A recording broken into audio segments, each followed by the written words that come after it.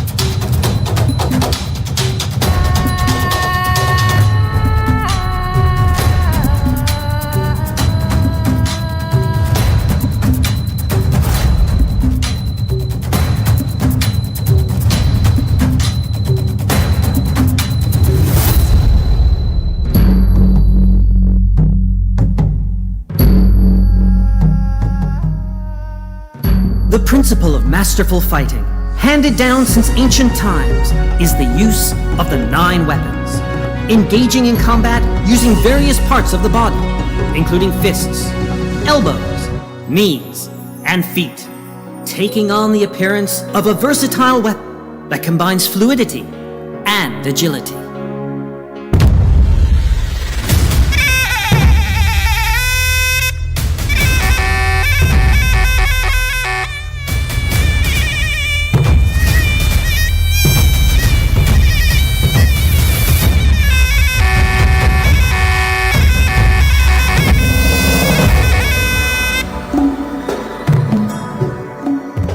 Muay Thai is not only about using physical strength in combat, it embraces the spirit of the Thai people as a discipline which integrates the entire body, combining science and art. Victory over an opponent is achieved not only through sheer force, but also with precision, finesse, and breathtaking beauty, even with just a single strike.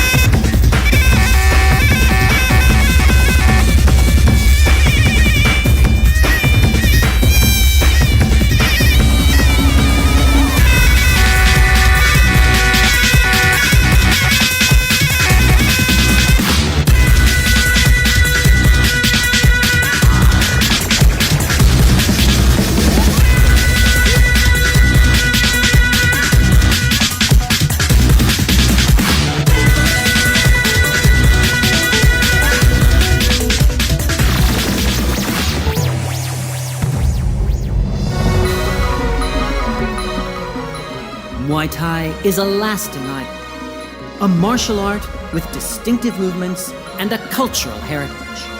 It is a form of soft power, a force that drives and contributes to the holistic development of the nation. It is something valuable that should be preserved for generations to come.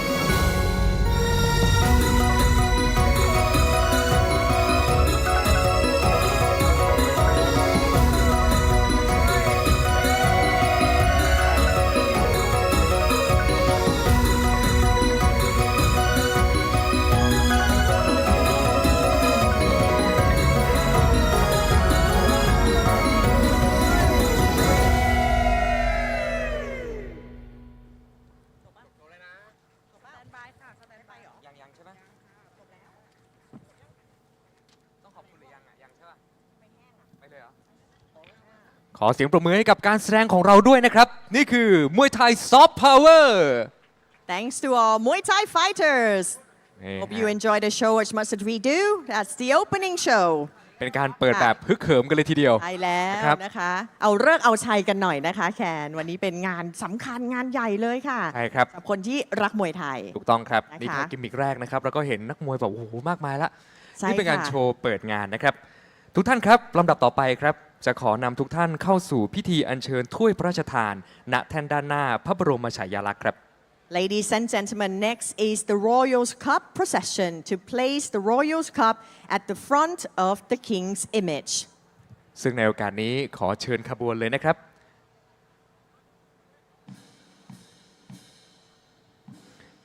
ซึ่งในขบวนนะครับเป็นขบวนถ้วยพระราชทานครับจากวงดุริยางค์ทหารบกนะครับรวมถึงมีนักมวยของเรา3คนด้วยครับคุณบัวขาวบัญชาเมฆซุปเปอร์บอลบัญชาเมฆแล้วก็โสมรัศมีชัยสุยะนั่นเองครับ Approaching the stage is the Royals Cup procession. The Royals Cup are held by representatives from the Royal Thai Army Band, followed by the King's Flag Parade.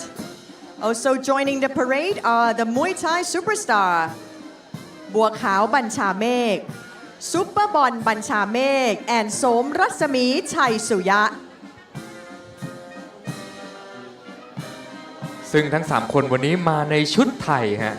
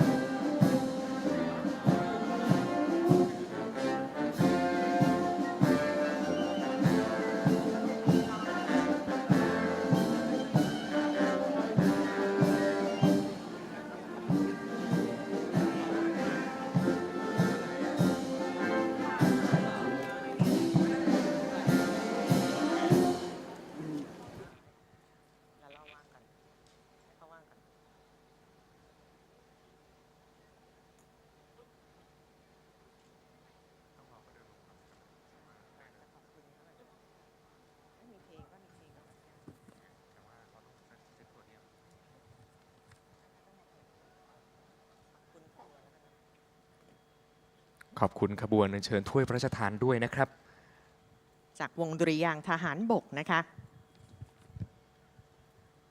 and that was the Royals Cup procession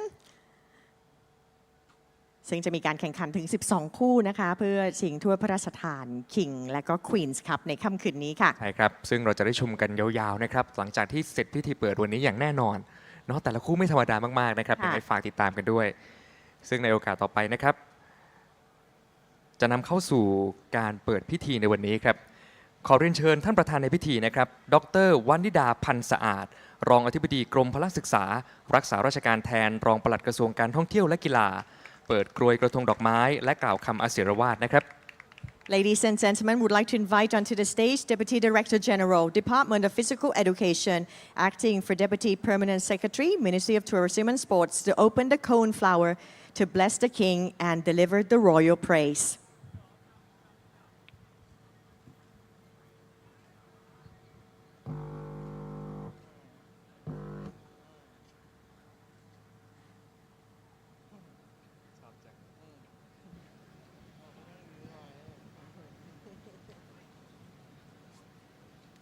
ขอเดชะฝ่าละอองธุลีพระบาทปกเกล้าปกกระหม่อมข้าพระพุทธเจ้านางสาววรรณิดาพันธ์สะอาดผู้แทนรัฐมนตรีว่าการกระทรวงการท่องเที่ยวและกีฬาท่านสุดาวันหวังสุภกิจโกศลพร้อมด้วยนายศักดิ์ชัยทัพสุวรรณนายกสมาคมกีฬามวยไทยสมัครเล่นแห่งประเทศไทยในพระราชูปถัมภ์สมเด็จพระบรมโอรสาธิราชสยามกุฎราชกุมารนายสเตฟานฟ็อกเลขาธิการสหพันธ์มวยไทยนานาชาติดร.สุปาณีสุขตาสาผู้จัดการกองทุนการกีฬาแห่งชาติและคณะกรรมการจัดงานโครงการมหกรรมมวยไทยน้อมใจพักมหาราชาการแข่งขันมวยไทยซอฟต์พาวเวอร์เฟสติวัลชิงถ้วยพระราชทานพระบาทสมเด็จพระวชิรเกล้าเจ้าอยู่หัวและสมเด็จพระนางเจ้าพระบรมราชินีที่มาชุมนุมพร้อมกันอยู่หน้าที่นี้เพื่อมีความปลื้มปิติเป็นล้นพ้นที่ได้มาร่วมกันแสดงความจงรักภักดีและสำนึกในพระมหากรุณาธิคุณอันหาสุดมิได้ตลอดระยะเวลาที่ผ่านมาใต้ฝ่าละอองธุลีพระบาททรงปฏิบัติบำเพ็ญพระราชกรณียกิจนานับประการด้วยพระราชวิริยะอุตสาหะเพื่อสร้างประโยชน์แก่อาณาประชาราษฎร์ให้มีความสุขสวัสดิ์มีคุณภาพชีวิตที่ดีอย่างพอเพียงและยั่งยืนทรงสืบสารรักษาและต่อยอดศาสตร์พระราชาแห่งสมเด็จพระบรมชนกนาถด้วยพระราชปณิธานอันแน่วแน่ก่อให้เกิดโครงการในพระราชดำริน้อยใหญ่ที่ยังประโยชน์อเนกอนันต์แก่ปวงประชาและสร้างความเจริญก้าวหน้าอย่างมั่นคงแก่ประเทศชาติทั้งยังพระราชทานขวัญกำลังใจและความช่วยเหลือแก่ประชาชนที่ประสบทุกภัยให้สามารถผ่านความยากลำบากไปได้พระเมตตาอาทรของใต้ฝ่าละอองธุลีพระบาทเป็นที่ประจักษ์ทราบทั้งภายในประเทศและต่างประเทศอย่างกว้างขวางโดยเฉพาะพระราชกรณียกิจที่ทรงห่วงใยต่อเหตุการณ์เศร้าสลดและทรงเสด็จพระราชดำเนินพร้อมด้วยสมเด็จพระนางเจ้าพระบรมราชินีไปที่จังหวัดหนองบัวลำพูเมื่อช่วงปีที่ผ่านมาเป็นภาพสะท้อนถึงความผูกพันเสมือนพ่อกับลูกระหว่างสถาบันพระมหากษัตริย์กับปวงชนชาวไทยใต้เบื้องพระยุคลบาทพระราชกรณียกิจทรงเปี่ยมไปด้วยน้ำพระราชหฤทัยห่วงใยครั้งนั้นสามารถระงับความทุกข์ระทมและปัดเป่าความมืดมนในดวงใจของปวงประสงนิกรผู้ประสบเหตุให้หายไปได้พบแสงสว่างและมีพลังใจที่จะดำรงชีวิตต่อไปอย่างมีความหวังข้าพระพุทธเจ้าขอพระราชทานพระบรมราชานุญาตเป็นผู้แทนปวงชนทุกหมู่เหล่าน้อมเกล้าน้อมกระหม่อมสำนึกในพระมหากรุณาธิคุณเป็นล้นพ้นไว้ณที่โอกาสนี้ข้าพระพุทธเจ้าทั้งหลายขอพระราชทานถวายพระพรชัยมงคลขอพลานุภาพแห่งคุณพระรัตนตรัยและสรรพสิ่งในสากลอีกทั้งพระบรมเดชานุภาพแห่งองค์สมเด็จพระบูรพมหากษัตริยาธิราชเจ้าทรงโปรดรักษาใต้ฝ่าละอองธุลีพระบาทให้ทรงพระเจริญด้วยจตุรพิธพรชัยทรงพระเกษมสำราญพระเกียรติคุณแผ่ไพศาลมีความพระราชประสงค์ดำรงใจจงสฤษดิ์ดั่งพระราชหฤทัยปรารถนาสถิตเป็นมิ่งขวัญปกเกล้าเหล่าประสงนิกรชาวไทยตราบจิรัติการเทินด้วยเกล้าด้วยกระหม่อมขอเดชะ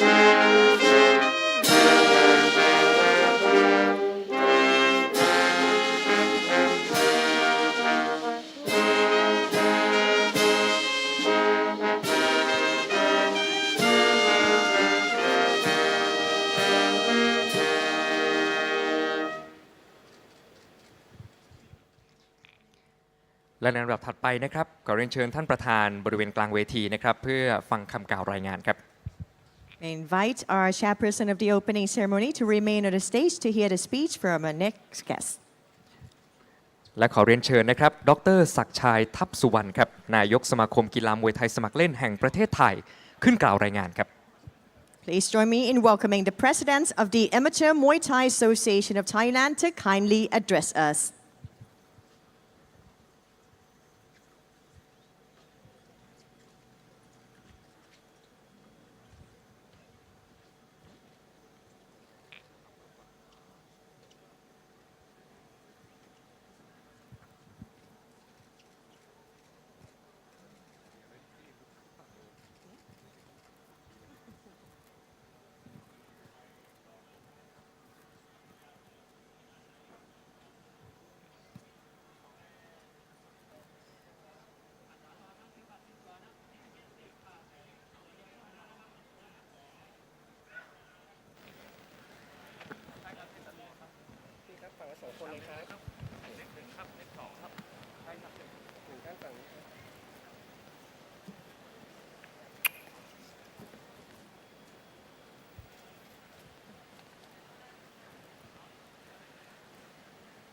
กราบเรียนรองอธิบดีกรมรักษาการรองปลัดกระทรวงการท่องเที่ยวและกีฬาประธานเปิดโครงการมหกรรมมวยไทยน้อมใจพักมหาราชาในนามของคณะกรรมการจัดการแข่งขันโครงการมหกรรมน้อมใจพักมหาราชาพลังอำนาจแห่งศิลปวัฒนธรรมไทยมวยไทยซอฟต์พาวเวอร์กระผมรู้สึกยินดีและภาคภูมิใจอย่างยิ่งที่โครงการนี้ได้รับเกียรติอย่างสูงจากท่านที่ได้กรุณามาเป็นประธานในพิธีเปิดการแข่งขันโครงการนี้ได้รับพระมหากรุณาธิคุณโปรดเกล้าให้ดำเนินการจัดเป็นครั้งที่2ในวันพ่อแห่งชาติคือวันที่5 ธันวาคมตรงกับวันเสด็จพระราชสมภพพระบาทสมเด็จพระบรมชนกทิเบศภูมิพลอดุลยเดชมหาราชบรมนาถบพิตรซึ่งไม่ได้จำกัดความสำคัญอยู่เฉพาะในอาณาจักรไทยแต่กลายเป็นวันแห่งโลกที่ประชากรทั่วทุกสารทิศตระหนักรู้ในนามของวันดินโลกที่องค์การสหประชาชาติทูลเกล้าถวายเป็นพระเกียรติคุณสูงสุด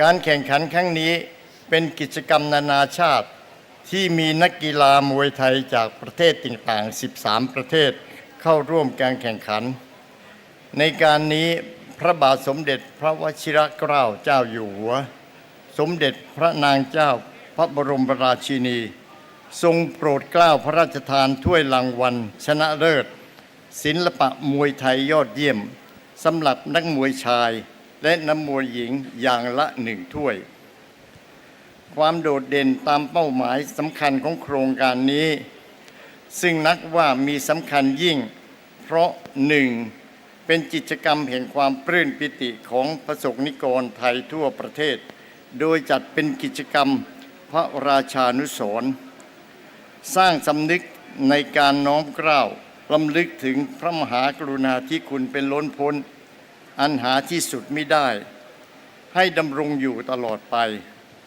2. เป็นการประกาศต่อสายตาประชาชนชาวไทยและต่างประเทศให้เป็นที่ประจักษ์ถึงน้ำพระทัยที่พระบาทสมเด็จพระวชิรเกล้าเจ้าอยู่หัวที่ทรงสนพระทัยให้ความสำคัญกับกีฬามวยไทยมาโดยตลอดและทรงพระราชทานขวัญกำลังใจแก่คณะกรรมการโครงการมวยไทยสู่โอลิมปิกจนกระทั่งประสบความสำเร็จที่ทำให้มวยไทยได้รับการรับรองอย่างถาวรจากคณะกรรมการโอลิมปิกสากลเมื่อวันที่ 20 กรกฎาคม พุทธศักราช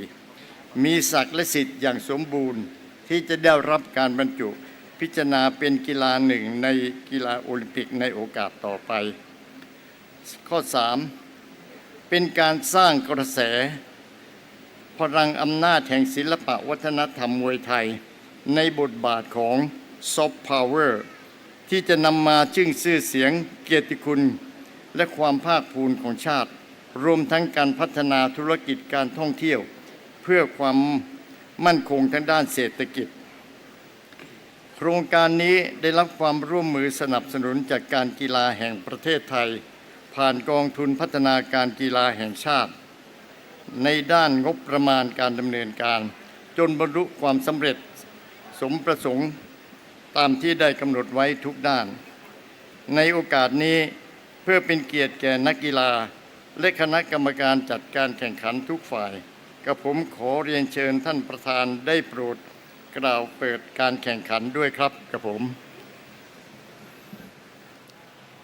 บัดนี้ได้เวลาอันสมควรแล้วดิฉันขอเปิดโครงการมหกรรมมวยไทยน้อมใจพักมหาราชามวยไทยซอฟต์พาวเวอร์เฟสติวัลชิงถ้วยพระราชทานพระบาทสมเด็จพระวชิรเกล้าเจ้าอยู่หัวและสมเด็จพระนางเจ้าพระบรมราชินีณบัดนี้ค่ะขอเสียงปรบมือด้วยนะครับและในโอกาสนี้นะครับจะขอนำทุกท่านเข้าสู่พิธีเปิดการแข่งขันมวยไทยซอฟต์พาวเวอร์เฟสติวัล 2023 มหกรรมมวยไทยน้อมใจพักมหาราชาค่ะขอเรียนเชิญท่านดร.วนิดาและท่านดร.ศักดิ์ชัยอยู่กับเราบนเวทีก่อนนะคะ And now we'll proceed to the official opening ceremony of Muay Thai Soft Power Festival 2023. We'd like to invite the following guests onto the stage to join us. ครับและในโอกาสนี้ขอเรียนเชิญเพิ่มเติมนะครับเรียนเชิญคุณปัญญาหาลำยวงครับขออภัยครับเรียนเชิญดร.สุปราณีคุปตาสานะครับผู้จัดการกองทุนพัฒนาการกีฬาแห่งชาติครับ Joining us on the stage is the manager of National Sports Development Fund.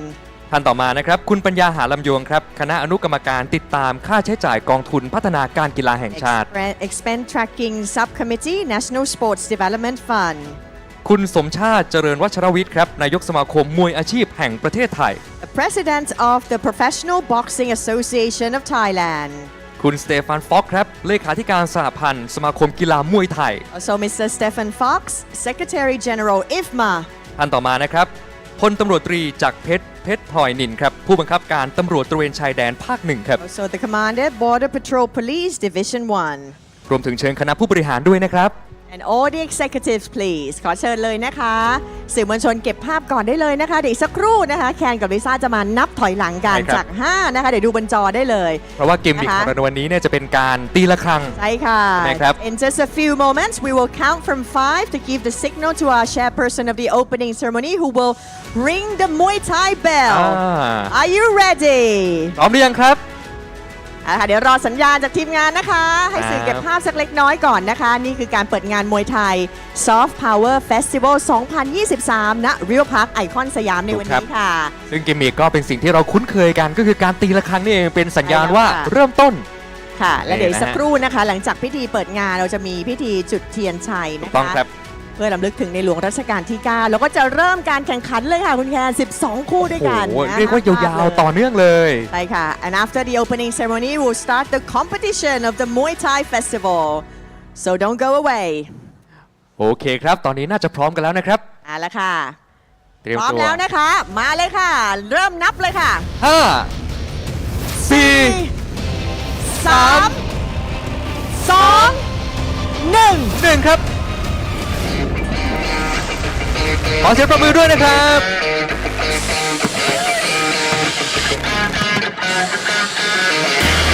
วันนี้เรามีพลุอย่างยิ่งใหญ่ด้วย We have now officially opened the Muay Thai Soft Power Festival 2023 ว้าวถือว่าเป็นการเปิดงานอย่างเป็นทางการนะครับทุกท่านสามารถเก็บภาพในวันนี้ไว้ได้นะฮะก่อนที่จะเริ่มการแข่งขันครับ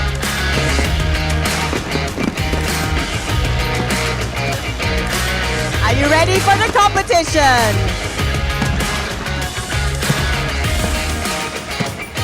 สามารถดูพลุได้จากฟางริมแม่น้ำนะครับวันนี้จัดชุดใหญ่มาเลย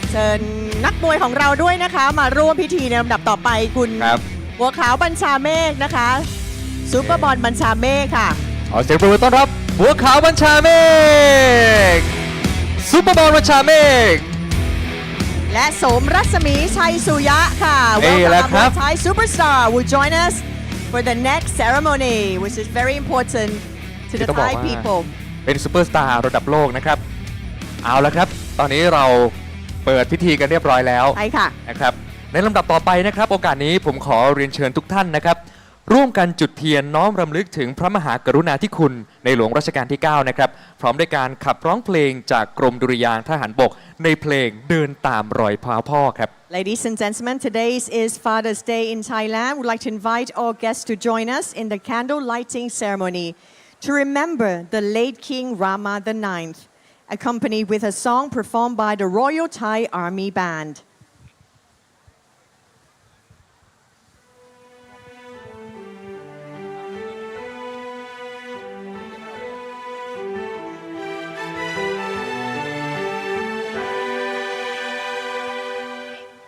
ขอเดินตามรอยเท้าพ่อไปเหนื่อยยากเพียงไหนไม่ทำให้พ่อผิดหวัง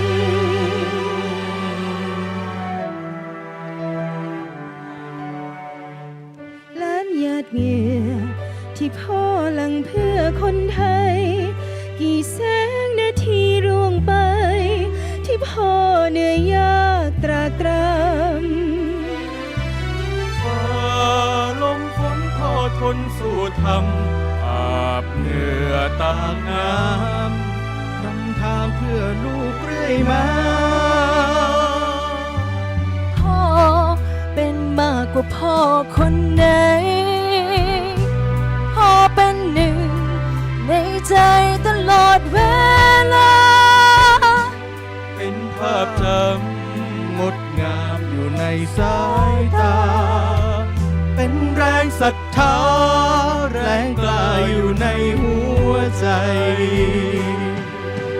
แม้ไม่อาจเทียบหนึ่งในล้านลูกขอตั้งปณิธานสานสิ่งที่พ่อสร้างไว้จะขอเดินตามรอยเท้าพ่อไปเหนื่อยยากเพียงไหนไม่ทำให้พ่อผิดหวัง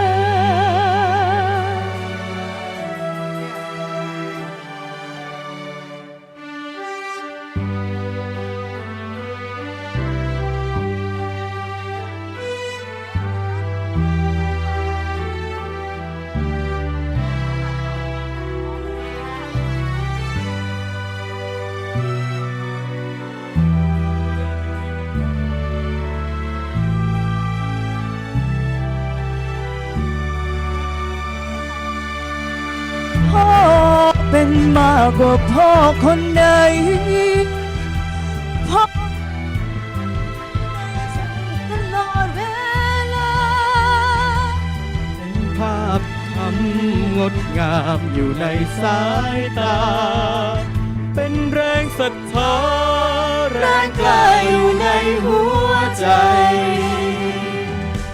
แม้ไม่อาจเทียบหนึ่งในล้านลูกขอตั้งปณิธานที่พ่อสร้างไว้จะขอเดินตามรอยเท้าพ่อไปเหนื่อยยากเพียงไหนไม่ทำให้พ่อผิดหวังแม้ไม่อาจเทียบหนึ่งในล้านลูกขอตั้งปณิธานสานสิ่งที่พ่อสร้างไว้จะขอเดินตามรอยเท้าพ่อไปเหนื่อยยากเพียงไหนไม่ทำให้พ่อผิดหวังจะขอเดินตามรอยเท้าพ่อไปเหนื่อยยากเพียงไหนไม่ทำให้พ่อผิดหวัง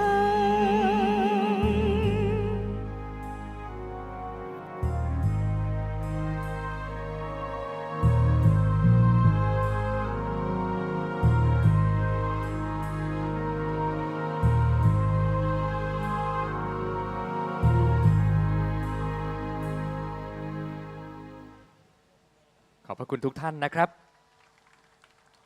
เอาละครับขอบคุณผู้บริหารทุกท่านของเราในวันนี้ด้วยนะครับ ขอบคุณนะคะ Thanks to all guests on the stage. We have now officially opened the Muay Thai Soft Power Festival 2023 and also the candle lighting ceremony for the late King Rama IX. ครับนี่ก็เป็นหนึ่งพิธีที่เราก็ตั้งใจในการร่วมทำในวันนี้นะครับเอาละครับตอนนี้ก่อนที่เราจะเริ่มชมคู่แรกเนี่ยนะฮะ ค่ะ เราเห็นแวบๆแล้วเนาะ ใช่ ไหม แล้วก็อยากไปนิดนึง อยากไปนิดนึง เดี๋ยว แล้วกัน เราต้อ นะ งสละเวทีให้กับ 3 นักชกนะแคน ใช่ครับ แคนร่วมกับเขาหน่อยไหม อุ้ยไม่น่าจะรอด นะฮะซึ่งต้องบอกว่า2 ต่ นั อย ก กับ ช เขา ก หน่อย คู่ เหรอ นี้นี่ไม่ธรรมดานะครับ ค่ะ เราเคยเห็นฝีไม้ลายมือเขาในการอยู่ออนสเตจไปแล้ว อ่า บนเวทีผืนผ้าใบไปแล้วนะครับ วันนี้เราจะมีโชว์ครับ เป็นการไหว้ครูจากนักมวยไทยชื่อดังของเรา2 คนก็คือซุปเปอร์บอลบัญชาเมฆและบัวขาวบัญชาเมฆ Before we start the competition, we have 12 bouts tonight. We have for you Wai Kru Muay Thai performance by Bua Khao Banchamek and Super Bon Banchamek. ถ้าพร้อมแล้วตอนนี้นะครับ ขอเสียงประมือให้กับซุปเปอร์บอลบัญชาเมฆและบัวขาวบัญชาเมฆ Please welcome our athletes.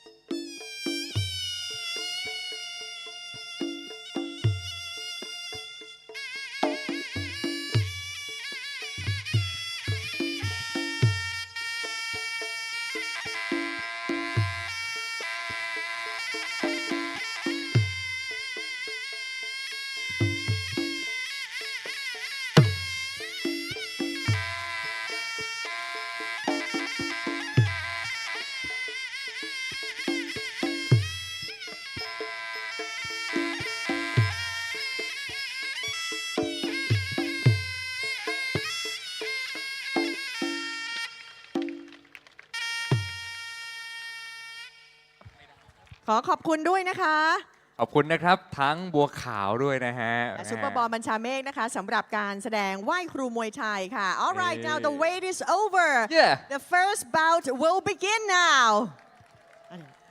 เอาละครับ มาถึงคู่แรกครับในการแข่งขันมวยไทยในวันนี้นะครับ เป็นมวยไทยชายรุ่น 51 กิโลกรัมนะครับ มุมแดงครับเพชรสุพรรณปอประจันศรีครับ In the red corner is เพชรสุพรรณปอประจันศรี from Thailand และมุมน้ำเงินนะครับมูฮัมหมัดลิฟเดนจากมาเลเซีย And in the blue corner is Mohammed Rifdin from Malaysia in the male 51 kilograms category. Good luck to all athletes. Enjoy the competition.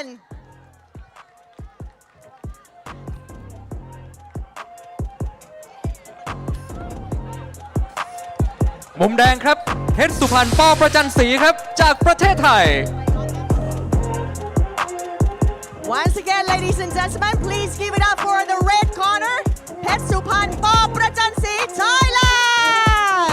ฮะรุ่น 51 กิโลกรัมนะครับ มาแล้วครับ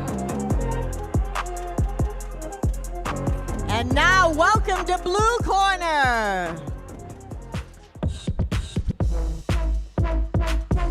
มุมน้ำเงินของเราครับมูฮัมหมัดลิฟเดนจากมาเลเซีย Mohammed Rifdin from Malaysia. เจอกันเลยครับ In the male 51 kilograms category.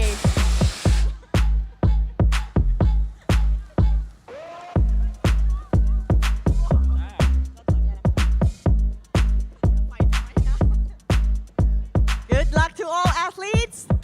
This is the first bout of the night at the Muay Thai Soft Power Festival 2023 at Icon Siam, Thailand. ครับผม Enjoy the competition. เดี๋ยวสนุกกันได้เลยครับ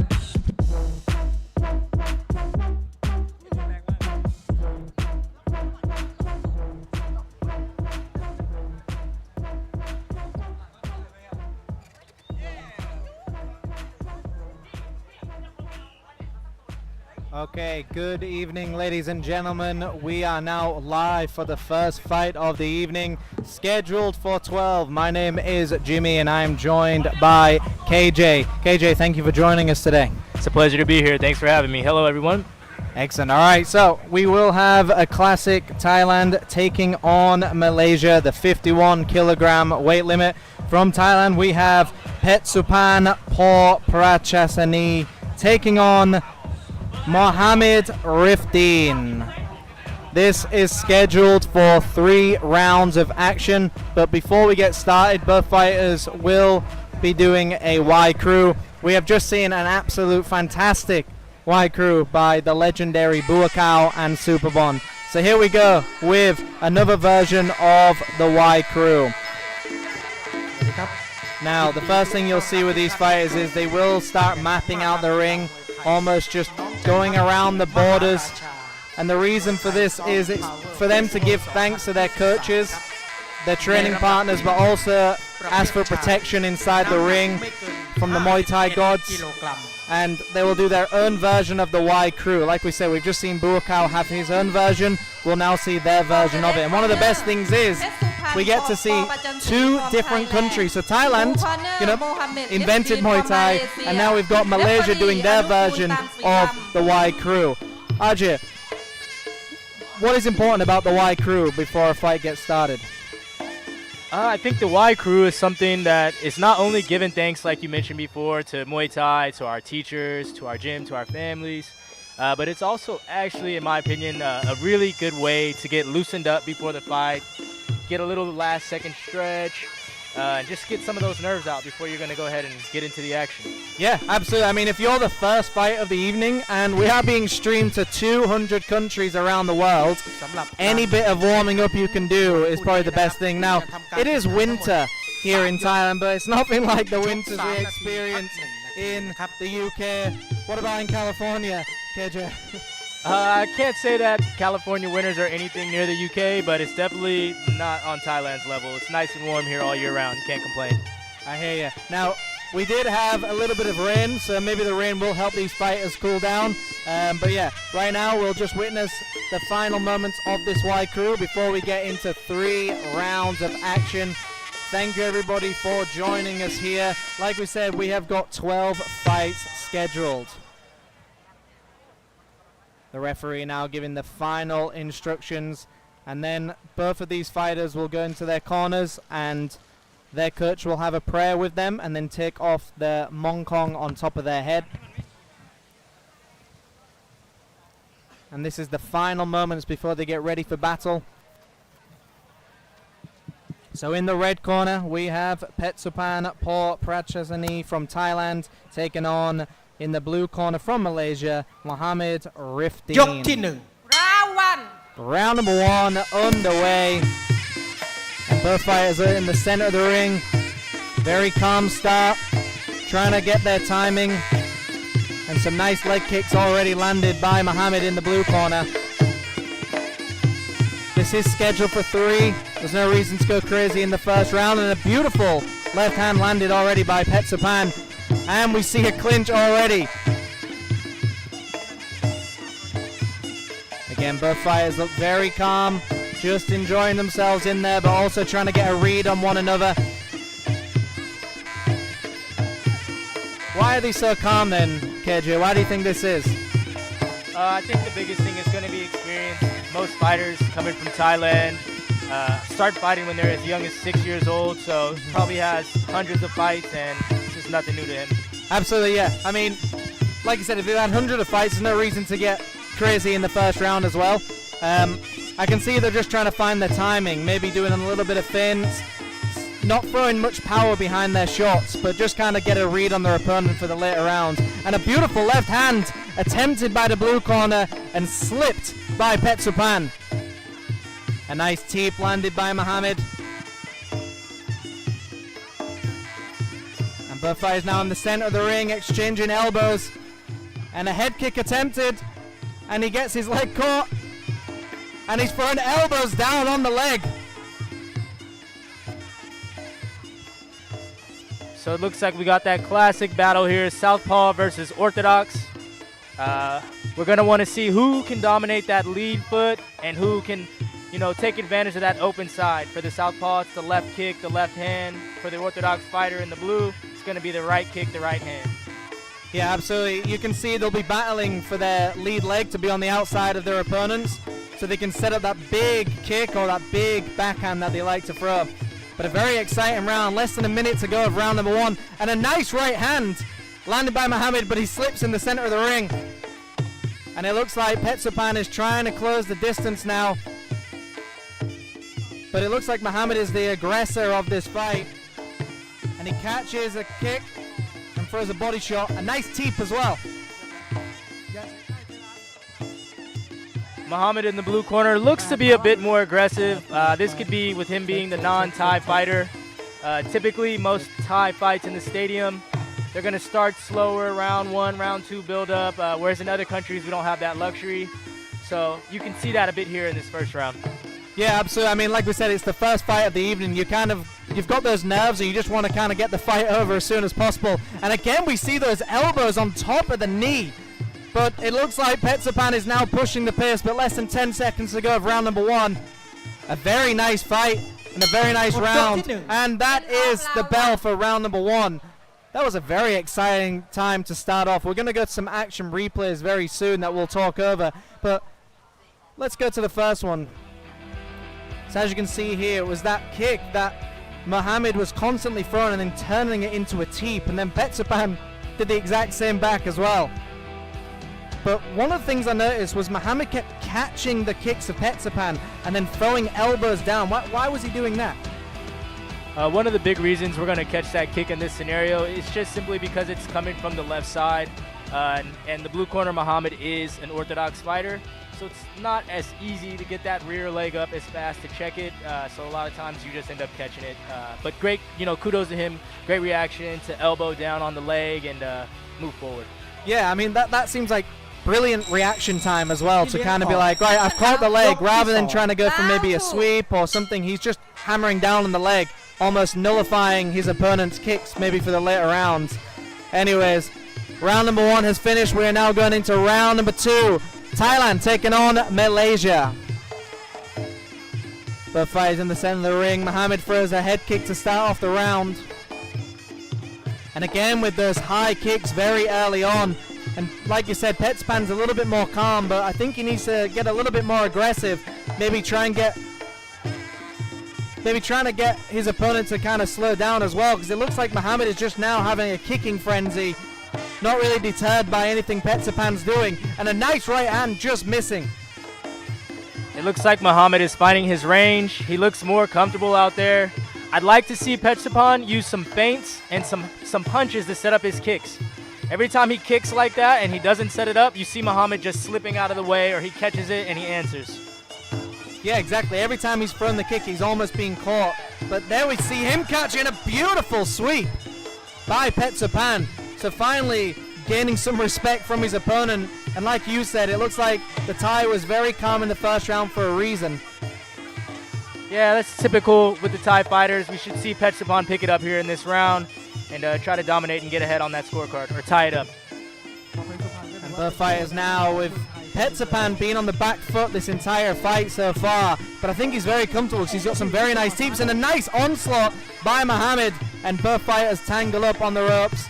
The ref breaks him, brings him into the center of the ring. And there he is now flicking out that jab, like you said, to set up the kick. Exactly. And a beautiful evasion. And a left and a right. However, Muhammad is the one on the floor. Petsapan read that perfectly. I'd like to see Muhammad use that more of that boxing when he flurries forward with multiple punches. It's scoring well. And I'd like to see Petsapan clinch a little bit more. It looks like he has the advantage in the clinch, so use that to his advantage. Some very nice boxing skills by Muhammad indeed. He's got some nice fast hands and powerful. Petsapan's very smart, a very good ring IQ. He's using that ring all the way to his advantage, constantly on the back foot, evading every power shot that Muhammad throws with a big hand. A nice lean back by Muhammad and a spinning elbow attempt. You gotta spin it to win it, as they like to say. The fight is now in the center of the ring. 35 seconds to go of round number 2. Looks like Muhammad is still the one pushing the pace more, but much closer round. Here, both fighters are fighting really well. Beautiful fight so far. A very exciting one, and everybody's very lucky to see this is their first fight. And both fighters exchanging kick after kick, body kicks. And a nice little bit of a spinning heel hook by Muhammad. But Muhammad has been very active and showing that flexibility by landing constant head kicks. And a charging elbow by Petsapan, landing flush onto the chin of Muhammad. But he takes it well. Yes, very beautiful elbow from Petsapan coming forward, but Muhammad did handle it very well. Great round, fellas. Beautiful round. Who would you have given that round to, KJ? It's tough to say. I think Muhammad edged it out, but it was very close. They both fought very well. Let's see some action replays here. So as you can see, it was that constant teep in action by Petsapan to keep his opponent away. So good range management. This is what we were talking about. Some nice punches landed by Muhammad. But as you've noticed, they never land flush on Petsapan. He's very good at rolling with the punches, getting out of danger, taking the damage off that punch. It's almost, although the punches are coming over, they're not really hurting him too much. Yeah, it's beautiful. Muhammad is smothering it a little bit as he comes inside, and you'd like to see him just use his range a little bit and throw him from a good place so that Petsapan can't grab him in the clinch when he does come in with a flurry of punches. Absolutely. Now, I thought the first round was very close as it was. However, I did give it to Muhammad just for aggression. But that second round, I think it could kind of go either way. Petsapan was landing the cleaner quality shots, but Muhammad was more active, I thought. But I guess round number 3, we'll see who wins, huh? Looking to see both fighters take it up this next round, round 3. All right, round number 3. Petsapan from Thailand taking on Muhammad from Malaysia. And again, both fighters in the center of the ring, exchanging kick after kick. A very nice kick and a catch, but does not get the sweep that he's attempted. But both fighters seem a little bit more aggressive right now. And every time Muhammad swings that kick, it looks like Petsapan is now catching it, but not really doing anything after catching it. Yeah, the southpaw Petsapan looks to be taking it up another level here in this third round. He's letting that left kick go. Oi. What a beautiful kick. Both fighters, it's almost like an ice arena in there. Like we said, it is winter here in Bangkok. And a nice catch, but good balance shown by Muhammad as well. It looks like there's a little bit of a slipping issue in the center of that ring. Petsapan looks like he's now on the front foot, trying to be a little bit more aggressive. And I think he's trying to time Mohammed's shots when he comes in to try and land a counter of his own like there. Yeah, beautiful job with the left kick there. He's being patient. He's closing the range. Good back and forth movement to land that left kick when he wants it.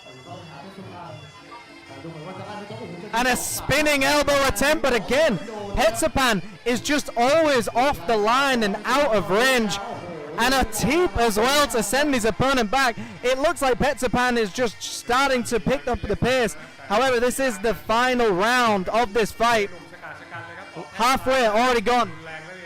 Yeah, it looks like Muhammad is slowing down a bit while Petsapan is on his way up as far as their energy goes. But we'll see if he's done enough, and we'll see how it goes here in about a minute. Yeah, definitely. I mean, it's obviously what the judges are seeing rather than what we're seeing. We are just commentators at the end of the day. And some nice leg kicks landed by Muhammad. And he's starting to cut off the ring a little bit better. But Petsapan, as we've seen, has been very calm on the back foot. Hasn't got excited, hasn't got too tired.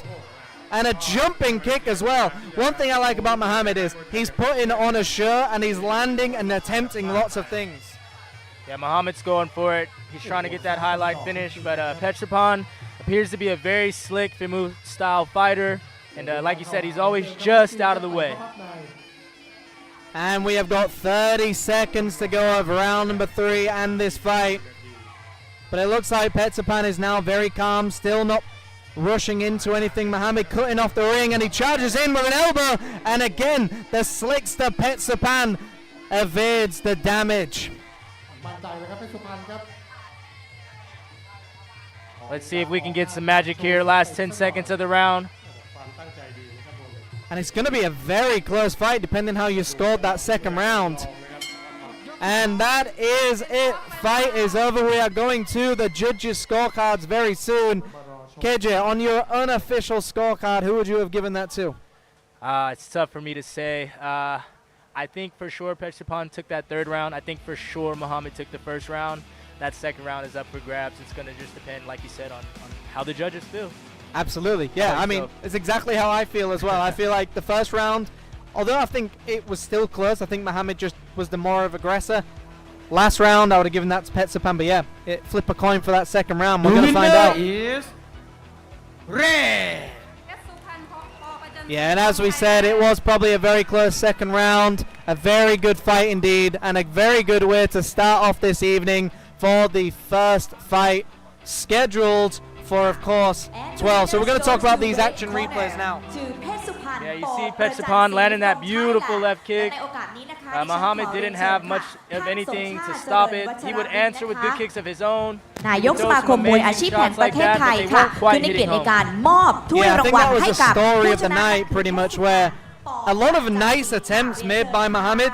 I loved what he was doing. He was constantly pressing the action, always trying something new, jumping knees, spinning elbows, charging teeps, but at the end it was just not enough. But a very nice win for the Thai, Petsapan. Let's go to the MCs. Gentlemen, for the first bout for male 51 kg, the winners goes to Petsupan Paw Prajansi. And then for the runner-up, it goes to Mohammad Rifdin for Malaysia. Congratulations! ขอเสียงปรบมือให้ด้วยนะคะ Wow, that was amazing and exciting for our first bout. And before we moving up to Can't the agree second more. bout, Both fighters look let really me sharp in there. It's a inform great you fight that from we still have both 11 young men. rounds to go. เดี๋ยวเรายังมีอีก 11 คู่ด้วยกันนะคะในค่ำคืนนี้ค่ะ All right, ladies and gentlemen, we are going to a female fight of the evening. One of the best things about IFMA is gender equality. It's not just a word for Muay Thai and IFMA. In the year 2000, when the IFMA Female Development Program started, there were 8 countries, and today there are 52, and IFMA has full gender equality. Who would have thought that years ago female athletes would be sent for Saudi Arabia, and alone speaks for itself. Gender equality is very important with IFMA, and we will be seeing 2 female athletes fight in the squared circle very soon. กับการแข่งขันในคู่ที่ 2 ของเราครับทุกท่านครับต้อนรับ นักชกจากมุมแดง from the red corner เชียบาแก้วสอแก่นจันฉาย from Thailand And making her way to the ring from Thailand, we have นี่คือรุ่นน้ำหนัก Chapao 51 กิโลกรัม Ken Chanchai นักชกจากประเทศไทย ในรุ่นของ Female 51 kg ผู้หญิง 51 กิโลกรัมนะคะ ครับ And now we are moving to blue corner. Blue corner from France, ladies and gentlemen, and Lin Nguyen.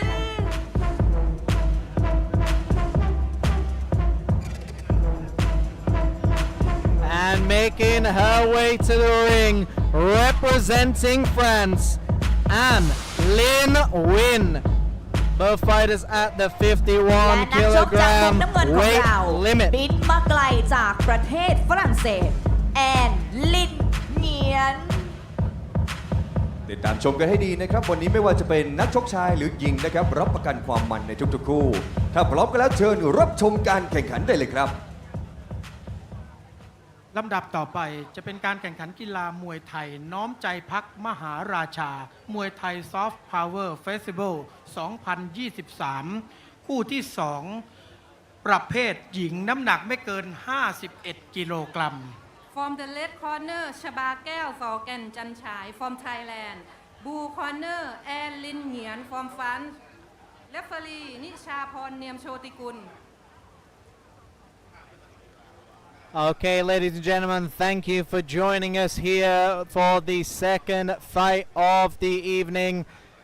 We have got Thailand taking on France, but before we get started with the fight action, we will first see a Y crew. One of the most important things to start off a fight, especially in Thai tradition. As you can see, both fighters now mapping out the border of the ring, and they are now starting to do their final moments before the fight. Get, nice and limb, warm up a little bit for this Bangkok winter, and then kind of just prayer and ask for almost strength before their fight. Asking for protection as well, but again, giving respect to their coaches, training partners. And as we've always said, it's always nice to see, of course, Thailand doing the Y crew, the invention of the Y crew, but also another country showing their version of the Y crew, which is An Lin Win from France. Yeah, really good stuff here.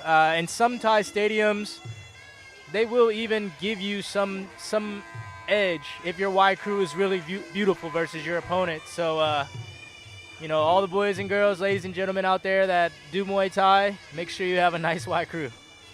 That's some good advice as well. So start practicing your Y crew as well. But we will be getting started very soon. But as we said, gender equality is very important for IFMA. Muay Thai has been passed on from generation to generation for the last 1,000 years. And Muay Thai believes in building for the next generation, for and with the youth of the world.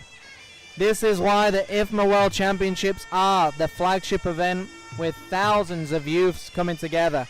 I mean, right now we are in an absolute fantastic location in the heart of Thailand in central Bangkok at the Icon Siam Mall. We are just outside on the pier.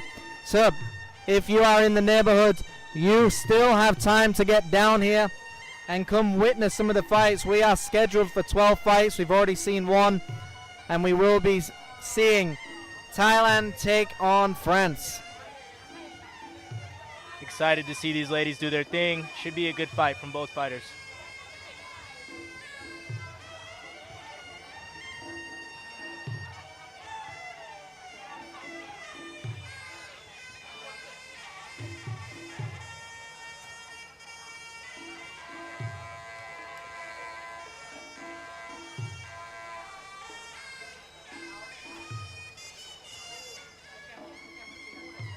We have been talking about the female development program and the full rules, and this is what we will see tonight. between these two athletes. So again, thank you for everyone joining us around the world, wherever you are right now. Thank you for tuning in. Good morning, good afternoon, or good evening. Who do you think is going to win, Thailand or France? You can let us know in the comment section, of course. Beautiful Y crew so far from both these fighters. Yeah, one of the interesting things is on Sunday when they had the Y crew, they had the people who were doing the Y crew World Championship. So the people who have won contests and medals for the Y crew demonstrated their version. So there's a lot to live up to here. There's thousands of people watching live around the ring, and also the thousands, possibly millions watching around the world. So you've got to put on a good spectacle. But yeah, like you said, a very nice Y crew by both of these fighters.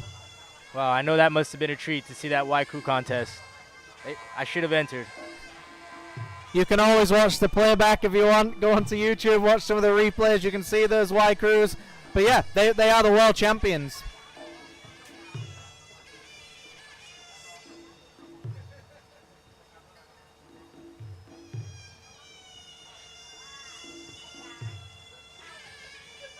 All right, looks like we're about to get started here. Get the final rules from the referee. Get those mongkongs off, and let's get to business. Absolutely. Final rules from the referee in the center of the ring. As you can see, the very lovely mongkol on their heads are now going to be taken off, and they can only be taken off by their coach. A final prayer before they go to battle.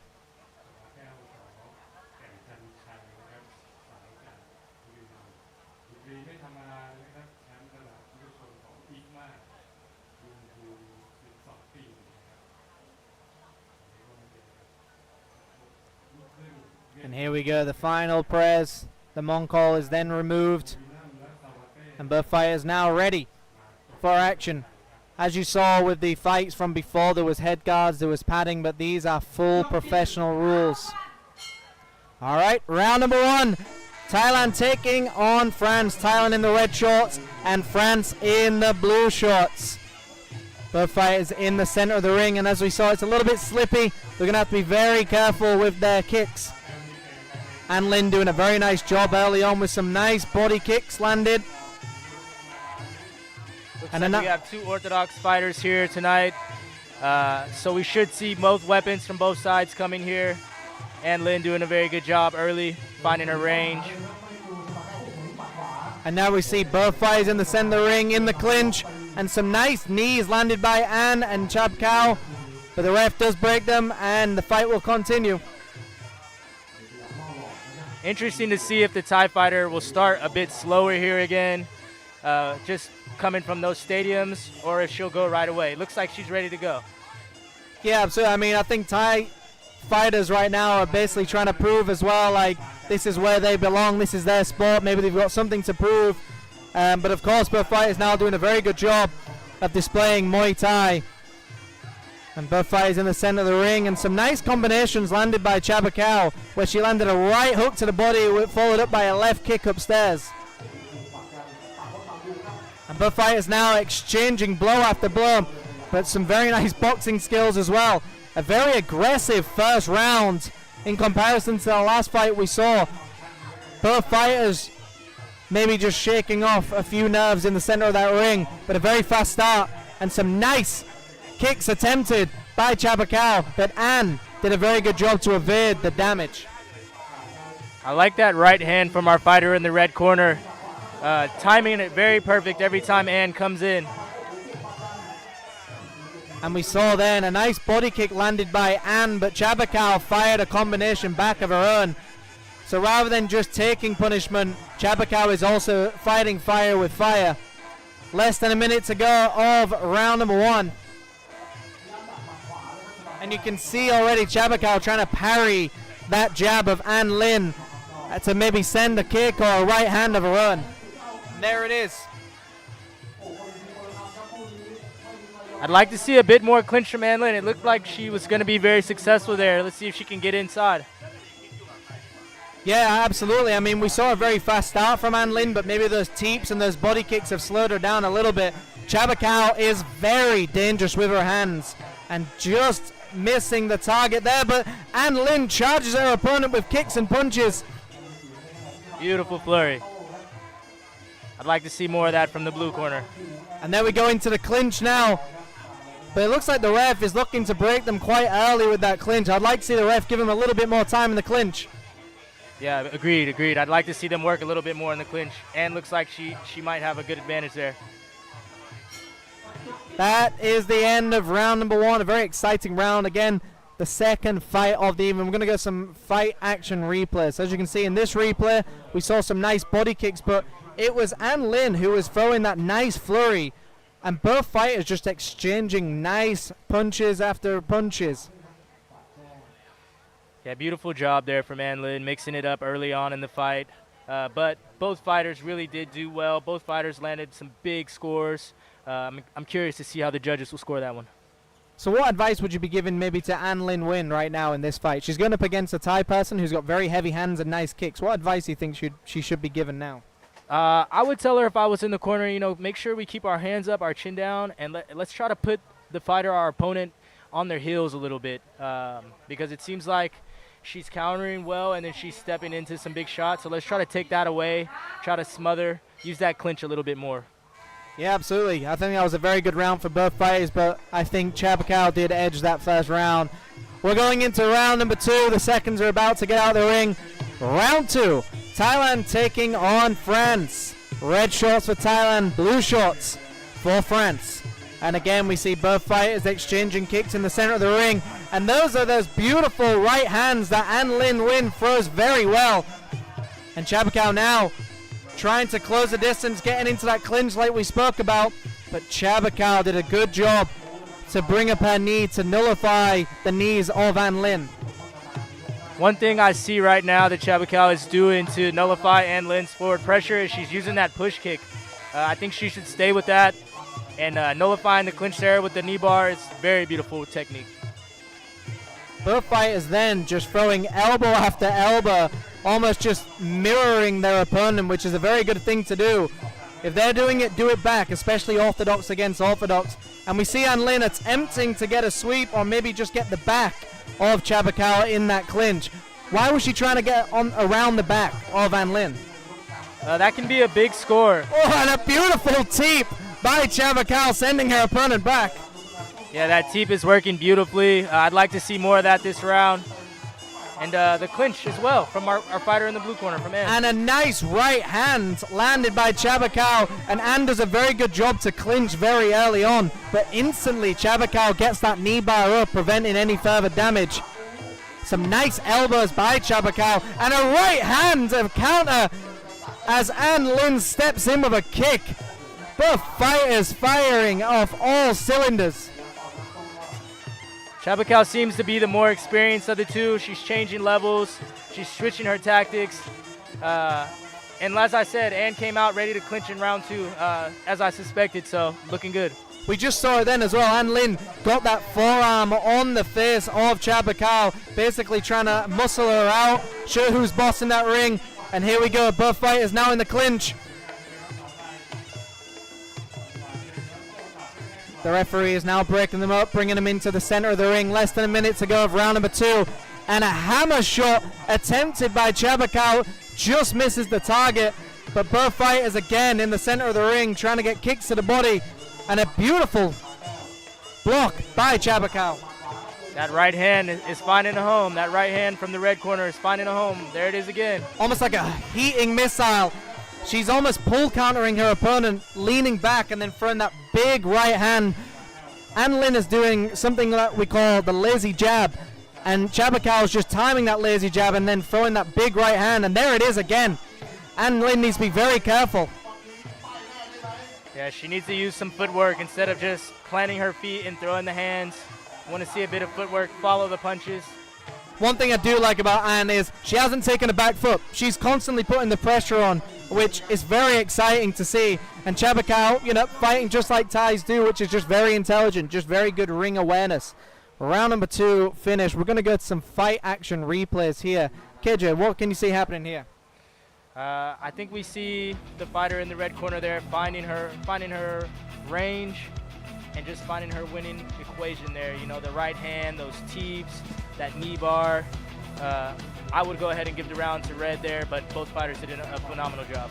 Yeah, absolutely. I saw Anne, was very aggressive, but I found that Chabakal was almost timing her aggression a little bit differently. So Anne Lin was also pushing the pace, making it very hard for Chabakal to think. But I think Chabakal was just timing everything, like waiting for an onslaught, and then she would bring up that elbow and almost let Anne walking onto that elbow as well. But a very nice round by both of these fighters. Again, very close. Something that we like to see is very competitive fights, and it's also depends what the judges are seeing. Are they seeing aggression, or are they seeing, timing as well?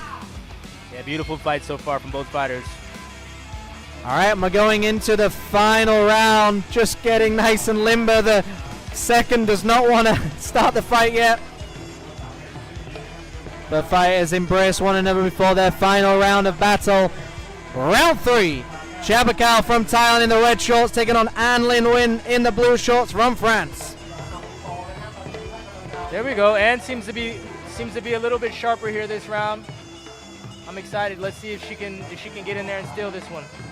Yeah, I think that's exactly what Anne needs to do. But a nice teep landed by Chabakal again to stop the aggressor. The teep works beautifully, but a big right hand landed onto the chin of Chabakal, and then Anne Lin catches a kick. Anne Lin's starting to use some feints, and I think it's helping for her to land her shots at range now. Yeah, absolutely. I mean, I think Anne Lin knows she's got to push the pace and just try and win this fight, but she's walking onto a lot of teeps that are landing clean. I'd like to see Anne use a little bit more footwork, maybe step around that teep. Yeah, some type of defense instead of just taking the teep would be nice, but doing a really good job so far. It could be 1-1 right now. It could be anyone's fight. Let's see. The fight in center ring and a charging left hand to the body, but countered by Chabakal, which has just been the recipe for tonight. Anne Lin charges in, and then Chabakal steps back with a nice counter. And like you mentioned before, you see every time off of that jab, Chabakal is wanting to step back and then let the right hand go. Absolutely, the pull counter works against your opponent as well, because you're using their momentum against you. And there we see it again. Some nice combinations. We saw a 1-2 of a body kick. Anne Lin now charging towards her, trying to cut off the ring, but is it enough? We are nearly 1 minute to go of this final fight. And right now, Chabakal just seems to be a step ahead, but still a minute left. Anybody's game. Absolutely, any punch can end it, any punch can win it. But it looks like Chabakal is just in control. Even though Anne has been the constant aggressor, Chabakal has just landed the more clean, intelligent shots, I think. But Anne Lin still doing a fantastic job, but it's that teep. Yeah, that push kick is money. Every time Anne Lin gets close, Chabakal sends that push kick straight down the line and sets her back. The best way to handle a bull in a china shop is just keep pushing him back, not allowing Anne to get her combinations off.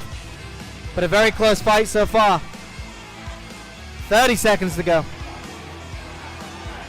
Beautiful combination there by the blue.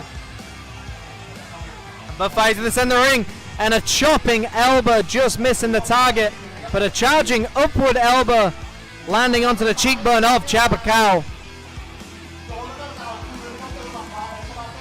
That right hand still landing for the fighter in the red corner. And not long to go now of round number 3. Who's going to take it? And that is it. We have finished. Both fighters now going to embrace one another, but a very close fight. On my unofficial scorecard, I am giving that to the red corner. I'm going to give that to Chabakal. Let's get some action replay. So we saw that faint jab, and then a nice body punch landed by Anne Lin, but then it was that Chabakal just reading the opponent very well and landed those counter punches over the top. Here it is again.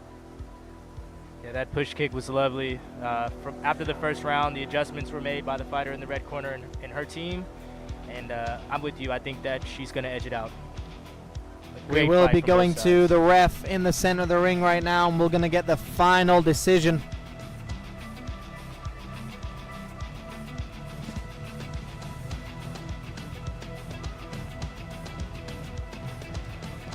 The winner is blue. Anne Lin Nguyen from France. And like we said, we are not judges, we are commentators, but what we see and what the judges see is always different. And I think, Anne Lin did a fantastic job as constantly pushing the pace, never taking a back foot. I think that fight was a lot closer than you can think. and But Lin Nguyen from although I France. thought Chap Kao just did a very good job of landing the nice, clean, quality shots, it was An Lin who constantly pushed the pace as well. Never once took a back foot, never once, calmed her pace down, just constant aggression, which I think was a very good fight by both of these fighters. But not a surprising result, just again, what we see and what the judges see is always different. I couldn't agree with you more. Great fight from both fighters. Like you said, I think An Lin did a great job with the forward pressure and the clinch in the early rounds. So I can understand what the judges see there as well. But no, definitely no losers in this. I mean, both fighters fought their heart out, and it's just one of those situations sometimes where it doesn't go to your corner. But a very good fight for both of these fighters. Right, as we always say, if you don't want to deal with this, don't leave it up to the judges. Yeah, absolutely. End the fight the way you want it to end. Don't leave it into the judges' hands. But again, I mean, if you feel like you're winning the round and cruising, then you just kind of take a little bit of time off in the ring. You kind of just walk around, enjoy the back foot, which I thought Chap Kao did. But again, I think it was the aggression, the constant forward motion. And Anne did a fantastic job of landing body shots and head kicks and just constantly mixing up her punches and kicks, but also displaying all of the Muay Thai display as well. In a moment, we are about to bring you to our third bout. Alright, so I think now we are super ready for our third bout. เอาละค่ะคู่ที่3ของเรา ไปพบกันเลยครับกับคู่ต่อไปของเราในรุ่นน้ำหนัก 57 กิโลกรัมชายต้อนรับนักชกจากฝ่ายแดงครับเรียกว่าเป็นนักชกหน้าหยกจากประเทศเกาหลี from the red corner ladies and gentlemen welcome Busan Lee from Korea and making his way to the ring from Korea, Mr. Woo-chan Lee at the 57 kilogram weight limit.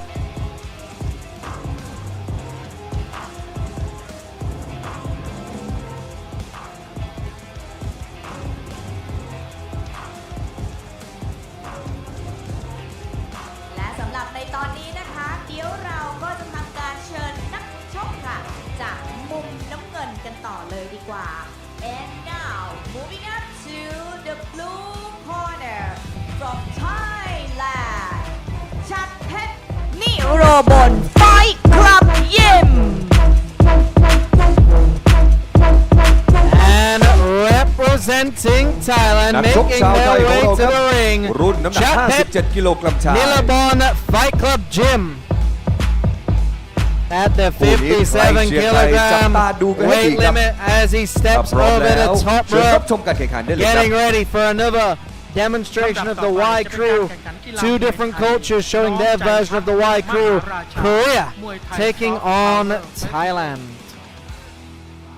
We've already seen tonight, KJ, that aggression seems to be scoring well for the judges' favor. So it's very exciting to see if these fighters are actually watching these fights in the back, kind of seeing who's winning, and then adjusting some of their strategy. What do you think?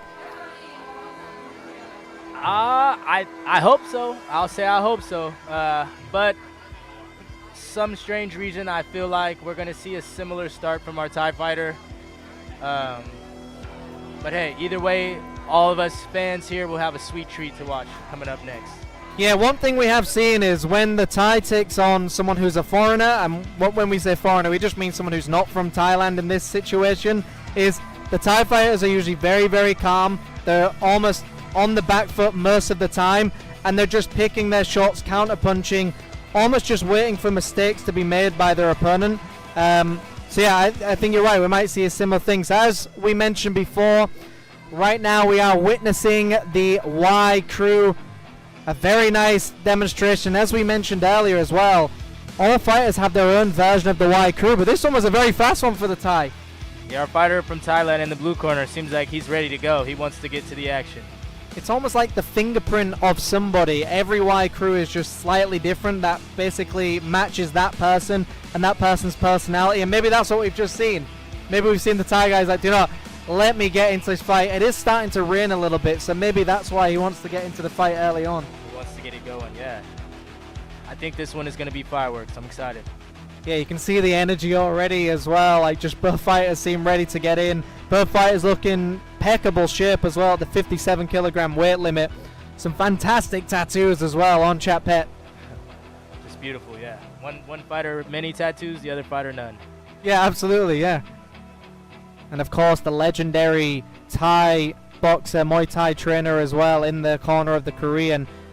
He is an absolute legend in the Muay Thai world, and he does train people in central Bangkok in Nana. All right, round number 1 underway. Korea in the red shorts taking on Thailand in the blue shorts. Both fighters in the center of the ring, and we're seeing some nice leg kicks being exchanged early on. But a nice check already by Chat Pet.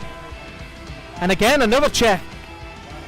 One interesting thing I've noticed already is this is our third fight of the night, and every single matchup, the fighters seem to be having a little bit of trouble with their footing. So maybe that rain is playing a part here. Yeah, absolutely. That center of the ring seems to be the most difficult part, but look at the statures in comparison. A beautiful right hand, but the ref calls it a slip. And it looks like Wu Chan is now trying to close the difference with a nice left hook, jumping at his opponent, nearly sending him to the canvas. We've seen some rock solid shots landed already. Our fighter in the blue Chat Pet appears to keep looking down at something near his feet, and he almost paid the price there for that. Yeah, you can never take your eyes off the prize, because Wu Chan took that opportunity and did not give him a chance. And a beautiful right hand with a corkscrew uppercut landed by Chat Pet. Both fighters demonstrating some nice fiery hands, and we're already seeing blood from Wu Chan's nose. Our Thai fighter appears to be starting fast. I love that uppercut he's throwing. That hook to the body, the level changes. Great work. As we can see, Chat Pet is the longer fighter, which means he should be keeping his range, but he's doing a good job to close the distance as well. And Wu Chan looks like a powerhouse, muscles on muscles, but that slick jab by Chat Pet just turning around, and that left hook as well. We've seen Wu Chan just jumping up with that gazelle hook, which has hit the chin hard of Chat Pet, and both fighters keep looking at the ground. Yeah, they can barely stay on their feet in that ring there, but so far we're getting a good fight, good action from both fighters. And that right hand as well, full leverage, full length, and a right hand landed again on Wu Chan's chin. And Wu Chan is already bleeding from the nose, which will disrupt his breathing for the rest of this fight. Yeah, you see some blood there from him, but he still appears to be in the fight. You can see the focus still in his eyes. He's still trying to win. This is exciting so far. Good block. A nice spinning heel hook as well. The right hand sends Wu Chan to the canvas, but Wu Chan says that was a slip, but he is going to be counted. He appears to be okay. I thought it was a clean knockdown, to be fair, and we're going to see very soon as well. Don't leave it into the judges' scorecards. Chat Pet is scoring at will with that lead hand from all angles, and then the right. And it just looks like Chat Pet is doing a beautiful job of keeping the fight now at range and landing that big right hand. He's very confident with it. And all Wu Chan seems to have is that jumping left hook. Round number 1 already finished. Now, that was a beautiful round. However, that knockdown by Chat Pet, we're going to go to some action replays right now. And that's what we were talking about. That left uppercut seems to be jumping in. Then Wu Chan just didn't sleep on it and just jumped in with a left hook of his own. One big advantage I'm seeing here for Chat Pet is he's the longer fighter, and he's using those straight punches, where Wu Chan is using those looping wide punches. And the fastest way from point A to point B is always going to be a straight line. 100%. And you also see that, you know, the longer the arms, and if they kind of hit right at the end of the punch, that's when it really hurts the opponent. And it's the ones you don't see that usually puts you down.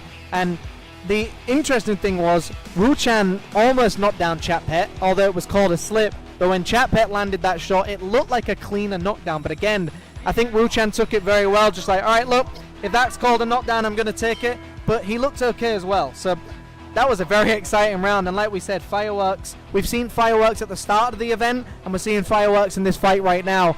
Round number 2. Korea taking on Thailand. Korea in the red shorts and Thailand in the blue shorts. Looking to see these fighters both take it up another level here in round 2. And Wu Chan is down on the scorecards. He's going to have to try and maybe drop his opponent, just trying to catch up. In a beautiful combination, a right hand followed by that left uppercut. And it looks like Chapet is actually switching from orthodox to southpaw, switch kicking as well, not giving Wu Chan a chance to think. Very interesting. I noticed that. Oh, we're going to take a break here for a low blow. Oh, right back to it. And fight on. What warriors we're seeing, but again, we're seeing Chapet now go to that southpaw stance, and a spinning heel hook kick to the body landed by Wu Chan. Wu Chan showing his taekwondo background with those beautiful spinning kicks. Trying to close the distance now. As a smaller fighter, you want to make yourself even smaller sometimes and then explode with your punches, and that's exactly what Wu Chan is trying to do. Very interesting. As you mentioned before, Chapet came out and switched into southpaw. I'm curious to see why he did that. It was effective. I mean, he already dropped his opponent as an orthodox, but what has he seen that we haven't seen? And a jumping knee, but Wu Chan fires a hook, and both fighters exchanging leather now in the ring. Wu Chan has smelt blood, and he's just going in for the kill, it seems like. And both fighters exchanging, but look at the redness on Wu Chan's body from those kicks he's been taking. Yeah, that was very interesting, and it looked like Chapet went back for a moment to that southpaw stance and landed some good knees. There he goes again. Oh, and a beautiful knee, but it was just below the border, and the ref just making sure he's okay, but gives him a chance and just tears right on. Wu Chan is an absolute warrior. What a beast. Yeah, there's no stopping him. There's no quit. And a nice side kick landed by Chapet, and there it is, that jumping gazelle hook attempted by Wu Chan, but Chapet keeping the range, managing the distance very well. Less than a minute to go. Sorry there, friend. Chapet appearing to be slowing down a bit. Curious as to why, but good fight still. I mean, he's taken some very big shots from Wu Chan, and as you can see, Wu Chan is built like a powerhouse. He has got muscles on his back. Those left hooks are definitely hurting, but Chapet just seems still very, very calm, but a little bit more lethargic now, a little bit more tired. But maybe he just feels he's winning this fight. There's no reason to take any risks. The fighter in me understands, but the fan in me wants to see more fireworks. I hear you. But we have got probably a third round coming up very soon. A nice right hand landed by Chapet, and a beautiful second round. It was very close because we saw Wu Chan be the aggressor in that one. But it started off with Chapet throwing these combinations and just being the main aggressor in the first half of the round. And there was that spinning heel hook kick landed by Wu Chan Lee to the body.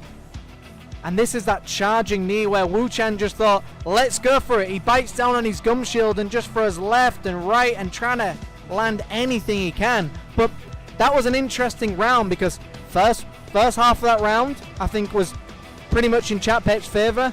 And then Wu Chan just came alive with the aggression. What about you? Yeah, I can't agree with you more there.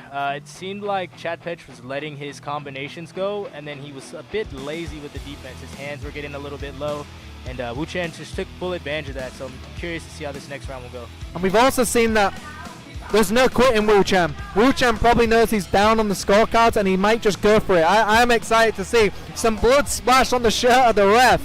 That is the kind of fight we're in right now. Both fighters embrace one another. Round number 3, and that side kick landed already by Chapet, trying to keep Wu Chan away, and it looks like Wu Chan is going to try and set up a big left hook. Fighter in the blue switching to that southpaw stance again. Very interesting.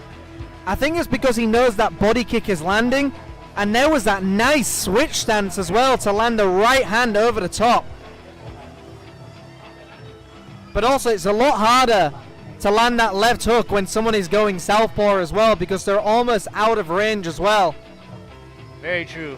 Very true. Cuts that whole angle, takes away that left hand.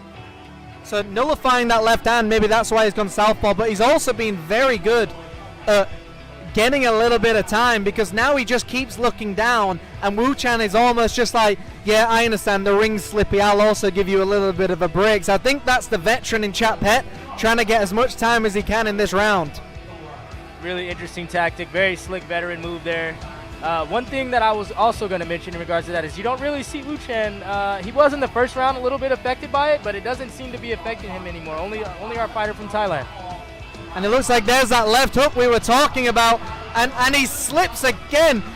That has just been the story of the night. Slip after slip, and a nice charging knee landed by Chapet, and a left hook sends Wu Chen to the canvas. A beautiful check hook. On his way back, looks like he's had a little bit of a switch stance and just threw that left hook. It was very beautiful. And it looks like the ref may have seen enough here, and I think he was out on his feet. It was a beautiful fight, and it was when he charged in and Chapet just landed that check hook. We're going to see an action replay. So fast. It looked like he stepped back into that southpaw stance again and let that left hook go. Very beautiful technique there from our Thai fighter. Yeah, one thing we saw was we was trying to understand why is he using that southpaw stance, and now we saw exactly he was seeing something that nobody else was seeing, and it was a beautiful, I mean, full credit to Wu Chen. What an absolute warrior. He got up, he wanted to carry on, but the ref and fighter safety is paramount. Yeah, great show from both fighters. They should both be proud of themselves regardless of the outcome. Awesome fight. Absolutely. I mean, Wu Chen, I mean, he did a fantastic job. I mean, you know, we all get clipped. We can always get hit. It's just the way it is, but Chapet, I think, showed everybody why he is an absolute veteran of the sport as well. He always was showing, look, I'm the Thai fighter, I've got the experience, and I'm going to show you exactly how to use all of the limbs to win a fight. And he did it. Beautiful knockdowns and just a beautiful finish. Yeah, he was the taller, longer fighter, and he used it to his advantage tonight and got that win. Great knockout. He was quite unassuming at first as well, because he wasn't really trying to land much powerful shots. And then he looked very lethargic in the second round where he looked tired, and then his timing was impeccable. But beautiful fight. Yeah, I had a feeling his white crew was all of about 10 seconds. He almost ran into the ring, so something told me he was ready to fight tonight. You called it. All right, we will be going to a fourth fight very soon, but everyone, thank you for joining us so far. These fighters are now getting their trophies, winner and runner-up, but it looks like a lot of people are cheering for the Korean as well. I mean, he put on a fantastic performance.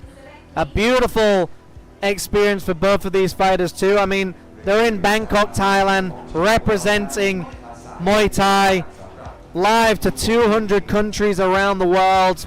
Fantastic. Yeah, really awesome event, really awesome thing IFMA is doing here today. Beautiful show.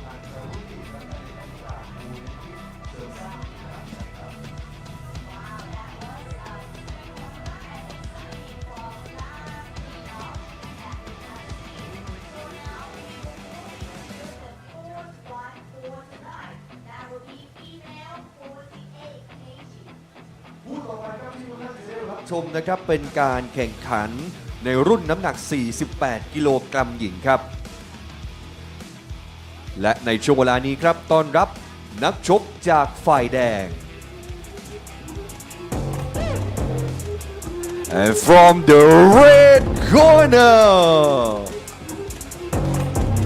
Shannon Kelly from United Kingdom. All right, our next event is going to be between two female Nak Muays at 48 kilograms. In the red corner, we got Shannon Kelly from the UK.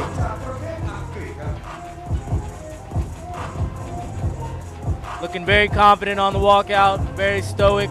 ในรุ่นของผู้หญิงนะคะ48 กิโลกรัมค่ะ For female 48 kg. She is the boss. She wanted to go into the ropes to where she wanted to do it to keep that Mongkol on her head. Now we're moving to blue corner. Blue corner from Malaysia. Damir Kaula.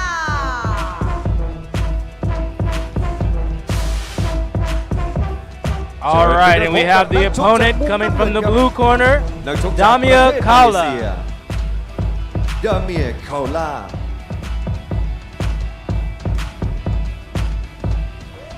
Beautiful Mongkong, by the way. Looks almost like a tiara. Yeah, I mean, we have seen quite often tonight as well that people have had their own spin on the Mongkol. Like someone was multicolored. This one, like you said, looks like a tiara. I like it. Taking pride in something. ต่อไปจะเป็นการแข่งขันกีฬามวย All right, ladies and gentlemen, we are on the fourth fight of the evening. Shannon Kelly from the UK taking on Damaya Kuala. This is the first fight we've seen where there isn't a Thai fighter in the ring. So we're going to see a very interesting matchup. I'm excited to see if that means right away both these ladies get after it, or if they play that Thai game, more experience, kick for kick. All right, we will now see a demonstration of the Y crew, Shannon Kelly and Damaya Kuala. And as you see, both fighters now just walking around the ring, creating that border, asking for the protection from the Muay Thai gods, getting ready for the battle. And we will see their version of the Y crew as well.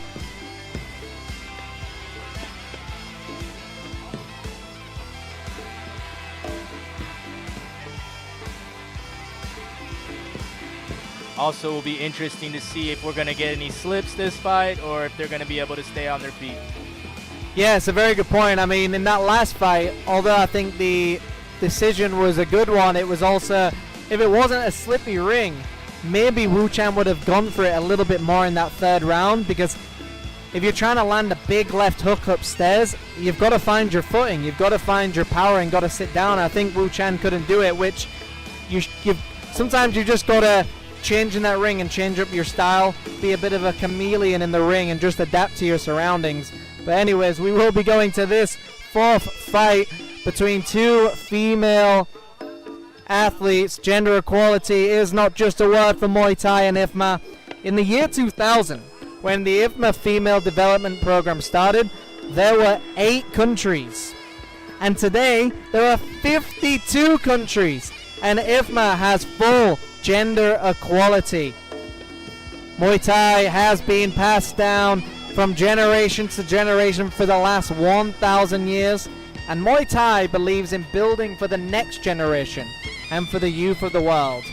This is why the IFMA World Championships are the flagship events with thousands of youths coming together, and we have got thousands of people here in attendance. You can see the cruise ship in the background just taking a little bit of a stop to watch this fight maybe. And of course, thank you everyone around the world, all 200 countries tuning in to watch this beautiful sport of Muay Thai. We are now seeing the Y crew done by both of these athletes, and once this Y crew has finished, the fight and the action will begin. This is the fourth fight of the evening, scheduled for 12. Beautiful Y crew from both athletes so far.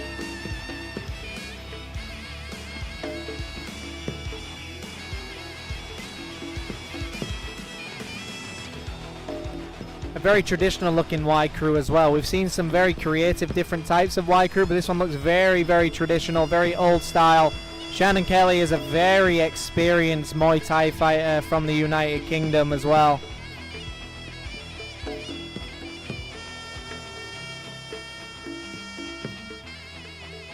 This is at the 48 kilogram weight limit as well. A professional Muay Thai bout is about to begin very soon. And the nice thing to see as well, the fighters are enjoying the Y crew as well. Although it's part of the tradition and something that you have to do, they're enjoying it. They're smiling. They're showing their version of the Y crew, but also it's kind of a respect, a token of respect to the beautiful sport of Muay Thai. We are here in Thailand, the birth of Muay Thai. So what better way to show your respect than doing a nice Y crew like this? Something interesting I'm noticing that may give us a little bit more of a realization of what's going on in that ring with the footing for the fighters. Both have blue, looks like blue ink on their feet and their knees, so I'm guessing there may be some moisture going on in there. Wow, very well read. I did not even notice it, but yes. I mean, maybe that's something to prevent slipping. I'm not sure, but yeah, absolutely. I mean, slipping has been an issue tonight, but this is what happens sometimes. You know, it has been raining, a moist atmosphere. But again, these fighters will adapt. They will find a way, and we've seen that. Each fighter has found their own way to win, and both fighters finish with their Y crew. The referee brings them to the center of the ring for the final instructions and warnings. They will then go to their corner to give up their Mongkol to their trainer and the last prayer before battle.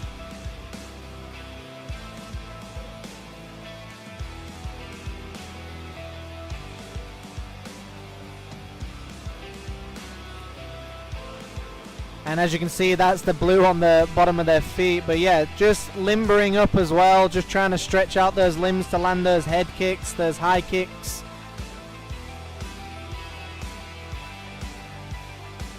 Last bit of encouragement from the crews. It's time to get to work. All right, the ref is about to bring them into the center of the ring. We're about to get underway for the fourth fight of the evening.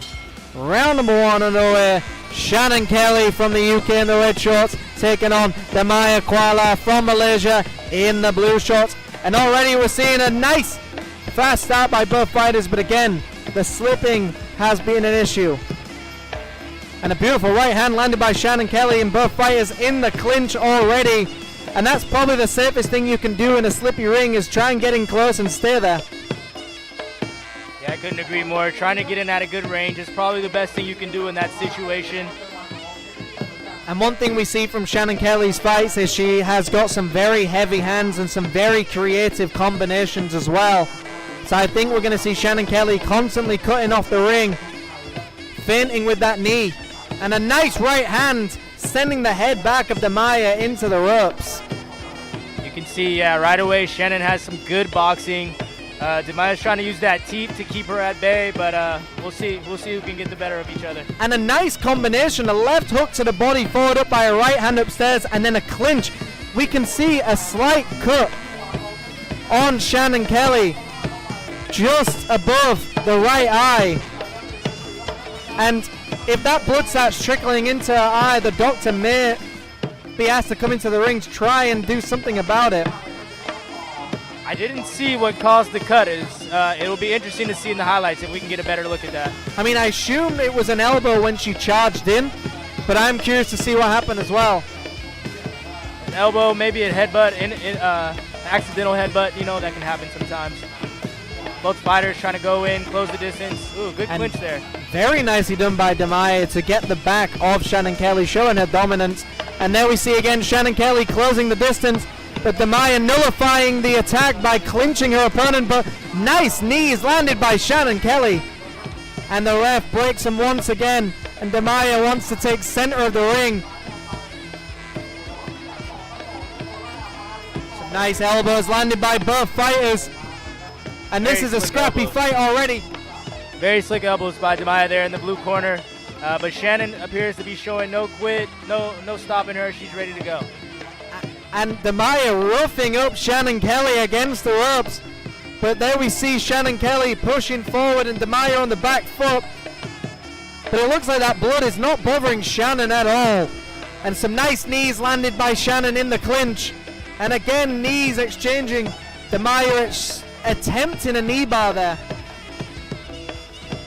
I'd like to see Shannon stay at range a little bit more with her boxing. She's doing a good job, but she's getting close enough for Damaya to grab her and put her in the clinch. And maybe set up some of those headshots as well by maybe throwing a leg kick as well.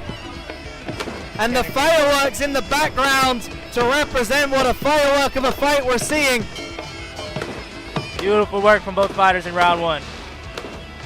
Beautiful round, and we're going to get some action replays very, very soon. Maybe we'll see what caused that cut. So as you saw, as Shannon Kelly charged in, that was where the slip actually happened. And it looks like a clash of heads. It was a spinning elbow there. It was a spinning elbow. I think the cut was before that spinning elbow. I think it was a clash of heads that caused the cut, and then the spinning elbow opened it up a little bit. Okay, yeah, you'll see that happen from time to time. Sorry, folks, we got a big fireworks show going now. Someone forgot to tell the firework guy to turn them off for tonight. But they are beautiful fireworks nonetheless.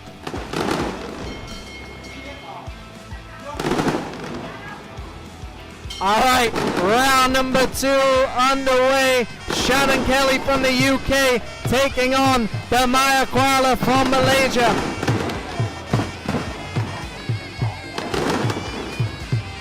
And a nice fast start by both fighters. And Damaya throws a combination and jumps into the clinch, and both fighters exchanging knee after knee. It appears Damaya wants to live there in the clinch. She likes her odds. And there we see again Shannon just charging at her opponent. But like you said, Shannon maybe needs to start setting up those hands upstairs as well, because Damaya's doing a good job to smother her opponent with a clinch.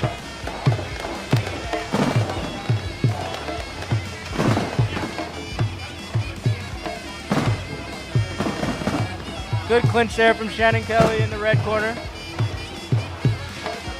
And it looks like Shannon is now cutting off the ring as we've seen before.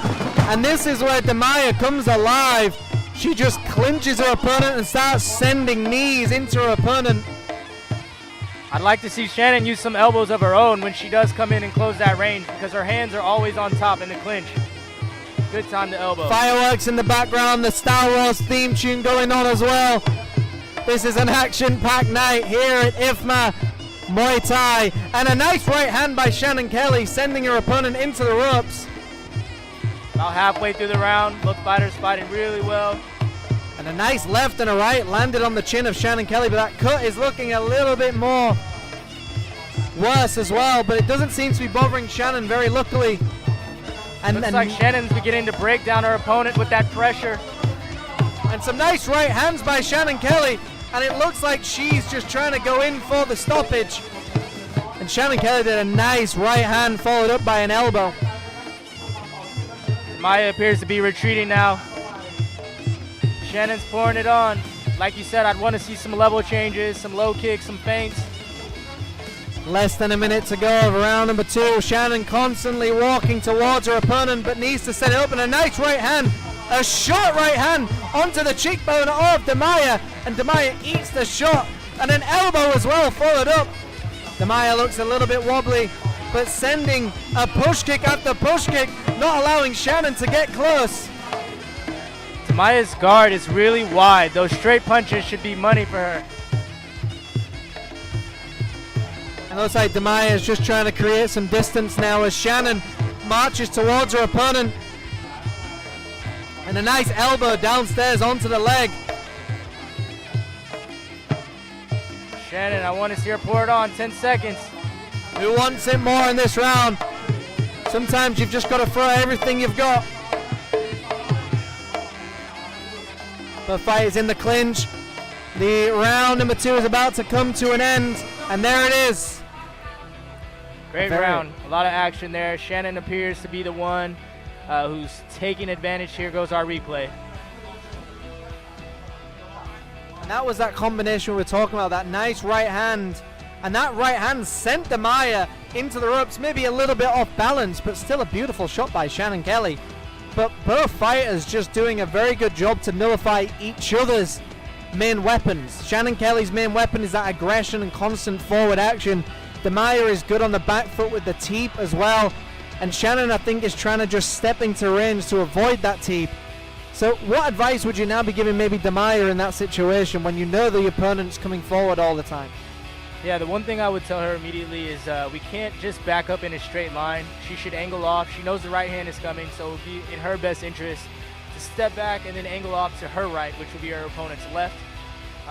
But as far as Shannon, just keep doing what you're doing. It looks like you're wearing down your opponent, and more of that, more volume, and you may be able to finish this one. Yeah, very good analogy. Let's see if Damaya could hear you in the booth here. Round number 3, final round. Shannon Kelly from the UK taking on Damaya Kuala from Malaysia. And both fighters already in the clinch, and some nice elbows sent over the top of the clinch. And both fighters exchanging knees and elbows, and action-packed. And the one thing I like about this ref is they're allowing the clinch to take place, but Shannon Kelly dominant with those knees. Yeah, beautiful action there coming out in the third. Excited to see how this one ends.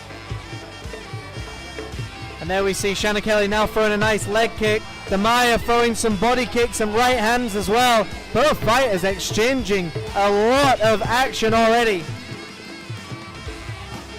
I think we're starting to see a bit of a difference in the strength between these two fighters, with Shannon being the one that's a bit stronger and imposing her will. Yeah, almost throwing her opponent around, just showing who's the stronger fighter. but Damaya as well throwing some nice shots. And Shannon Kelly now gets her opponent in the clinch and lands knee after knee. Very nicely done by Damaya to just turn her body and try and stop that onslaught of knees. Maybe it seemed like a good idea in the moment, but I think that scoring-wise, the judges to see the opponent or to see Damaya turn away from Shannon does not do well.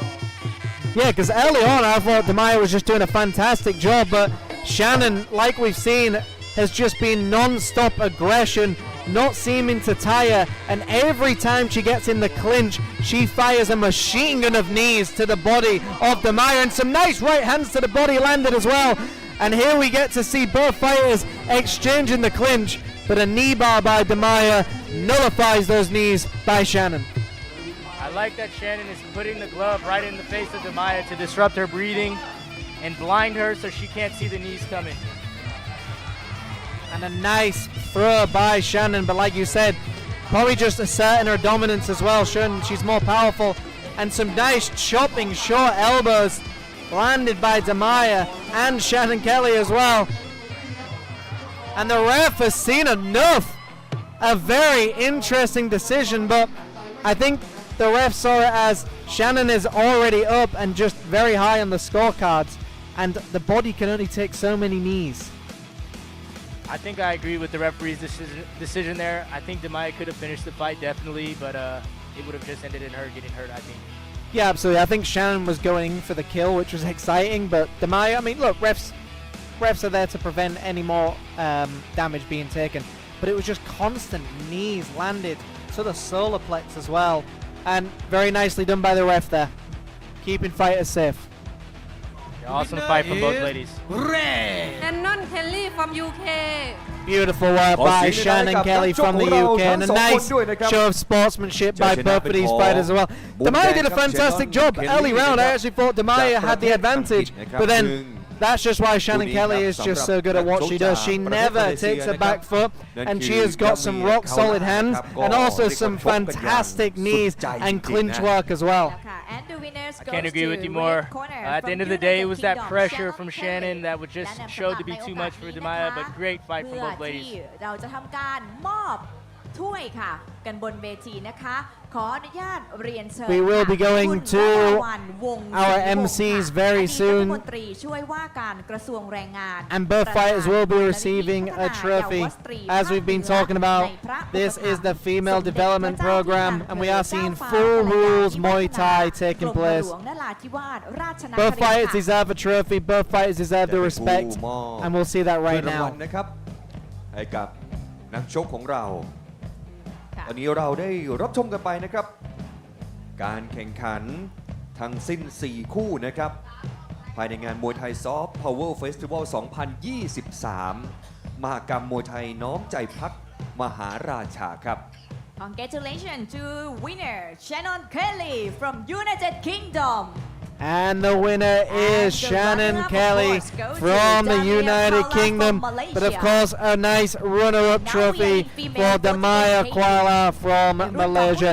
I mean, the interesting thing is if you look at Damaya's face, she doesn't look like she's been in a fight. Shannon Kelly is the one who's bleeding, but that's the interesting levels of Muay Thai, because Shannon just never once stopped. It almost seemed like that cut never once bothered Shannon, even though it's above the eye, which usually stops a lot of fighters in their tracks. Shannon just didn't let it bother her. I thought that was fantastic. Yeah, it was a very good mindset there from Shannon, and I would say interesting enough, a lot of fighters have never seen their own blood, but you can tell by the way Shannon reacted there that she has been in that type of fight before.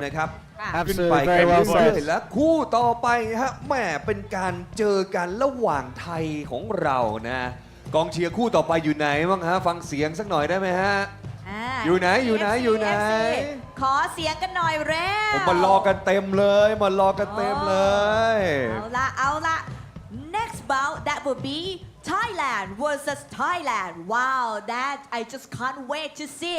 Ladies and gentlemen, so we will start with the red corner.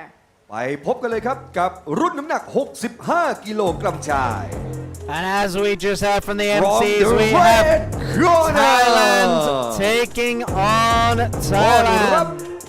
มรดกเพชร Pet Yindi Academy from Bangkok All right, making his way to the ring with the นักช red กฝ่ายแดง robe. ครับมรด We กเพชร have Pet Yindi Academy ครับจากประเทศไทยนะฮะ Morad Pet Yindi Academy บอกเลยคนนี้นี่ at มี the ผลงานให้ได้ติดตามกัน 65 ตลอดเลย kilogram ทีเดียว weight limit. Our เต้น first นะคะเดี๋ยวเรามารู้ fight กันค่ะ where we see a Thai fighter against a Thai fighter.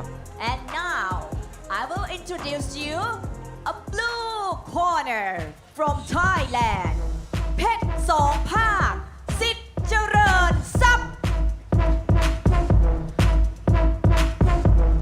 And in the blue corner, about to make his way to the ring, we have Pet Song Pak Sitcharon Sap คู่นี้เป็น in การ the พบกัน nice นะครับ blue robe. Again, this is the นักชกไทย fifth fight of the ที่มากประสบการณ์ evening, กัน but ทั้ง the คู่นะครับ first Thai เรียกว่า fighter เพชรตัดเพชร taking on a Thai fighter. ครับ Will we พร้อมกันแล้ว see ครับ what เรา we've เชียร์ทุก seen ท่านไปพ before? บกับความ Where มันของคู่ Thai นี้กันเลย fighters นะครับ start off very slow, very calm, but become more slick and aware. I'm not sure. It might be a mirror match. I'm excited to see. What do you think? Yeah, just based off of the gyms that both these fighters come from and the size of the fighters, I think we're going to see much more of a chess match here. Not necessarily fireworks right away in that sense, but I think it'll be a great fight with a bunch of high-level techniques being shown. Absolutely, and we will see a Y crew very soon.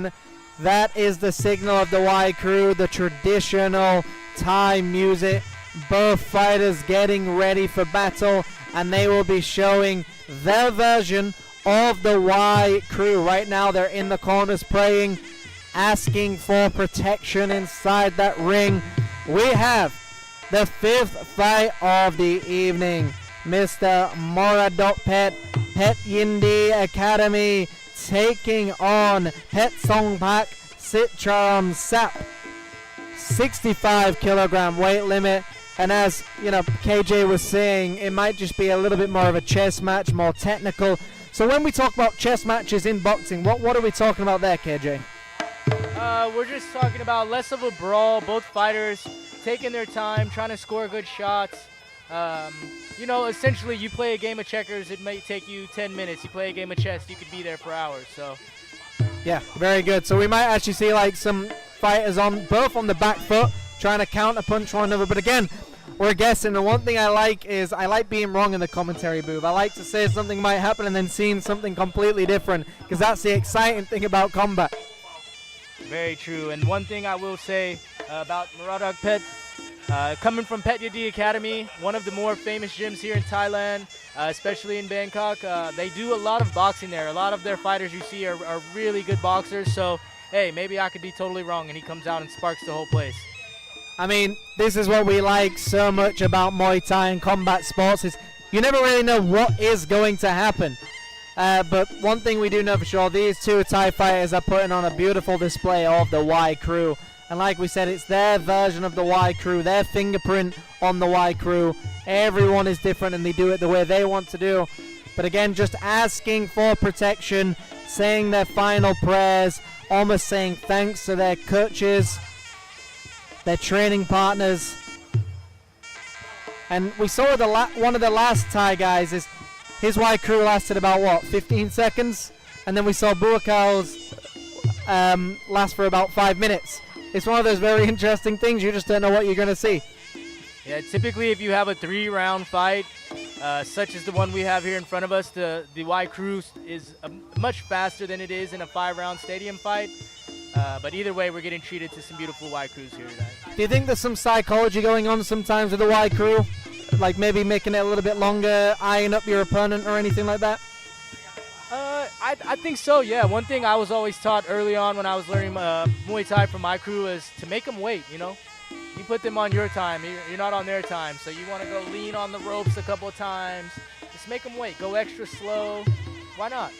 Yeah, I mean, that's what we saw with Buakal. Him and Superbomb were in the ring earlier doing the Y crew. Superbomb finished and almost looked at Buakal like, right, we're done now. Buakal kept smiling and looking like he's about to finish, and then just kept continuing. I thought it was fantastic. Like a little bit of, even though they're not fighting each other, there was still mind games going on. You gotta love it. You gotta love it. All right, the fifth fight of the evening. Thailand taking on Thailand. Mora Dokpet taking on Pet Song Pak. The final moments before the fight. Both fighters will have their Mongkol removed from their head. The Mongkol can only be removed by the trainer. A prayer will take place, and then the fight will begin. Yeah, excited to see this one. Both fighters have a lot of experience. Should be one for the ages. Thank you everyone as well for joining us here in Bangkok, Thailand, and those of you around the world watching in all 200 countries. I hope you can understand. Thank you very much for being with us here this evening or morning or afternoon. All right, round number one. Thailand taking on Thailand in the red shorts, Mora Dokpet, and in the blue shorts, Pet Song Pak. And a nice fast start already by Mora Dokpet, firing a nice jab with right hand, but both of these fighters are very tall. Yeah, right away you see the boxing from the Pet Yindi Academy fighter, working that jab, starting kind of quick as well. Good to see it. Yeah, you can see with Pet Yindi Academy as well, they're a lot tighter with the guard as well, and they've got their chin tucked down, looking for that big left hook. And there it is, the big left hook landed. Both fighters in the center of the ring exchanging, and we often see Thai fighters start very slow in the first round, trying to get a read on their opponent, download some information, and then fire off some nice combinations. Pet Yindi does have many fighters that fight one championship, fought RWS, you know, a lot of these TV shows. So you see that playing into his advantage tonight. And we just saw, as you were saying, Mora Dokpet throwing that big right hand and a nice stiff jab as well. So like you said, the boxing of Mora Dokpet is already proving.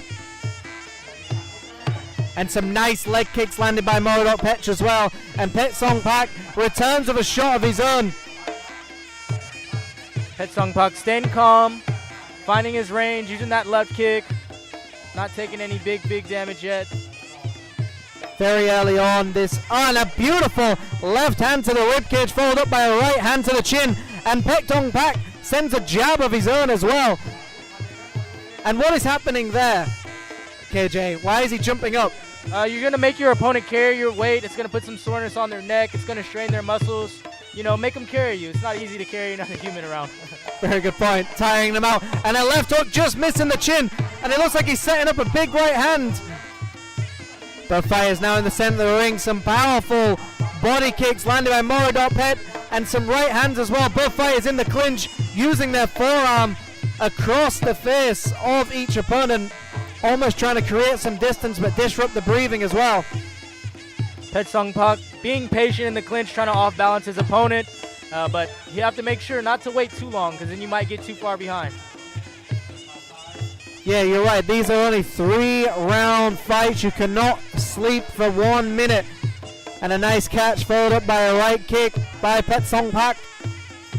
Pet Song Pak now got his fighter against the back of the ropes. Let's see how Mora Dokpet fights out of this one. Pet Song Pak appears to be picking it up a little bit, inching in closer.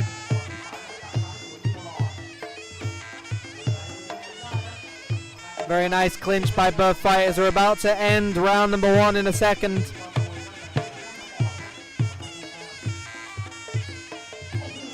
A nice body kick landed by Mora Dokpet, and Pet Song Pak as well, returning with one of his own.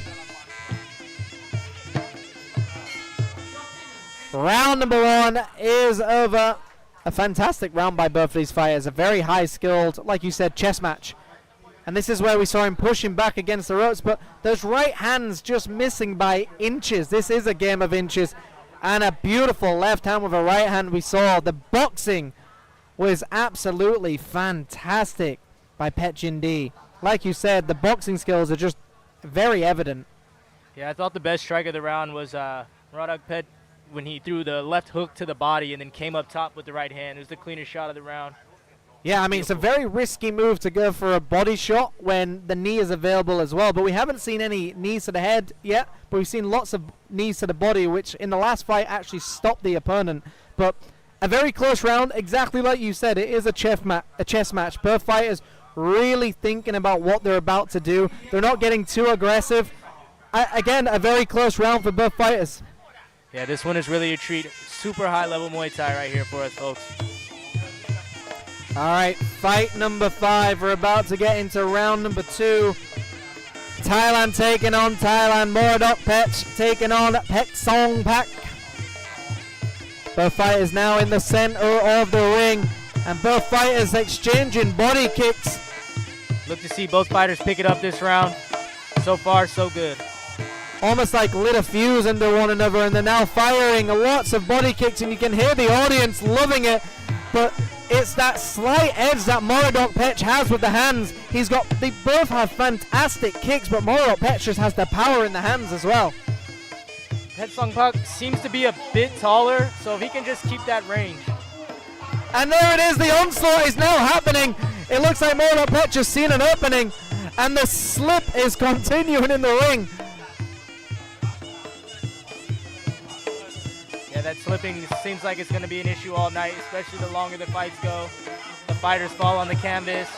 And closing the distance, Pek Song Pak, but Moradok Pech turns his opponent and fires a hook and a sweep by Pek Song Pak, landing on top of Moradok Pech.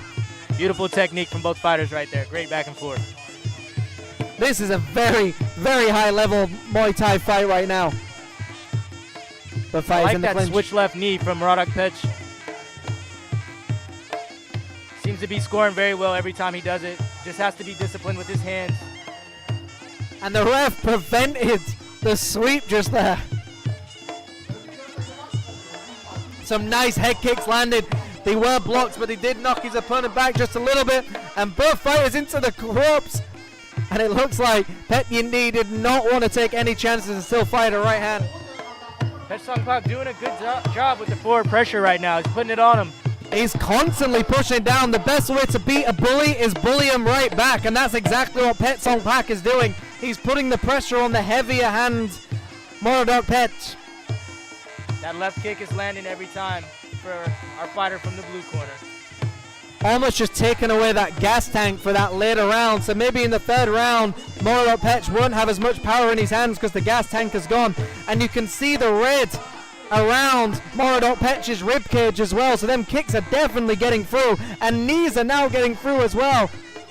Yeah, the best way to take away someone's ability to punch is to kick their arms and to make them clinch with you, because it's very tiring on the shoulders and the arms. And we're just seeing Pek Song Pak constantly close the distance.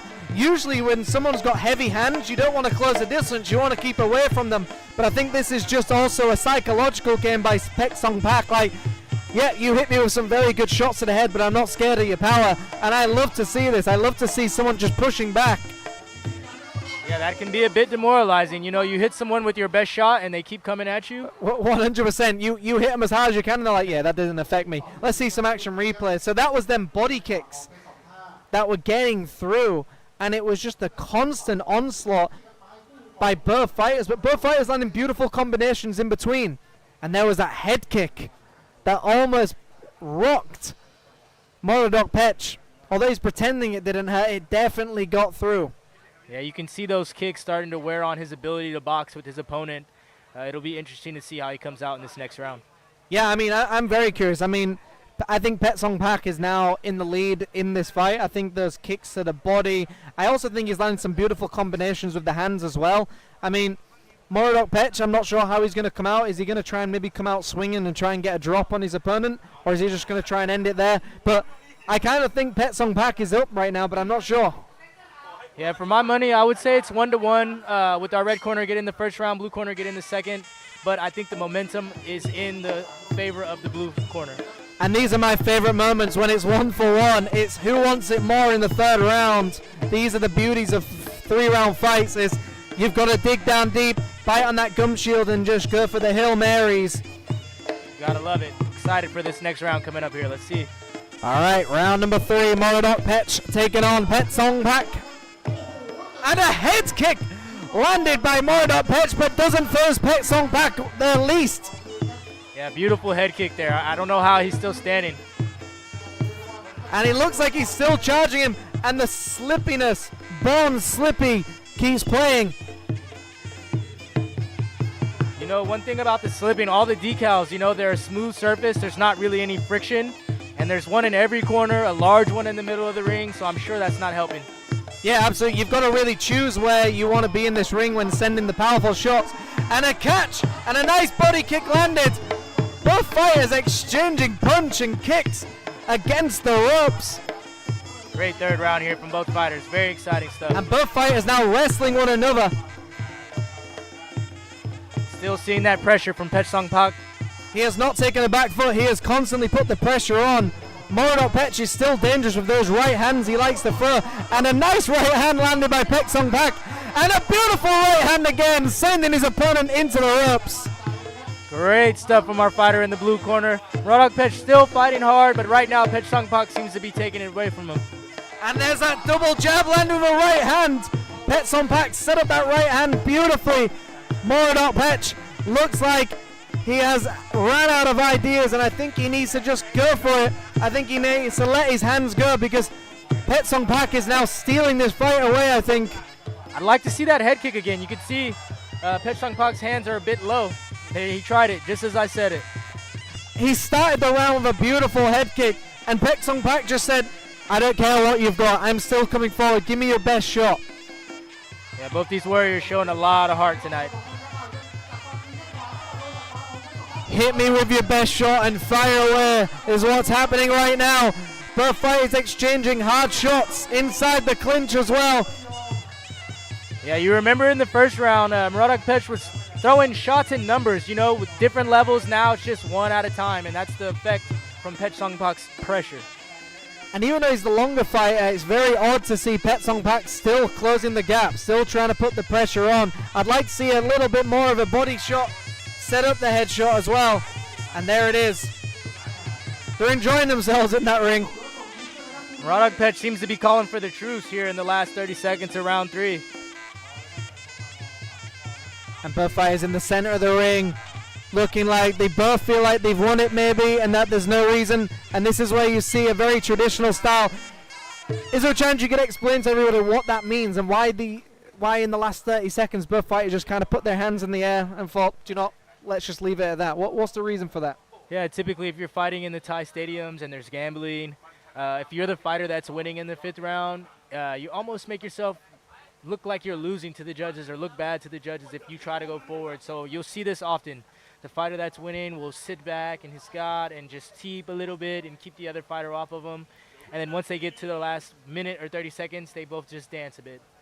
All right, let's see who won that one. I think the blue corner, but we'll see. I've been agree. wrong already. Right, we both have. The winner is blue. All right, we got that one, and I think that's a very fair decision. A very exciting fight, a very high-level skilled fight. We saw heavy hands with kicks, and then heavy kicks with lighter hands, I guess. And that was a beautiful head kick, but it just didn't faze Pet Song Pak the least. Yeah, it looks like it may have just been the foot. He got his chin down in time, but a beautiful fight from both fighters. One thing I'm noticing here that seems to be a theme is that pressure is winning these fights. And again, the further we go, the more the fighters fall in the ring, the more slick the ring is going to become. So that's a good point. This ring is not getting any drier. But a very nice fight, and like you said, they're going to have to choose where they fight in that ring. Those corners are probably the slippiest, and the middle, where the logos are in the ring, are going to be the slippiest part of that ring. So you want to start getting your tactics just outside of those logos, and then firing your big powerful shots. Yeah, and if you're the fighter that's going backwards and you can't get your footing, as you mentioned earlier in the program, it's going to make it very difficult to throw shots with any power. So that'll be interesting to see if the fighters start to notice that as we keep going and take advantage. Yeah, absolutely. I mean, we saw with Wu Chan where he had a beautiful left hook upstairs. However, it was nullified almost by the ring's slippiness, and the Thai opponent just capitalized, and that was like, right, I know you can't throw that left hook anymore, so I'm just going to finish it, and that's what he did. Yeah, beautiful, beautiful. จากทั้งหมด 12 All right, ladies and gentlemen, thank you for joining us for the Muay Thai Soft Power Festival 2023. The sixth fight of the evening coming up very soon. ไปพบกันเลยกับคู่ต่อไปของเราครับ เราจะไปต่อกันที่รุ่นน้ำหนัก 65 กิโลกรัมชาย and the next one is 65 kilogram males จากมุมแดงครับ from the red corner Peak Data from Cambodia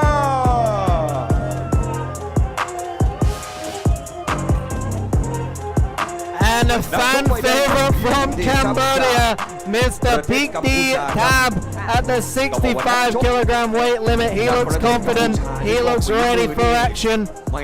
And before he enters the ring, a final prayer before he makes his way over the top ropes. We got another 65 kg fight. This one should be fireworks as well. He looks like a powerhouse. From Thailand, ladies and gentlemen, ฉลามเพชรสิทธิ์พนมทอง ไฟนี้พี่เจอน้องเจอพี่ฮะ And another fan favorite making his way to the ring, all the way from Thailand, ฉลาม Chalam เพชร Pet สิทธิ์พ Sim นมทอง from ในร่าง Dong. ชาย And again, the 65 kilogram weight limit, the same as the last fight. Scheduled for 3 minutes on 3 rounds. ชมกันแบบ 4DX นะฮะ ติดขอบสังเวียนติดขอบริงกันเลย Yeah, I have a good feeling about this one. It looks exciting. Both fighters look well determined, and I love seeing it when the audience start cheering for these fighters. We're in the commentary booth, we're in the media booth, and half of the media booth are cheering for the man from Cambodia and half are cheering for the Thai. So this is always going to be an exciting one. This one will be interesting. One other thing I find really interesting, you see the foreign fighter here not wearing the mongkong, but still sitting in the ring and doing his traditional Y crew. How interesting as well. I mean,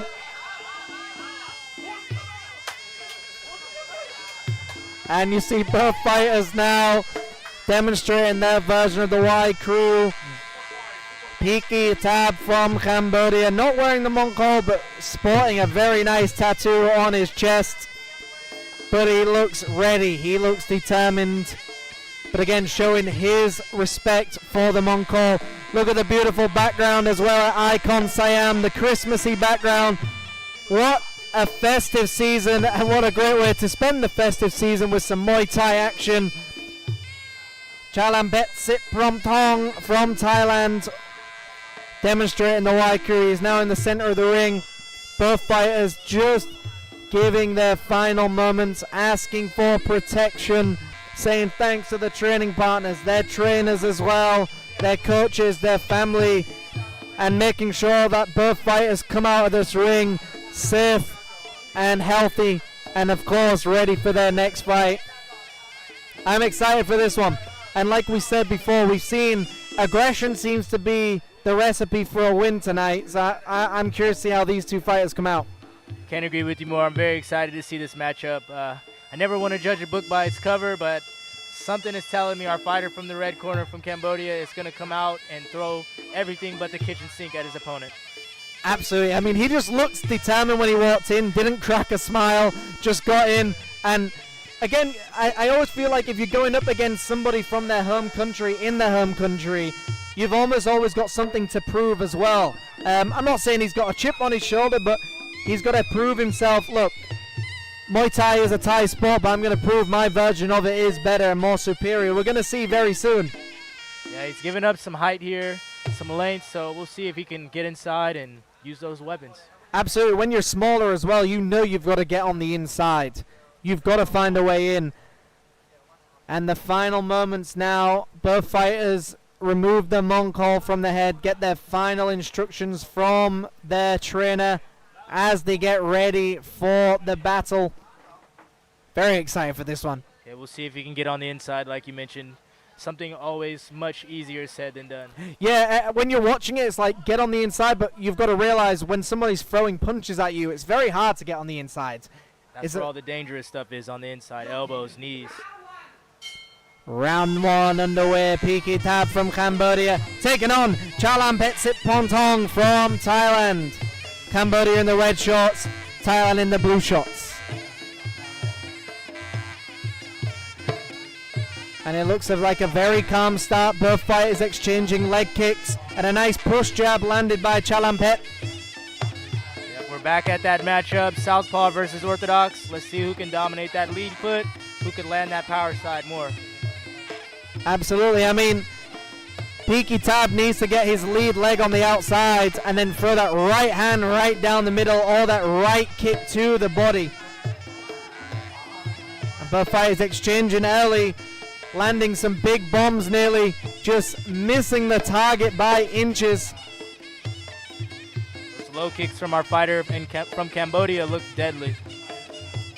I mean, the leg kicks pay dividends into the later rounds as well. You take away your opponent's movement, and both fighters in the clinch now. And some nice roughhousing by Peaky Tab, throwing a right elbow just over the top of the guard. I like that teep also coming from Chalampet. He's got to keep his opponent away from him, and that's the best way to do it. He's also throwing that teep at the thigh of Peaky. Usually we see it to the chest, but I'm seeing it at the thigh of his opponent. That might be an effect of the ring, you know. He doesn't want to reach out or overextend himself a bit too much. It's a good rangefinder as well, just like the jab. And both fighters now in the clinch, but Chalampet doing a good job to put his forearm across the face of Peaky, disrupting his vision and breathing. He seems to have the advantage in the clinch, but it's still early. We'll see how it goes. Yeah, round number 1 is always just setting up what is going to happen for the rest of this fight. But both fighters so far demonstrating some good Muay Thai skills, and both fighters in the clinch, firing knees, and the fighter goes down! And we will see very soon what happened there, and the ref is calling it off. Beautiful elbow. I was just going to congratulate our Thai fighter on his elbow, but our fighter from Cambodia, Pak Day, answered back and ended the fight. And as we were saying, we thought Peaky Tab was going to come out and try and prove something and try and end it and come out powerful. And that's exactly what happened. Congratulations to this fighter from Cambodia with a beautiful demonstration of Muay Thai. But of course, we want to make sure that Chalampet Sitpontong is okay as well. Fighter safety is paramount. The paramedics are in the ring making sure he is on his feet now, which is good to see. Let's see an action replay. And that was just after maybe the cameraman didn't see it. It was that fast of a shot. Almost like a phantom elbow, too fast for the cameras to see. Yeah, great display of sportsmanship from our fighter in the red corner, checking on his opponent. Beautiful elbow to get him out of there in the first round. And as you were saying, the Thai landed some nice elbows, and there's even a small mark on Peaky Tab's eyebrow as well. So it was just a battle of the elbows. It just so happened Peaky Tab's elbow landed harder. Yeah, you saw him land the beautiful elbow, but the fighter in the red corner was unfazed, and he answered back with one of his own and ended the fight. Beautiful work. I mean, it's very nice as well to see that Chalampet is on his feet as well. He is okay. Pretty much a flash knockdown. You get hit by something hard that you don't see coming, it's very easy for your legs to just take out. But let's go to the officials in the ring to hand out the awards and the trophies. Some nice respect shown as well. Yeah, like you said, happy to see our fighter in the blue corner leaving on his own accord. This is not something that you play, you know. Muay Thai is a serious thing at the end of the day. Which is why you've got to respect every fighter who gets in that ring as well. Absolutely. And of course, a runner-up trophy, well deserved by Chalampet. I mean, Chalampet was doing a very good job very early on. I mean, he just got clipped. Anybody can get clipped in the art of Muay Thai and any combat sport there is. All it takes is that 1 second, one mistake, one slip, and you're on the canvas. I think Chalampet would have got up. I mean, he was down and out for quite some time, but then he seems to be okay right now. Yeah, he seems to be okay now, but I don't think he was getting up from that one, my friend. It was a beautiful elbow. I think he saw what we saw. He saw the eye of the tiger in his opponent. All right, now, ladies and gentlemen, we have part 6 bout now. We have 6 more to go. I hope that ready for another 6. All right, so All right, then 6 let's fights start down, for the 6 more to next go. one. ไปต่อกันเลยครับกับคู่ที่ 7 ในค่ำคืนนี้ ในรุ่นน้ำหนัก 57 กิโลกรัมหญิง จากมุมแดงครับ and the red corner จอมยุทธเยินสุราษฎร์ยิม from Thailand And we now have a female fight for the 7th fight of the evening. Jom Yu Tayan Surat Jim making her way to the ring from Thailand in the red corner. ไม่เกิน 57 กิโลกรัม for female 57 kg. Now we will move you to blue corner. From Scotland, Judy Humber. And about to make her way to the ring all the way from Scotland, Judy Humber in the blue corner. Judy Humber is a very popular fighter here in Thailand, a very experienced Muay Thai fighter as well. Always an exciting fight to see when you have a Thai taking on a Westerner. We get to see a display of 2 styles of fights, 2 styles. Yeah, Judy, a very experienced Farang fighter. Been in Thailand for a while, made quite a good name for herself. I'm excited to see this one. And I'm sure Scotland are behind her fighter as well on this lovely Tuesday. It is snowing in Scotland right now, and it is very hot in this Bangkok winter. Thank you for joining us. We will now be going to a Y crew. Both fighters showing their demonstration of what the Y crew is to them. The Y crew is just a beautiful demonstration for both fighters to give their final moments before their battle, saying thank you to their coaches, to their trainers, their sparring partners, and also asking for protection. As you see, they walk around the ring, they create that border, and they ask for protection inside. And of course, we want to make sure that both fighters go home happy and healthy. That's true, yeah. At the end of the day, this is entertainment. This is work for some of them. You know, it is a passion, it is a dream, it is a sport. But, you know, our goal is to go home to our families at the end of the night, so. 100%. And what an honor for these 2 fighters to be here in Thailand. Of course, representing the beautiful sport of Muay Thai in Bangkok, Thailand at the lovely Icon Siam. You know, gender equality is not just a word for Muay Thai and IFMA. But in the year 2000, when the IFMA Female Development Program started, there were only 8 countries. Only 8 countries part of this. And now there are 52 countries that are now part of this, which is just fantastic to see. Yeah, awesome to hear what IFMA's doing for all the young boys and girls in the world, especially for the young ladies getting their opportunity here tonight. I'm excited to see Judy has a bit of a height advantage, so let's see if she can, you know, put that to good use here tonight. I mean, the interesting thing we've seen tonight is everyone with a height advantage has pretty much just pushed the action. They've pushed the pace. And like we said, tonight, aggression has been winning.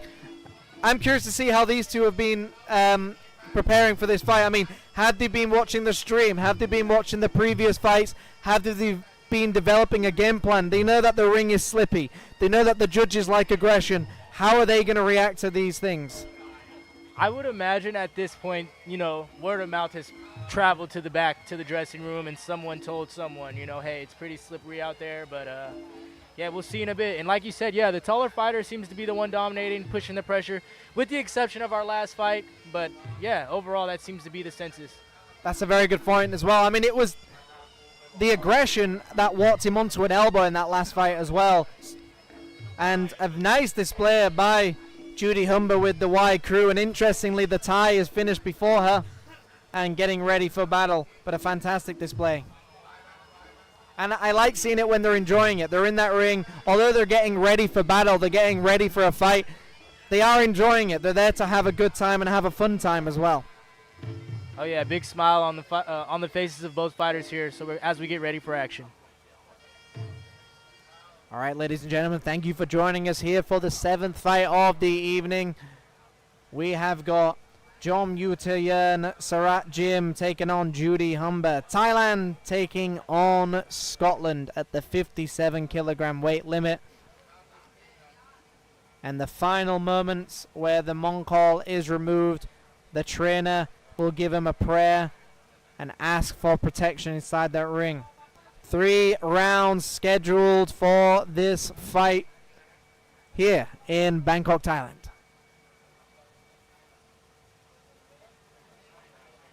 And again, Judy just always smiling. Looks like she's just having a good time. I mean, just not scared or just, no, I don't know what it is, but I love to see that someone is just so happy to be in there. I think that's the best way to go into a fight, you know, nice and relaxed, good smile on your face. All right, round number 1 underway. And starting off very fast is Jom Yuta-Yeon, just firing body kicks already. And Judy closes the action early and catches a kick and fires a right kick of her own. And Judy again pressing the pace, a nice slick jab followed up by a right hand. But Jom Yuta-Yeon doing a good job of bringing that knee up, not allowing Judy to get any closer. Right away you see Judy using those elbows. I think that's going to be a big part of this fight. I mean, she's the taller fighter as well. She might bring down those elbows, and there it is. A nice stiff elbow through the guard of her opponent. Strong right kicks from Judy. Jom Yuta-Yeon also has some strong kicks answering back as well. Both yeah, Jom fighters Yuta-Yeon looks very calm. Looks like she's trying to control the action, but Judy just seems to be demonstrating all the Muay Thai limbs, throwing kicks and punches and elbows, just using everything she has to win this round. Great observation there, yeah. One fighter using 2 tools, the other using 6. And almost setting up that right elbow very early on. A nice right hand landed by Jom Yuta-Yeon. And there's that chopping elbow attempted by Judy and a sweep attempted, but it was Jom Yuta-Yeon who landed on the canvas. But the ref has said don't sweep. You see the fighter wiping her feet now. I think that played a bit of a part in that. A nice head kick landed by Judy Humber. And a nice body kick landed by Jom Yuta-Yeon. Another kick. Both fighters exchanging kicks in the center of the ring. Both look very calm. Good straight elbow there from Judy off of the feint. And a right elbow just missing. And it looks like Jom Yuta-Yeon is doing a very good job to evade these elbows, these slicing elbows attempted by Judy. But Judy is now pushing her opponent back, the taller fighter again being on the front foot, and a nice dropping, chopping elbow onto the eyebrow. Yeah, I like that Judy is using the ropes to her advantage. She's forcing her opponent into the corner, closing the range with those feints, the feint teep, and then letting the elbows go. And we see some blood trickling out of the mouth of Jom Yuta-Yeon Sarat Jim, which is probably from those elbows slicing at her face. Judy has just been throwing an onslaught of elbows and punches. Yeah, I'd like to see Jom Yuta-Yeon use some better straight punches when Judy comes in. And Jom like Yuta-Yeon catches the kick and fires a right hand of her own. There you go, beautiful. A nice teep landed, pushing the thigh back. And that is round number 1 already. You can see the blood coming out of Jom Yuta-Yeon's mouth. A beautiful round. We're going to see some action replays now. Tell me what you can see here. Yeah, great timing there from both fighters. One lands a knee, the other one lands a good elbow. But I think that forward pressure, like we talked about all night from Judy, you see it. And something we haven't seen very often tonight is people using a double jab as well before setting up a punch. I mean, Judy just landed a nice double jab and then followed up with a right kick to the body as well. Almost bringing her opponent's hands up and then sending that right kick to the body. I think that double jab is a very underutilized weapon in Muay Thai as a whole, but great observation there. She used it to close the distance, to get her opponent to shell up, and then let the right kick go. Beautiful. I'm very excited to see what happens next. I think Judy took that round, just straight up aggression, straight up accuracy. And Jom Yuta-Yeon just needs to be a little bit more busy, trying to get some respect from Judy. Maybe start clinching up a little bit more. Yeah, we should see the Thai pick it up here, but I can't agree with you more. Round number 2 underway. Thailand taking on Scotland. Jom U-turn in the red corner, taking on Judy Humber from Scotland, wearing the blue. Already the Thai fighter looks to be a bit more active. And there we can see the aggression coming out of Jom U-turn. I think she realizes she needs to gain some respect. She needs to throw some powerful shots. And both fighters exchange elbows. Good elbows there from Judy. Judy has been a master with those elbows so far. Yeah, beautiful work. A very intimidating thing when elbows are constantly coming at you from every angle. Yeah, it can discourage you from coming forward, you know? We've already seen one fight ended due to an elbow. Maybe Judy saw that, and some nice combinations. A jab to the body followed by a right hand upstairs. Still got that big smile on her face. She's talking to her opponent as well. Beautiful elbows. Just elbow after elbow. Instead of hand fighting, the Thai should just punch. Instead of hand fighting and try to block, she should just punch. We usually see in the clinch a lot of knees, but Judy's just replaced knees with elbows, and that must be very intimidating for Jom U-turn. And a nice sweep landed by Judy Humber. Getting a warning from the referee, but it looked like a clean sweep to me. A nice head kick landed. Jom U-turn needs to try and close the distance a little bit more. Like we said, easier said than done. And a nice right kick landed to the body of Jom U-turn. It's a beautiful combination as well from Judy. Good elbow from the Thai fighter. Good back and forth this round. Absolutely, and a nice left with a right hand landed on the chin of Judy Humber. But now Judy fires back as well. The Thai needs more of that. Let her hands go. Jom U-turn needs more of that. Let your hands go.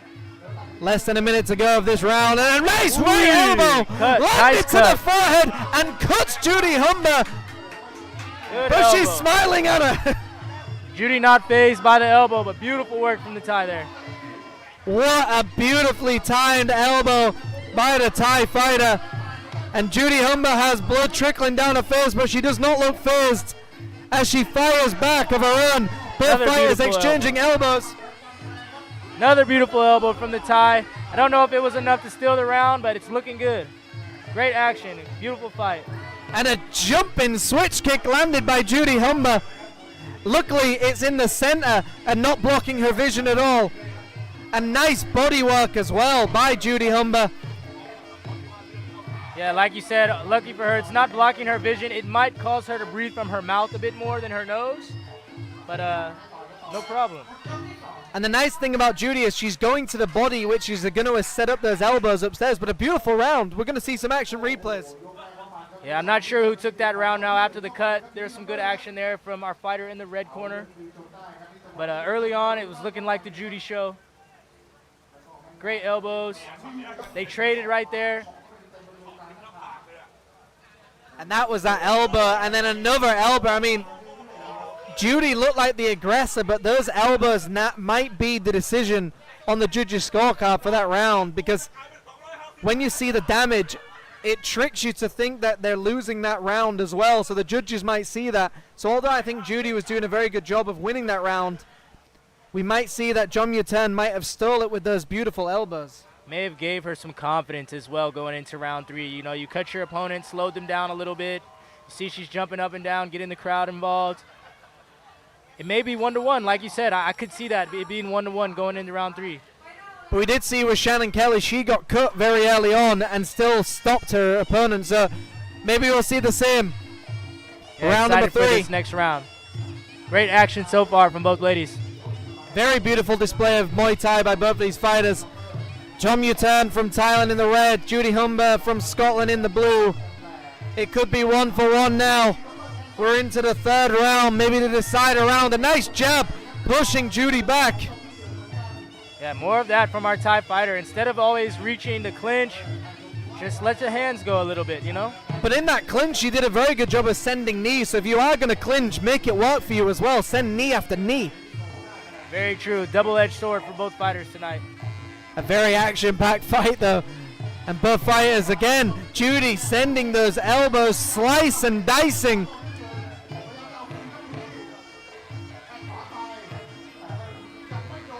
And Judy just not taking the back foot. Maybe she feels like she's got to win this round to secure a victory.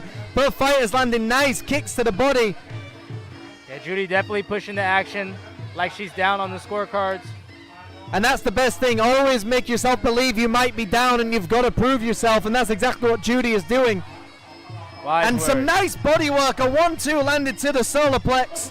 And Julia turn. Jom Yu-tan just landed a nice right hand upstairs as well. Great back and forth so far this round, about halfway through anybody's game at this point. And like we've seen tonight, aggression has been winning. Some nice body punches landed by Judy as well. Jom Yu-tan does a very good job to nullify the action and just grabs her opponent. But she's got to be careful she doesn't walk onto another elbow as well.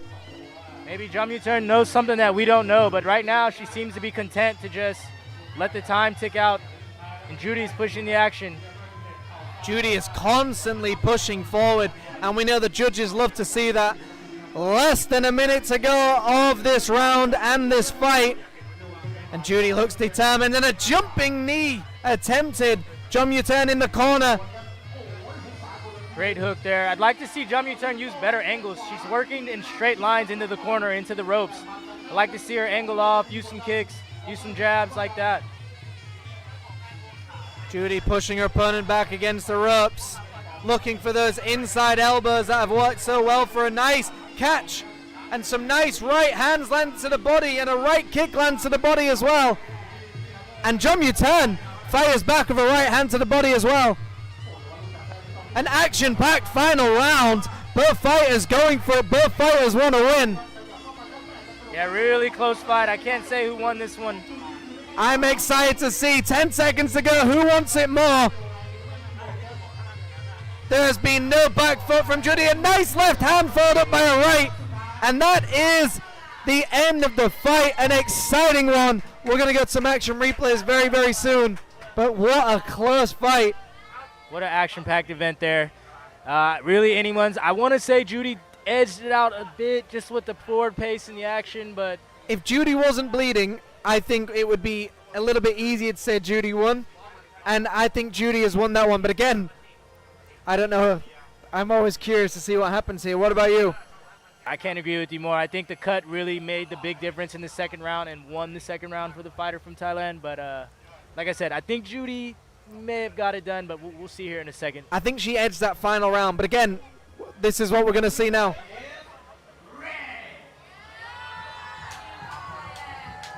Oh, yeah. Looks like the red corner took it. Yeah, Interesting decision, but great fight from both ladies. Like we said, I mean, it was that second round and the third round that was a toss-up.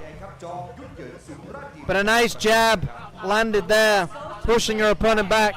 And in Muay Thai, those are what count the most, is when you get hit and you move backwards. That's what scores favorably in the judges' scorecards. Big kicks, and we never know. You know, they had a rules meeting, I'm sure, and maybe that was discussed, that damage was going to be a big scoring criteria. It was a beautiful display of Muay Thai by both of these fantastic athletes. Judy did a fantastic job as well, but a great win for Jom Yu-tan Sarat Jim from Thailand. Yeah, great showing from both fighters. They should both be very proud of their performance tonight. To the red corner. Congratulations. Please give a round of applause to Jom Yu-tan Sarat Jim. I, for one, would like to have seen them go 5 rounds, actually, because that was a great fight. Yeah, it's a very good point. I think 5 rounds would have really secured who really won that fight. A very close fight. Who do you think won? Let us know in the comments below. Who do you think should have taken that one? Do you agree with the judges' scorecards? I think that fight was a lot closer than people think, but we've also got to remember, usually the aggressor has been winning the fights, and then we've now seen a swap. So that just goes to show you never really know what's going to happen. Very true. And if you're looking at like a traditional stadium-style Muay Thai scoring system, you know, those big kicks to the forearms are going to score more than just about anything else. Off-balancing your opponent, kicking them in the back, you know, things like that are going to score a lot more than punches. So you never know. Interestingly in Muay Thai, even if you block the kick, you can still score the point if it knocks your opponent back, which is maybe what was favoring in the judges' scorecards. Right. But nonetheless, great fight from both fighters. All right, ladies and gentlemen, we are going to the 8th fight of the evening. Looks like we got the big boys coming out.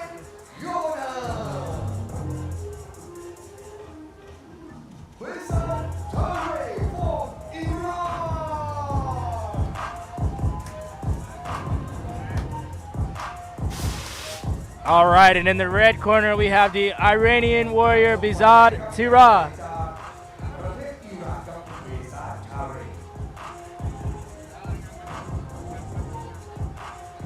For male, 80 kg. 80 kilograms. We got the big boys coming in the ring. Just can't wait. And this is the 8th bout. Bout number 8 of 12 for the evening. We still got 5 more amazing fights for you guys.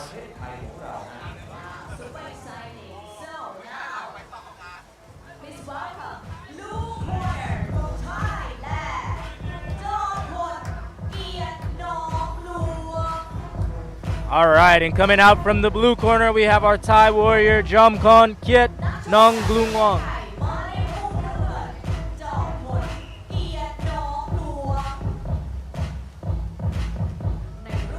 I'm excited for this one, an 80 kilogram weight limit. These are very big fighters, and you can see the muscles already, those tree trunks of legs. Yeah, this is going to be a good one. Hopefully, the fan in me, again, hopefully is wishing that this doesn't go all 3 rounds. And the fan in me, I like to see those 3-round chess matches as well. This is why Muay Thai is so exciting. 1 round is exciting, 3 rounds is exciting. I want to see some fireworks. I want to see the big boys get in the middle and shake the ring and get crazy. And he looks determined. Look at that face. That is a man ready for battle, ready for war. Yeah, both fighters very tall. Not seeing like a stocky warrior here. They both look very tall, evenly height. It should be a good one. All right, here we get into the Y crew for the 8th fight of the evening.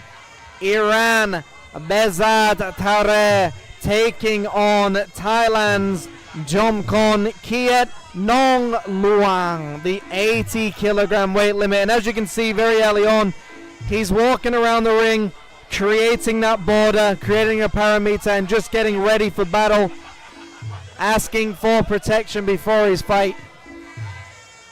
And you see the cornermen on each side Ouijaing the corners of the ring, trying to get it dry for their fighters. Yeah, that has been a thing for tonight. Unfortunately, it's been quite a slippy ring. We are next to the river, of course, and there's fountains spraying water. It was raining this morning, but all fighters tonight have just not given up. They've all tried. They've been slipping a little bit, but they've all been putting on excellent performances. 80 kilogram weight limit. Muay Thai has been passed on from generation to generation for the last 1,000 years, and Muay Thai believes in building for the next generation, for which the youth of the world. This is why the IFMA World Championships are the flagship event, with thousands of youth coming together here at Icon Siam in Bangkok, Thailand. Thank you everyone for joining us. My name is Jimmy, and I am joined in the booth by the very excellent fighter, KJ. Oh, you're too kind, my friend. Thank you so much. It's a pleasure to be here.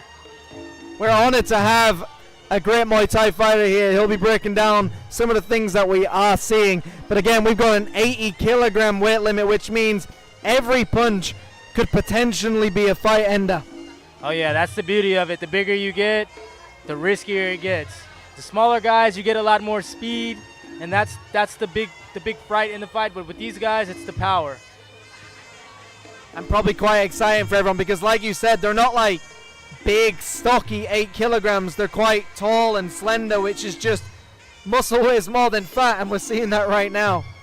And I think one big misconception by the common person is that you have to be a big, buff guy to punch hard.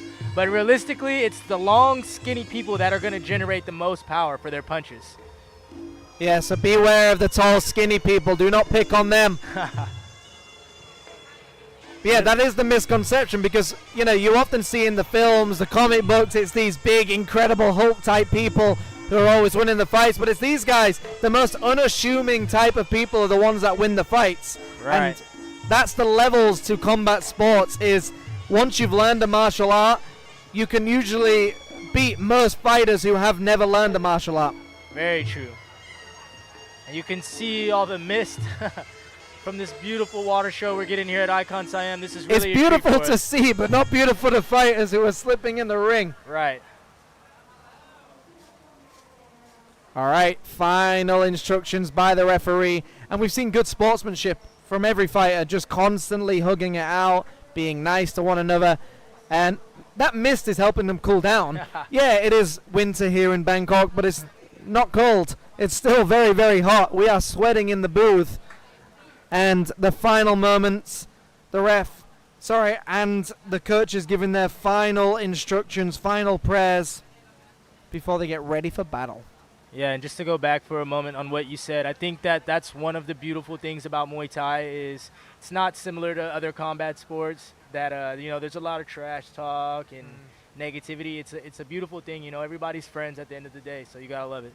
Especially when you've been in the ring with someone, you fought them, you're usually best friends afterwards as well. And IFMA does promote equality for everybody, which is why Muay Thai is a beautiful sport. Can't agree more. All right, ladies and gentlemen, round one underway. Iran taking on Thailand. Bezad Tere taking on Jomkon Kiet Nong Luang. Both fighters in the center of the ring. The ref is already saying, come on, get the fight going. You can see the Thai fighter Jumkon is taking that traditional Thai start nice and slow in his gut. Let's see if he picks it up here. Yeah, very slow start. I mean, like we said, 80 kilograms. They've got very heavy hands, but neither fighter wants to engage. Neither fighter wants to give up anything, and a beautiful check hook landed already by Jomkon. We've been on point here tonight. We might need to go get some lotto tickets. A nice push kick landed in a right hand, sent to the chin of Jomkon. And Bazad, and they go out of the ring like a Royal Rumble in WWE. For my money, this one isn't going all 3 rounds. We will see. And a swing and a miss. Both fighters in the center of the ring. Both fighters, although they look like they're not engaging, every slight movement they're doing is reading their opponent. They're downloading information. So for you at home, it might look like they're not doing something, but believe me, a lot is going on when you don't see it. Yeah, you can see the Thai fighter just watching his opponent's movements, waiting for him to engage so he can answer. Once your opponent reacts to feints, you've already won the fight. You've got to feint your opponent into submission, and that's exactly what we're trying to see now. Some nice leg kicks landed by Bezad Tere. Yeah, this is going to be a good one. I can feel it. It always starts like this. Very common. A right hand landed on the chin of Bezad. A very nicely timed right hand by Jomkon. Seems like Jumkon is looking for that home run hit. He's not. He didn't come here to play. And sportsmanship there. Even when they're both slipping, they're not capitalizing on the mistake. Yeah, great sportsmanship from both athletes. Gotta love to see it. And it looks like he's trying to catch his kick. And a right hand again. I know Jumkon better keep those hands up. Bazad got very close there with that lead hook. It almost looks like Jomkon is sending leg kicks to try and bring the hands down to Bezad to then set up that right hand. Yeah, you see every time when he angles off, he's just out of the way of that kick. And the mouth guard goes out.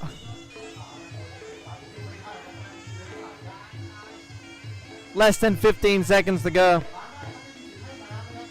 Good first round so far. Fighters warming up. I'm still going to stand on my statement. I don't think we're going 3 rounds. I like it. What do you think, everyone, in the comments? Is this going the full 3 rounds? We're going to see. And a nice engage already. And a nice right kick landed upstairs. And a left kick. And a right kick.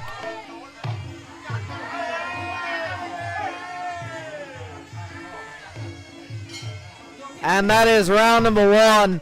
A very calculated round. Like we said, not much action, but we're going to see some action replays now. And that was a big right kick missing upstairs, followed up by a right hand that also missed. It's been a game of inches. My apologies there. Sometimes that's what you get when you get high-level opponents going versus each other. Two high-level fighters. It's a bit slower. Like we said, it's a chess match, and I think this one is going to be a good one. You'll see them turn it up in this next round. It's also that respect level of, I understand you've got power, but you also respect that I have power too. But like we said, although you probably didn't see very much going on, both fighters were just getting information on one another. Because this is 3 rounds, the first round is usually the round where download whatever information you can. How are they reacting to my jab? How are they reacting to my right kick? And as soon as I get that small flinch, I now know what I need to do to adjust my game plan. And that's what we were seeing in that first round. All right, now let's see him utilize that information they downloaded and get to work here in round 2. Is it going 3 rounds? I don't think so. That's what I want to know.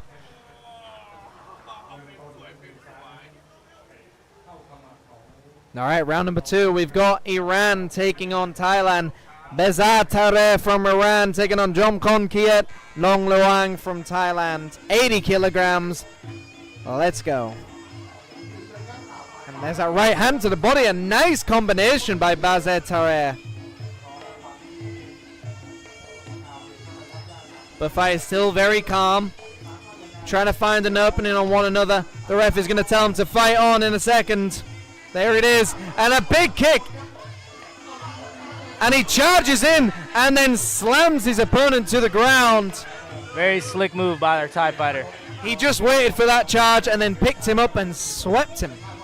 And a right hand upstairs landed by Bezat Tare. I think if Azad lets his hands go, it'll be a good fight for him. The acrobatic flexibility of these fighters, dodging kicks and punches, and it's looking more aggressive now. Bezat Tare throwing flinching. Hey, you know, big guys got moves too. They're showing it right here. I want to see Bazat throw more punches, you know, not just the 1-2, but follow it up with the hook and another cross maybe. And there it is, a sweeping left hook just missing, and both fighters in the clinch, and they nearly go over the ropes again. An interesting tactic by Jomkon Kiet Nong Luang. Good composure by our Thai fighter. He does seem very calm for someone when involved in the clinch as well. And Bezat Tare letting his hands go a little bit more, but I'd like to see a bit more of that. Jomkon not letting Bazat force him into a firefight. He's sticking to his game plan. He's not fighting fire with fire, and that was a nice switch kick as well. And a beautiful check hook landed, and Bezat Tare letting his hands go. But fight is in the clinch against the ropes, firing knees on one another, and the referee breaks them up. Bazat landed some good strikes there. I want to see him capitalize, build on that. Less than a minute to go of this round, and a swing and a miss. Bezat has definitely got good, powerful hands, but he needs to set it up. The ref has got his work cut out for him because he's nearly been out of the ring 3 times now. Yeah, he's going to earn his paycheck tonight with this one. But fighters now in the clinch, and the blue corner ends up on top. And he does not like the sweep. Told him he can't pick the ankle. Not a legal move in Muay Thai. Bazat needs to let them hands go if he wants to win this round. A nice leg kick. He needs to set up that right hand upstairs with some leg kicks. And an evasion by both fighters. Beautiful work. And an elbow sweeping just over the head. What a fantastic round. We've got one more round to go. Will it go the distance? Now I'm not so sure about what I said. Jomkon, I thought he was going to come out with a lot more pressure this round, but he just, you know, played the Like I game, said, played the being long wrong game. is actually quite fun in the commentary booth. You never know what's going to happen. Great action here in the replay. You see both fighters landing big shots. One thing I noticed that our Thai fighter is doing is he's being very selective on where he's standing in the ring. You saw him go to step on one of the decals there, and he saw it coming, and he immediately repositioned himself. Good experience there on display. And did you see that big right hand come over the top? But yeah, I mean, you've got to use that ring to your advantage. Having a ring IQ and a fight IQ are actually different things. A ring IQ is knowing exactly where to go in that ring, how to use the corner, how to use the ropes, how to use the center of the ring, how to use the corner, but also using those logos on the ring. Like you said, he knows where the slippy areas are, so why not use that to his advantage? Right. All right, seconds are about to leave the ring. Final round, will it end now? Let us know in the comments. We have Iran taking on Thailand. Bazar Terra taking on Jomkon Kiet Nong Luang. Don't let me down, big boys. And a nice embrace of sportsmanship. The 80 kilogram weight limit. Round 3. Yeah, I want to see Bazad really go for it this round. I think he's down on the scorecard. He needs to go for a Hail Mary, bite on that gum shield, and go for that big right hand upstairs. Yeah, at least a knockdown or something to make it interesting.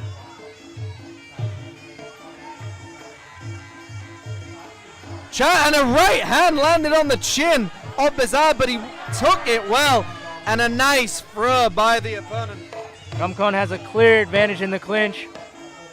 Using the ring well, like you mentioned. And the right hand, this is what we need to see more by Bezterra. But Jomkon, very intelligent move to just grab his opponent and not allow any more punches to come through. A very slick, smart move by the Thai fighter.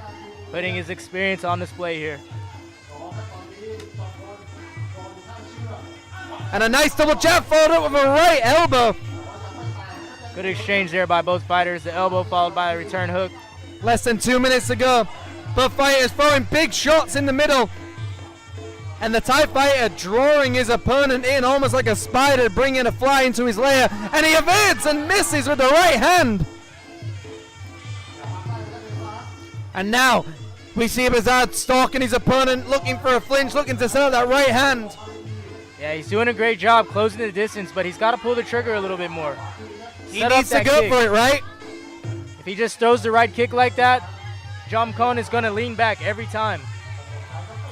And he almost leaned back into his favor. What I'd like to see Bazad do is start feinting a little bit more, and as soon as Jomkon leans his head back and comes forward, then counter with the right hand. Almost set up your own pull counter. Can't agree more with you there, brother. And both fighters now in the clinch, less than a minute to go of this fight. And I think Jomkon is winning this. I think Bazad needs to go for it now. Yeah, I agree with you there. I think Jomkon is winning this one, but great fight so far. We got about a minute left. The referee is now breaking them up. Both fighters in the center of the ring.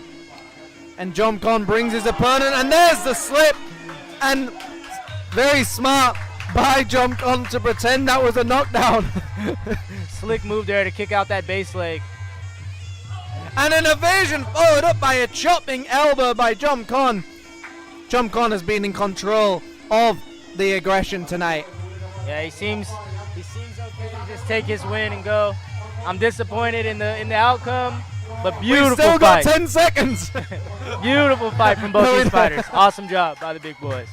What a beautiful fight. And that goes to show as well, 80 kilogram fighters can go the full distance and demonstrate all the moves of Muay Thai and show it doesn't need to be a knockout. You can demonstrate Muay Thai at the fullest, and that was a beautiful fight. Right, both fighters putting beautiful Muay Thai on display. But who have you given that one to? I'm going to give it to our Thai fighter on this one, Jomkon Kiet Nong Luang. I think he was just very intelligent. The way he controlled the ring and knew exactly where he was all the time. Very intelligent. But again, we've been wrong twice. Let's see. Been wrong before, I'll be wrong some more. Let's see. Blue corner. Congratulations to Jomkon Kiet Nong Luang. ครับและสำหรับผลการแข่งขันในคู่ที่ 8 นี้นะครับชัยชนะเป็นของมุมน้ำเงินครับ And here we see that evasion followed up by a right hand. I mean, the Iranian did a very good job to eat that right shot, but this is where he did very well, but it just wasn't enough. We needed to see him just bite down on the gum shield and just march forward and take what he can. But again, the main thing is both fighters are leaving this ring not really harmed very much either. Both fighters get a trophy. You either win or you learn. A very nice fight. Right, you got some experience. You got to do Muay Thai at this beautiful setup. No harm, no foul. Great job, fellas.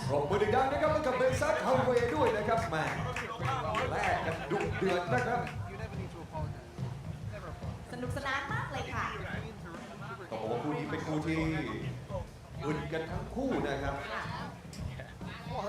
Thank you very much to Mr. Sinan Akhtas. รับชมกันไปนะครับสำหรับการแข่งขันของเรา8คู่ด้วยกัน All right, ladies and gentlemen, we have got the 9th fight, and we have seen nothing but pure action, pure beautiful Muay Thai skill in every fight. Every fight has been exciting. Every fight has been fireworks. ขอบสนาม The fireworks at Icon Siam are exciting, but nothing like the fights we're seeing right now. Yeah, IFMA is really spoiling us tonight with this one. Great event, great fight so far. I'm excited for the rest. I'm excited for fight number 10. I know 9 is coming up, but I'm excited to see number 10. And of course, we've got a female fight coming up. America taking on Thailand. นักชกจากฝ่ายแดง 51 กิโลกรัมหญิง 51 กิโลกรัม female from the red corner All right, making their way to the ring very soon at the Muay Thai Soft Power 2023 event. We have Kennedy Mays from the USA in the red corner at the 51 kilogram weight limit, looking very confident, very calm, looking ready to cause some destruction. Now we are in female 51 kg. Moving to blue corner from Thailand. กำไลเพชรเพชรยินดี Academy นักชกมุมน้ำเงินก่อน And making their way to the ring, Gumlai Pet Yindi, also another fighter from the Pet Yindi, the ones who have very strong boxing skills, making her way to the ring, looking confident as ever in the blue corner. What a fight we have set up right now. Yeah, I've seen Gumlai Pitch fight before at Rajadamnern. She's a strong fighter, good boxing. This should be fireworks. Because we saw with the last Pet Yindi fighter, he had beautiful hands, absolute fantastic boxing skills. And like you said, you've seen this fighter several times before as well. This is going to be an action-packed fight, I think. We've seen a lot with these female fights. It's just pure action all the time. We've seen lots of cuts in these fights, lots of elbows. I'm excited. Yeah, everybody's been putting on and representing themselves very well tonight. I'm not super familiar with Kennedy, but I'm sure if she's here, she came to fight. Oh, Kennedy's a very good fighter as well. Kennedy is very well known in the Muay Thai world. She's a good fighter. I think she knows as well. She's up against a very talented Thai fighter. So, again, always excited. Will this one go the distance? I think not. You think not? Okay. I just want to throw it out there. I like that. I like where your head is at on this one. All right, ladies and gentlemen, we are going to see the 9th Y crew of the night. Kennedy Mays from the United States of America in the red corner, taking on Gum Lai Pet Yindi Academy in the blue corner. Both fighters at the 51 kilogram weight limit. Both fighters showing their version of the Y crew. If you are just joining us right now, thank you everyone for being here. We are being streamed to 200 countries around the world. My name is Jimmy, and I am joined in the booth, of course, by a Muay Thai fighter, KJ. Honor to be here. Thanks, Jimmy. I'm having a blast. These are some great fights. Excited for this next one. You said it's not going the distance, yeah? I've said it, and I've stamped it. So I've been wrong several times tonight, so I don't know why I'm confident now. It's all right. I like it. I like it. You got to fake it till you make it sometimes, and confidence is key. Confidence is king. That's right. All right, both fighters now walking around the ring, just setting the parameters up, asking for the protection in the ring, asking for protection against their fighter, but also against themselves, but also saying thank you to their coaches, sparring partners, and also thank you to everyone here who is joining us. Bit of a height advantage for our Thai fighter, Gumlai Pech. But Kennedy has a fierce look on her face. She's ready. She's ready to go. I haven't seen Kennedy smile. I've just seen Kennedy with this pure adrenaline of just ready to go to war, which is what we like to see. We like to see these action-packed fights. And then at the end, it's usually fun and games to embrace, and they go for it. Oh, yeah. At the end, you know, it's all hugs and it's all love. But, you know, when you're in there before that final bell, it's time to go to war. All right, and it looks like Kennedy Mays has finished her Y crew. We now wait for Gumlai Pet Yindi Academy to finish her Y crew. A very nice display of it as well. A very traditional style, a very beautiful Y crew. Yeah, it's funny. Sometimes you see your opponent in their Y crew really early, and it kind of puts you in like a fast forward. You're like, okay, I need to hurry up and get this done. Right. She's staying warm in there, getting ready. I think Kennedy just wants to get this fight going. That's what her face would say anyway. She looks ready to go. But also, same with Gumlam Pech. She looks determined. And I think she's stretching this Y crew out as well, exactly the same way. Just both fighters just look determined. I think we're going to see some good fireworks now. Yeah, this will be a good one. I'm excited to see it. All right, the referee giving the final instructions for this fight. And you can see the height advantage is very evident. Let's see how Kennedy Mays closes the distance and shuts down her opponent. Or can Gumlai Pech just nullify that and just keep at the range? But again, we know Pet Yindi Academy are very good with their boxing, so is there any reason for her to take a back foot? Maybe she'll want to engage. This is why I love Muay Thai. We never know until that bell goes. And we also have the ring. That element is something that's going to continue to play a part here all night.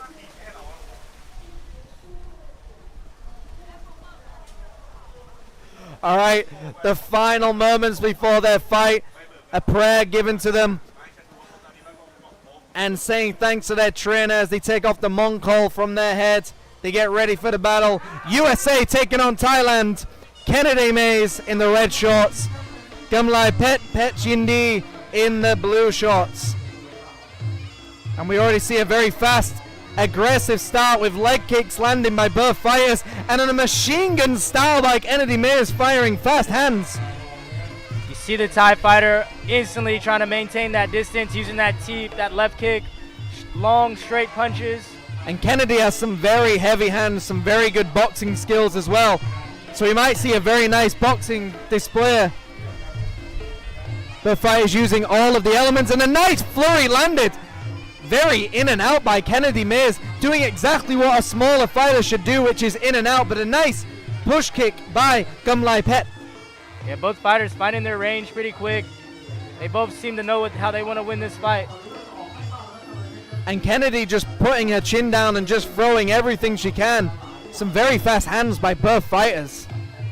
I'd like to see Kennedy use a bit of feints here to get inside, not kicking from the outside like that. And a beautiful flurry again. We've seen this is pure boxing by Kennedy Mays. Lands a flurry, gets out. The art of hitting and not getting hit. Yeah, when she does get close enough to let her hands go, she's doing a beautiful job with it. There and you a go. right hand sends her opponent back. But Gumlai Pech looks very calm and now gets her opponent into the clinch. I think the clinch is somewhere Kennedy should not stay for this fight. She's going to have to give one to take one. Take one of those kicks, get inside, and let her hands go. Drop some bombs. Take the kick, catch the kick, and just get in as close as you can, but try and avoid that clinch as well. Use the elbows like we saw. Get past that left kick. You don't want to take too many of those to the forearms. They add up as well, those kicks to the body, and both fighters landing beautiful combinations. They're throwing hands and kicks. Yeah, great fight so far from both of these Nakmuis. And a nice teep sending her opponent into the ropes as well. But Kennedy does not look phased. And a nice switch kick landed, a right kick to the leg and a left kick upstairs landed by Gumlai Pet. And Gumlai Pet gets thrown to the ground by Kennedy Mays. Very nicely done. Good back and forth here in round one. A very nice round. Less than 30 seconds to go. And a nice right kick to the body. And a right hand upstairs. And knees are following after knee. And beautiful clinch work by Gumlai Pet. Just grabbing the back of her head and just sending knee into the solar plex. 10 seconds to go. I'd like to see Kennedy throw a check hook when she comes in to clinch her like that. That teep is money. That teep is money for Gumlai Pech. Beautiful work from both of them. Very nice round. Very exciting. Very high level. We're going to see some action replays now.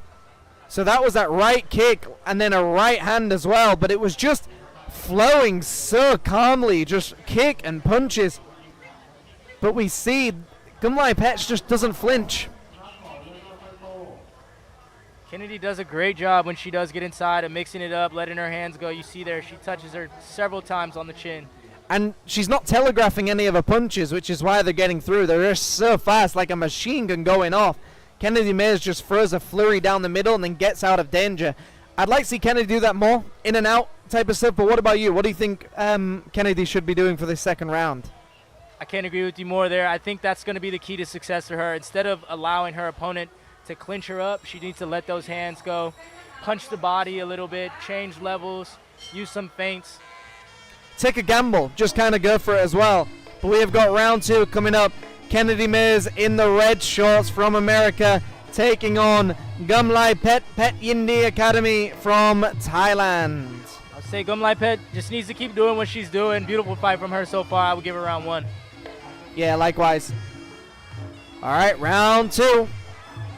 And there's what we want to see. It was the hands upstairs, followed by a right kick to the legs as well. Kennedy now demonstrating her boxing skills with the nice side steps. Good adjustment so far from the American fighter. Angling, finishing with that low kick, letting the hands look go. At those flurries, so nicely done down the middle, but Pet Yindi just throwing some nice kicks to the body as well. Back in that clinch where she wants to be. Heavy knees.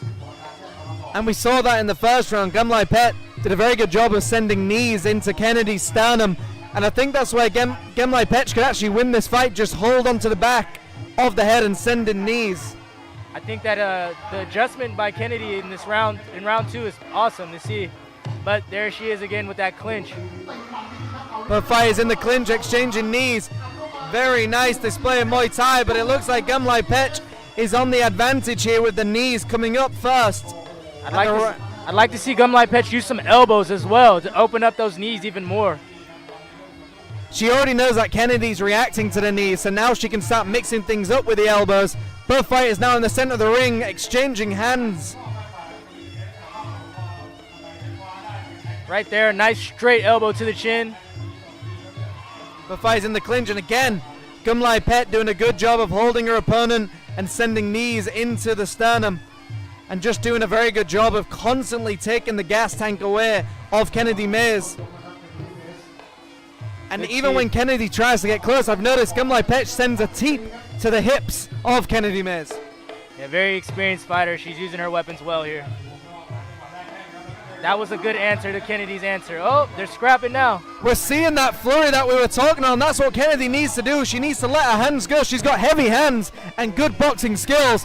But Muaythai just showing how intelligent of a fighter is. She always nullifies the aggression of her fighters. Taking the back in the clinch is a big score there for Muaythai. And again, the right hand just missing the target.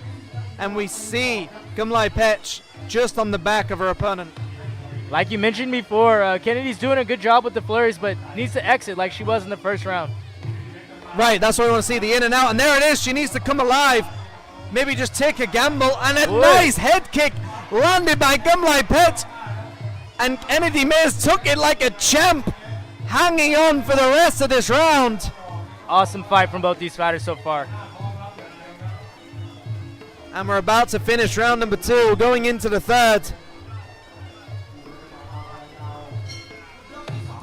A nice round by both of these fighters, but I think Muaythai did take that round. We're going to see some action replays. Great work in the clinch here. Controlling the head. Ooh, good sneaky elbow there by Kennedy. The beautiful knees. And that right hand coming over the top.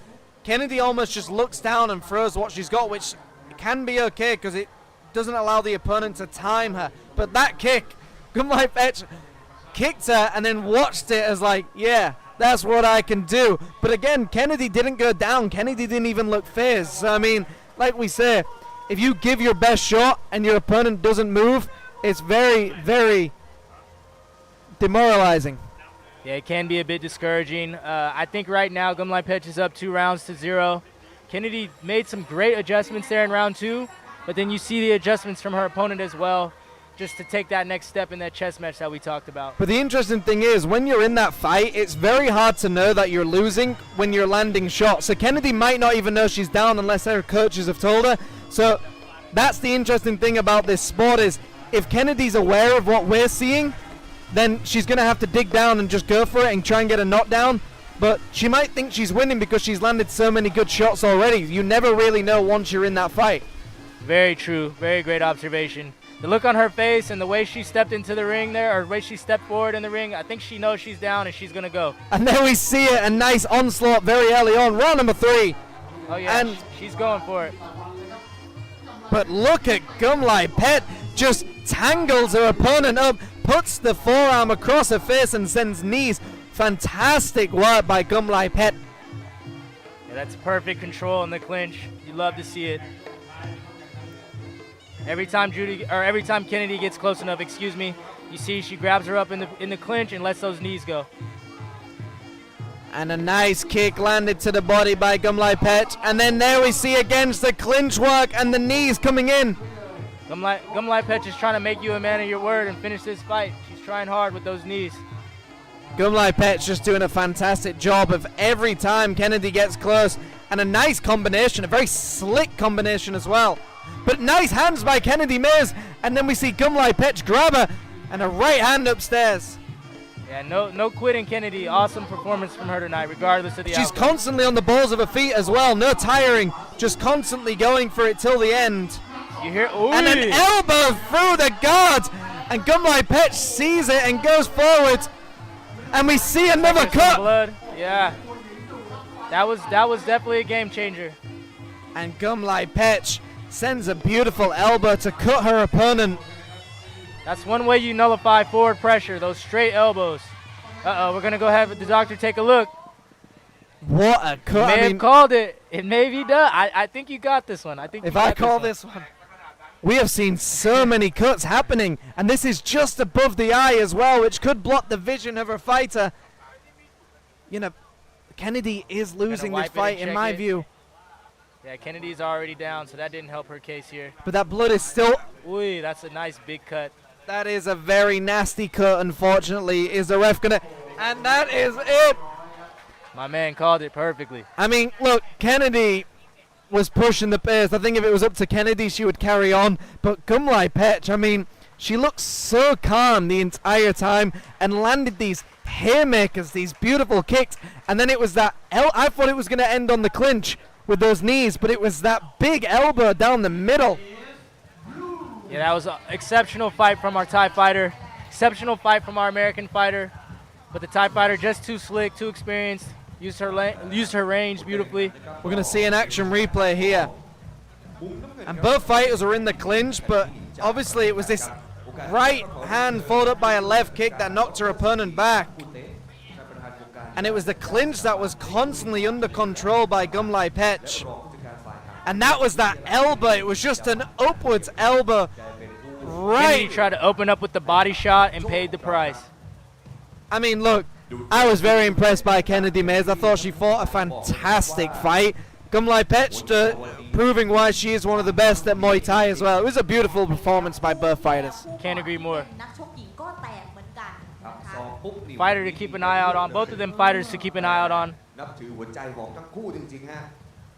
Congratulations to Gumlai Pet, Pet Indi Academy from Thailand. And for the runner-ups goes to Kennedy Mays from State.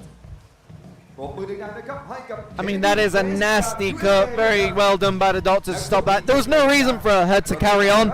I mean, she's already earned that trophy. She's earned her spot in that ring.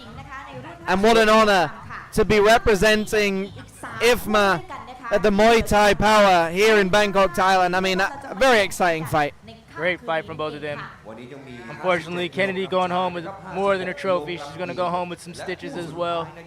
But great fight. All right, so now I think everyone ready for the next one. For the next one. ไปพบกันเลยนะครับกับรุ่นน้ำหนัก 57 กิโลกรัมชาย and the next one is 57 kilogram males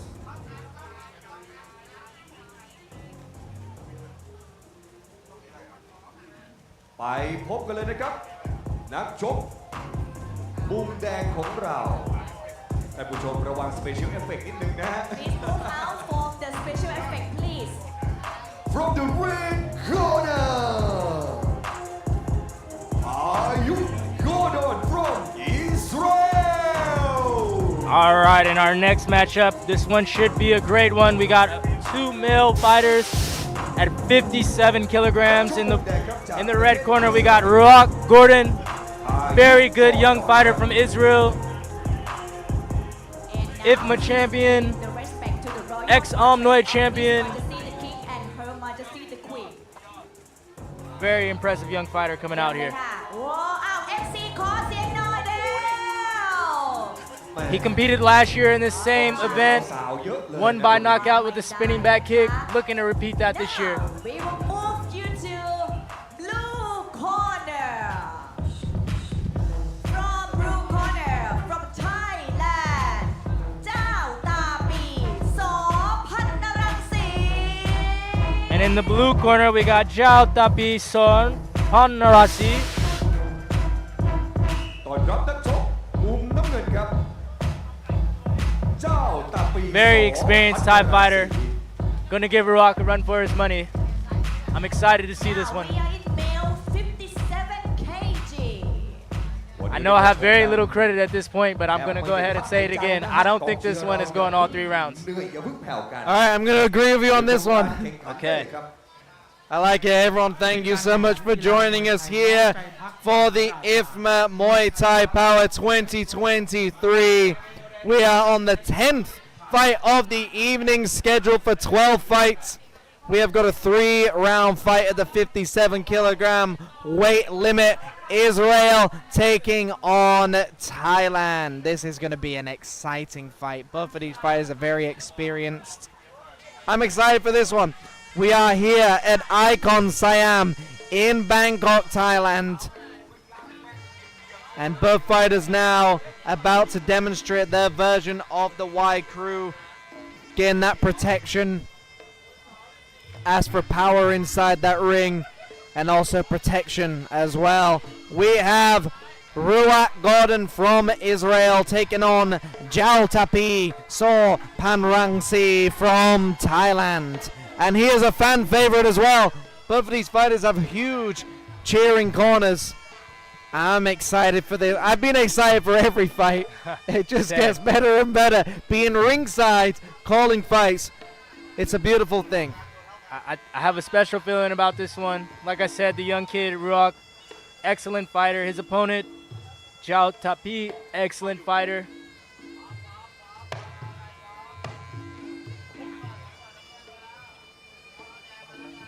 Okay, ได้ครับผม ได้เสียงดังเข้าไมค์เขาได้ไม่รู้ได้ในไมค์ก็ไม่รู้อะไรได้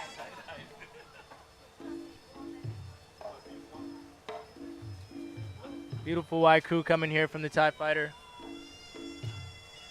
Rock comes from a fighting family. He has 2 brothers, older and younger, both fighters. He's been in Thailand for a long time.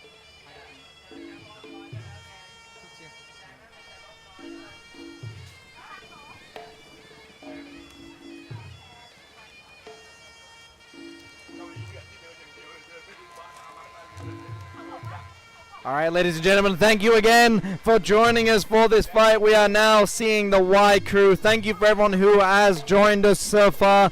For those of them around the ring who got tickets for this event, those in Icon Siam and those in their homes watching this around the world in 200 countries. Again, we are about to witness a fantastic fight. Israel taking on Thailand. A beautiful display of Y crew by the Thai, Jao Tapi So Pan Rangsi. Yeah, this should be a good one. I'm excited for it. So how do you think it's going to go? I think round 1. Round 1, and do you think it's going to be a right hand, a kick? How do you, any good predictions? I think either it's going to be the low kick from Rock or that spinning back, his patented spinning back kick. Him and his whole family, I've seen them all win it by using it by knockout. All right, now win by knockout using it, excuse me. I'm more excited for this now. When we saw these fight cards, we were excited to see this one as well. Every fight has been an absolute banger so far. We have seen some absolute wars, some clashes, just excellent displays of Muay Thai. IFMA have put on a treat for us. I couldn't agree more. This should be a great one. And we got 2 more awesome fights after that. All right, ladies and gentlemen, we're about to get underway where both fighters will have their Mongkol removed from their head by their coach. It's their final moment, their final situation before they get ready for a fight. They have a prayer, some instructions, and then they go for it.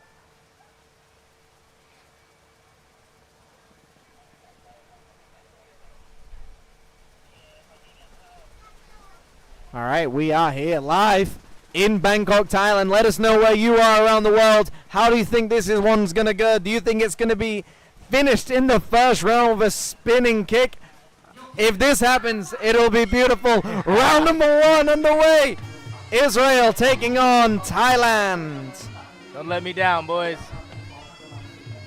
And Ruak very fast with the start. A very nice stiff jab down the middle. And a big high kick and a sweep.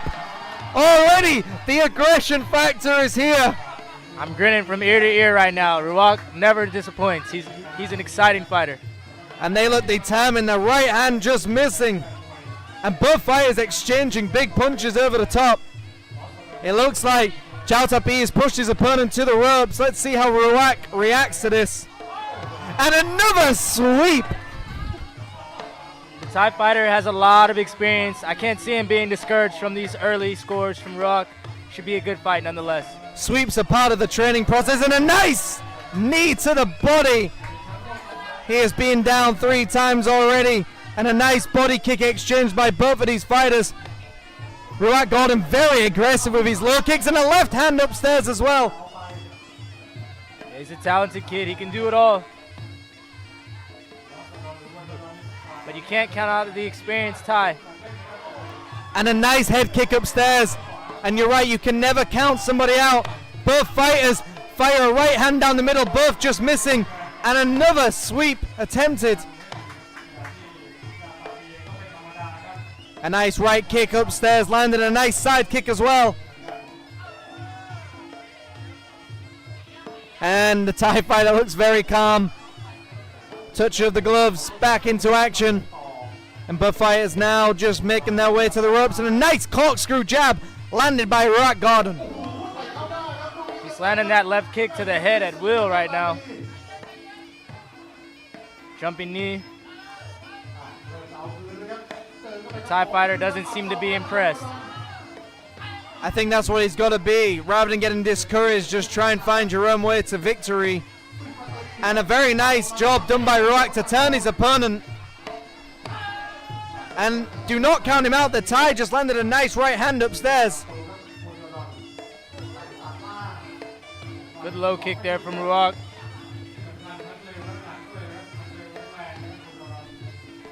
Ruak constantly staying active with those jabs as well. That lazy jab not allowing his opponent. A nice right hand over the top. 30 seconds to go of round number 1. Look for Ruak to use that spinning back kick to counter his opponent's pressure. Nice low kicks landed. Very sharp, and an elbow upstairs. The elbow has ended 3 fights so far. Will we see that spinning back kick? A nice head kick upstairs. And a nice leaping right. And he does not take any time off. And he slips in that corner. What a fantastic, aggressive round. I mean, look, Ruak put on an absolute display. We're going to see some action replays. Yeah, beautiful left head kick here by Ruak. Beautiful sweep. He seemed to be just the quicker fighter, the stronger fighter in that first round. But the Thai, not discouraged, coming forward. Still has that look of determination on his face. There's another head kick by Ruak. Left body kick, beautiful work. A very Losing nice confidence. round. I mean, one thing I liked about Ruak is every time he kicked, it was almost like to start off a combination. Usually in boxing, you know, Western boxing, you start off with the jab and follow up with a power shot. Almost like Ruak uses those low kicks to set up a power shot. I mean, he landed a left head kick and then turned it into a sweep with the right. Yeah, everything he does it 100%, and you love to see that from the young fighters. Very methodical. We're going into the second round. Will it go the 3? You let us know in the comment section below. Ruak Gordon from Israel taking on Jal Tapis or Panrangsi from Thailand. Round 2. I assume we'll see the Thai turn it up here a bit in the second round. More of the same from Ruak. But Ruak just looks in control. Very well timed sweeps as well. And a nice body kick landed. But he pushes his opponent back. Again, we cannot count the Thai out because the Thai is coming forward. And a beautiful knee there from Ruak. A stabbing knee to the ribcage and an elbow upstairs as well. Off balance is in there, a bit of a slip on the way down. Off balance in a slippy ring is a recipe for falling down. Ruak Gordon constantly using that jab to set up that big chopping elbow downstairs. And a nice jab upstairs followed by a right leg kick and a spinning kick, as we were saying. There's that patented kick. Didn't quite hit the mark, but you see it hurt the Thai bit. You gotta spin it to win it. Ruak smells blood. He's going after him. And a nice heavy body shot there. Left hand downstairs, followed by a left upstairs and a left downstairs again. It looks like he's setting up a big right to the head, and he drops his opponent with a body punch to the liver. And when that liver shot lands, it is hard to get back up, and that is all she wrote. You called it. That fight did not go the 3 rounds. A beautiful body shot ends the fight. The aggressive Ruak Gordon from Israel does it again. A timed shot to the liver stops his Thai opponent. I was a bit biased there. You know, me and Ruak have trained together in the past, but, you know, when you know, that kid is the real deal. Always an honor to see him fight. What a beautiful performance. He changed levels really well. You know, he went to the head, the body, the leg, the head. He was just a step ahead of his opponent the whole time. I thought he was setting up a big head shot, but he just went to the body and he found it. Awesome fight. 2 more to go here, folks.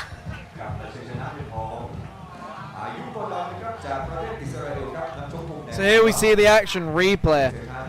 I mean, it was those constant body shots that he was throwing. And I think eventually the Thai just realized, wow, these are taking the wind out of me. Every time you get dropped to the floor, you've got to get back up. The right elbow upstairs. But it was that left shot to the liver that ended the fight and dropped his opponent. A beautiful fight. Great job for both men there. Like we said before, at the end of the day, happy to see them both leave on their own accord, leave on their own 2 feet. Life goes on. That's the thing with a body shot. I mean, with a body shot, you can't even control yourself going down sometimes because your liver just shuts down your whole nervous system and you find yourself on the floor gasping for air. You don't feel in pain. You just feel like you've got no energy anymore. And then about 20 seconds later, you're like, oh, wait a minute, I'm fine. It's that natural defense which just stops you. Now, if the count was longer than 10 seconds, you probably get back up. Yeah, if you get a few minutes, but like you said, it's an involuntary reaction that your body is having from taking a serious, or at least your body perceives it as a serious, potentially, fatal movement. So, understandable there. I'm sure you've been there before in the ring, whether it's training or wherever it may be. Absolutely, yeah. I mean, I've been dropped by body shots a few times, and that liver shot, I mean, when you see it, you can feel it again. It brings back flashbacks of yourself in sparring, in fights where you've been dropped by a body shot. Like I said, a body shot is one of the best shots you can land because it doesn't really damage your opponent, but it does win the fight. Can't agree with you more there. And I know Ruak is the real deal. I've been on the other end of some of those shots from him. It's not fun. All right, ladies and gentlemen, we are going to get into the 11th fight of the evening, scheduled for 12 fights total, making her way to the ring, all the way from Thailand, Kwan Jai So Tawan Rung at the 56 kilogram weight limit. In the red corner, another female fight. And she looks happy. She looks ready to put on an action-packed fight for us all here. Thank you, ladies and gentlemen, for joining us for this event. And now, line from Australia, blue corner, Audrey Simpson Hay. And making her way all the way from down under, all the way from Australia, Bronte Simpson Hay, making her way to the ring from the blue corner, looking ready, looking happy, enjoying the moment. Looks like again we're gonna have quite a difference in the height advantage between the two fighters. Let's see who can utilize it or take advantage of that. And the interesting thing about tonight is there hasn't been any one-sided way. Aggression hasn't always won, and the height advantage hasn't always won. We've seen such a display of Muay Thai, of different styles against one another, where this is what makes it so exciting. You just can't know what's going to happen. Now, yeah, we have predicted the last two fights successfully, but we've also made a lot of mistakes as well. And it's been a fantastic night so far. Hey, even a broken clock is right twice a day, you know? We've been right twice. All right. Now a demonstration of the Y crew by both of these fighters. Kwan Jai Saw, Tawan Rung from Thailand in the red corner. We'll be taking on Bronte Simpson Hay in the blue corner from Australia. Both fighters just praying to the Thai gods for protection. Also to protect themselves, but as well as their opponent. But saying thanks to their sparring partners, their trainers, getting ready for action, staying nice and limber, trying to warm up a little bit, shake off that ring rust, but also it gives you a chance to map out the ring, find out where the slippy spots are, find out where the divots are in the ring, and also just get a feel for how big this ring is. Yeah, and it can just really give you a chance to settle in, you know? It's not something that you're going to do every day before training. So it's something that's kind of like, okay, this is my ritual before the fight to let me know it's time to go, you know? That's a very good point. It's like a routine. You're constantly telling your body, right, once I do this Y crew, then I'm ready for battle. You're getting ready. Every culture has their version, in a sense, of a Y crew. You know, for example, we see the haka for some cultures as well. We see certain dances for people to get ready for battle. And this is why it's fantastic. Now, Kwan Jai Saw Tawang Rung, she's a very experienced Muay Thai fighter. She does a very good version of the Y crew as well, as you can see right now. I'm excited for this one. 56 kilogram weight limit. Bronte Simpson Hay is ready in the corner, and we are now waiting for Kwan Jai Saw Tawan Rung to finish hers. Yeah, we're going to see the experience versus the size here. We'll see if Bronte can use that size advantage and dominate her opponent, or if Kwan Jai's experience and technique is just going to be too much. And the beautiful thing about this is Muay Thai has been passed down from generations to generation. It's been around for over 1,000 years. This Y crew has been done millions of times for thousands of years. I mean, gender equality as well for IFMA is so important. At one point, there was only 8 countries that was allowed to compete. Now there are 52, which just shows the right direction. Anyways, we are about to get into the 11th fight of the evening. Thank you, everyone, for joining us here. My name is Jimmy, and I'm joined by KJ. Thank you for having me. All right. The final moments before the fight, the Mongol will be removed from the head of the fighter, just giving him that last prayer, that last bit of instruction. And the Mongol can only be removed by the trainer as well. She does not want any water. She's ready. She's ready to send out some heat. No more water. Both fighters look very focused. I think this is going to be a good one. I can't call any. I can't make any determinations on the outcome on this one. I'll leave that to very you. good fighters as well. Yeah, I mean, it's your turn. You went, then I went. Now it's your turn. I think it's going the distance, my friend. Okay. I like being wrong. Round number 1 underway. A nice start by both of these fighters. Kwan Jai Saw Tawan Rung against Bronte Simpson Hay. The foreign fighter, when they're throwing that lead, when she's throwing that lead hand, it seems to turn a bit, and watch the TIE fighter take advantage of that. Yeah, she needs to be very careful when she throws that right hand to not expose her chin because she will eat a kick. And we're already seeing a nice first start by Kwan Jai trying to tie up her opponent. Yeah, starting very fast, untypical or not untypical, but just going against the grain with most of the Thais that fought tonight. Bronte needs to be very careful. She's charging in with her chin exposed, and if Kwan Jai reads that, she might throw a check hook. Check hook, one of those straight elbow. Oh, right hand lands with the elbow as and well. And just as you said it, she lands a right elbow over the top to the forehead of Bronte Simpson-Hay. Good back and forth so far. Like to see Bronte follow up that jab.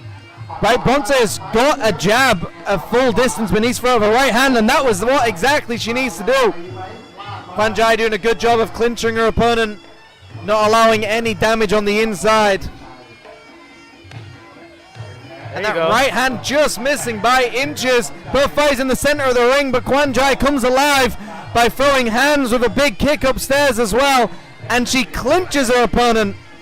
Kwan Jai seems to have the advantage in the speed department and using that very well right now, and not giving up anything in the strength department as well. There. Yeah, Kwan Jai's timing's been very nice in this fight, but Bronte has been very aggressive, and both fighters are now in the clinch of one another. But look at the way Kwan Jai puts her fist into the face of Bronte, not allowing her to see or breathe. Yeah, using that forearm to nullify the clinch. Very good work. Looks like Bronte's settling in though, throwing more shots. Good elbow there. And you see both fighters throwing big haymakers but missing by inches, which means they're reading each other very well, but it always takes just that one mistake for one of them to land.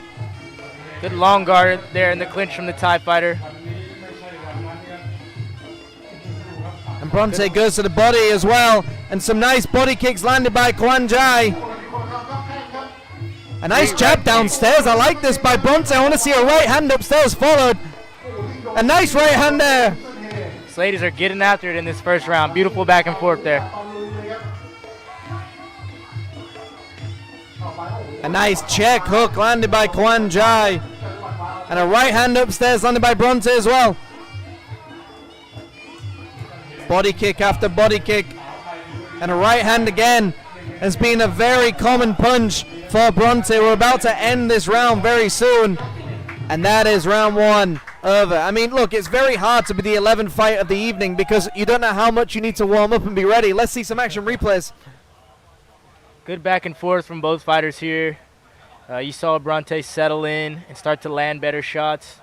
The Thai did a phenomenal job there, controlling the distance, controlling the range, landed that right kick a lot. I want to see Bronte check some of those right kicks and then answer back with her own.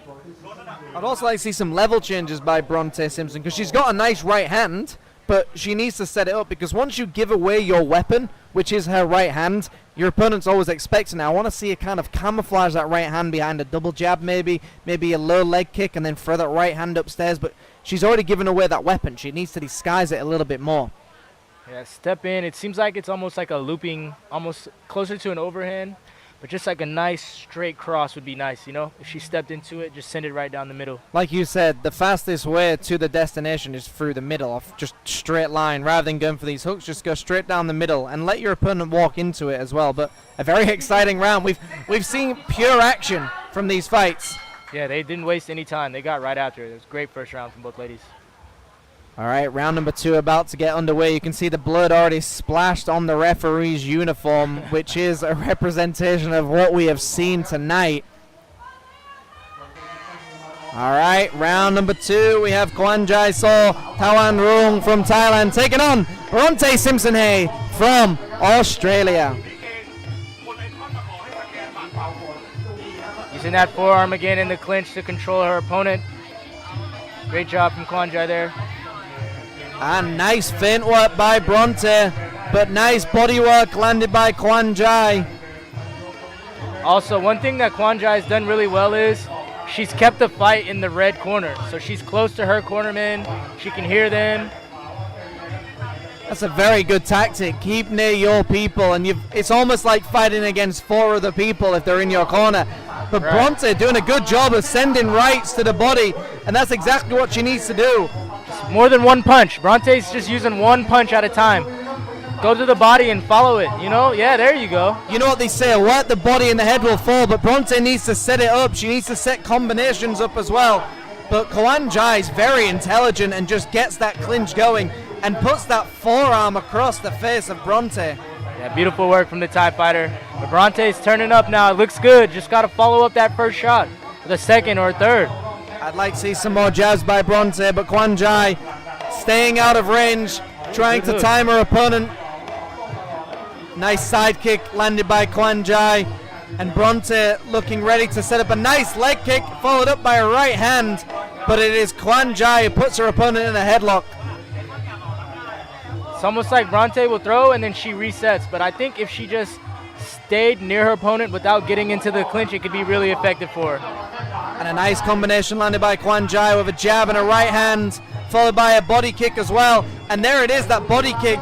You can see the redness on Bronte's body where those kicks have been landing all night. And again, we see that body kick. They are starting to build up. Kwan Jai looks like she's in a groove right now, fighting at range on the back foot, evading punishment and landing kick after kick. Bronte's got about a minute here. I want to say that Kwan Jai might be slowing down a bit. Kwan Jai just took a big shot to the chin. Bronte has just been non-stop in front of her. I mean, Bronte looks like a very strong fighter as well. So these shots are definitely hurting Kwan Jai. But it looks like she's found the rhythm more. I can't agree more. And I feel like this is something that you see at times with foreigners fighting Thai fighters. They just make it an ugly fight and they push the pace, and it can be very effective. A nice combination by Bronte with a right hand upstairs. It looks like she's found her home with that right hand and an elbow as well. Strong finish for the foreign fighter. Bronte needs to do more of that. Those right hands are now starting to land. She needs to start setting that right hand up like we spoke about. But a beautiful second round. I still think Kwan Jai took that second round, but that was an exciting one. Let's see some action replays. All right, you see here the foreign fighter pressuring. The pressure starting to wear on the Thai fighter. There you go, switching it up, low kick to the cross, body shot. Good answer from the Thai there. But I definitely feel like that last minute we saw Kwan Jai start to slow down a bit. Yeah, absolutely. I mean, it looks like when she was throwing those body kicks, she was giving it all she could, and then eventually that will tire you out as well. But I also think Bronte took so many body kicks and didn't need to. Maybe try and catch a kick. Maybe try and catch a kick and fire that right hand that she's very good at. But I'm excited to see how the third round goes. I still think Kwan Jai is winning. I think Bronte needs to be told. I can see in her corner as well, she's being told, let those hands go. Start doubling that jab with the right hand. If I can read lips, I think that's what was said. I agree with you fully there with the decision on the round so far, but given how the scoring has gone tonight, it could easily be 1-1, you know? I do love a 1-1 because that means the third round has to be fireworks. Hopefully they think what we think and they get after it. Great 11 fight, third round. Australia, Bronte Simpson-Hay taking on Thailand's Kwan Jai Saw Tawanrung. Bronte's got to go. Got to fight like it's all or nothing. You cannot leave it in the judges' scorecards, and I want that to be shown where Bronte just goes for it, and the ref breaking them up. Very nice clinch work by Kwan Jai. Kwan Jai seems to have gotten her energy back, scoring well. But Bronte's not taking no for an answer. And you can see the blue corner telling her, throw the elbow, throw the elbow. Every time she gets up close, she could land that upwards elbow. Yeah, you can see the cornerman urging her on to go. 2 minutes left. And very nicely done by Kwan Jai just to engage in a clinch as soon as Bronte gets in close. The ref now breaks him up, brings him into the center of the ring. Less than 2 minutes to go of this fight. And some nice hands landed by Bronte.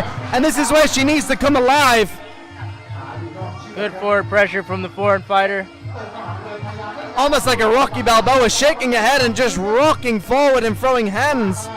Sometimes that's just what you have to do, you know? You have to make it ugly. And that's exactly what you were saying earlier. When you fight against these slick Thai fighters, you've got to make it a dogfight. You've got to get dirty in there and just throw whatever you've got. Everything but the kitchen sink is going at her right now. Beautiful fight right now from Bronte. Let's see if it'll be enough. About This a minute version left. of Bronte is fantastic. Constant onslaught, constant damage is being thrown. The Thai fighter still very slick, still landing.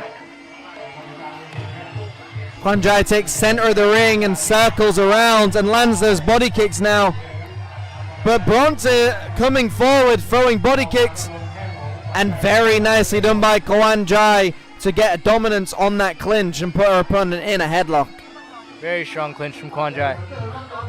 Less than a minute to go, and a nice left hand upstairs followed by a right, but Kwanjai grabs her opponent again.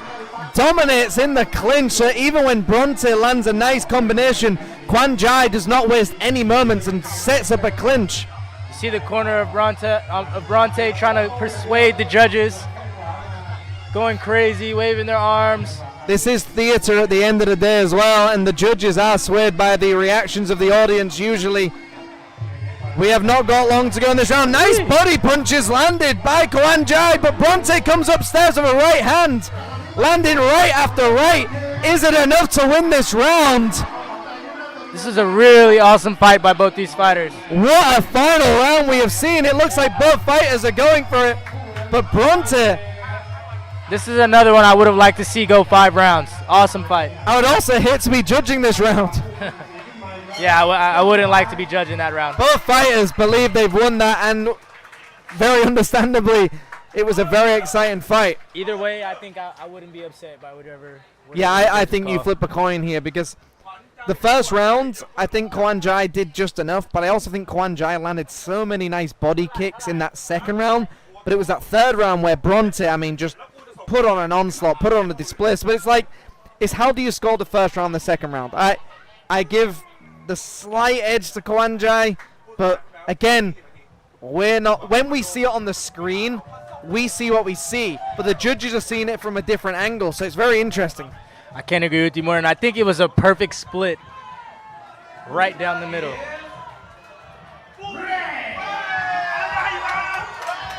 I think good decision by the judges there. A fair decision, but a very nice job done by Bronte Simpson here. Let's see some action replays, and that beautiful left hook upstairs followed by a right to the body by Bronte here Simpson. Thai just controlled the fight a bit better, landed a bunch of beautiful kicks.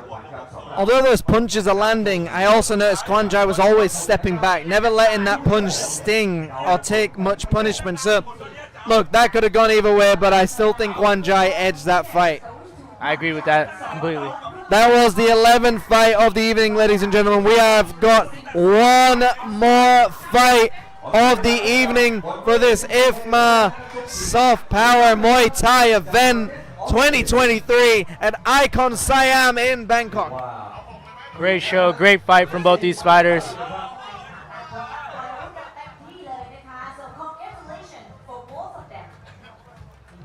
But like you said, if this was a 5-round fight, it would have been very different because I think Bronte found her groove, found her timing, and also gained her confidence as well of I can win this. And I think her corner gave her some really good advice in that third round that really did well for her, but Kwanjai was just so slick, just always stepping back and clinching every time she needed to. So it was a great fight either way. I agree with that a lot, and you see that often in when it's a Thai fighter versus a foreigner. The Thais have so much experience. Looks like we got our final fight coming up here.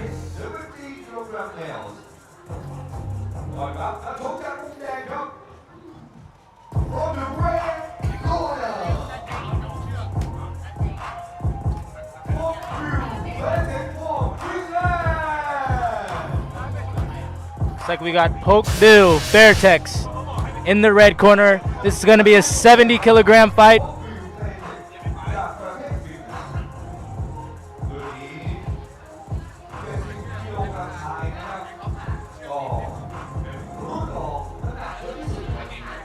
Big smile on his face, looking ready to go.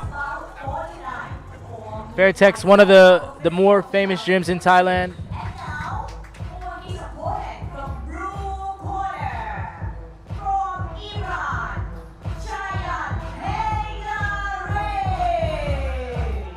And his opponent coming out of the blue corner, we got Cheyenne Haydari.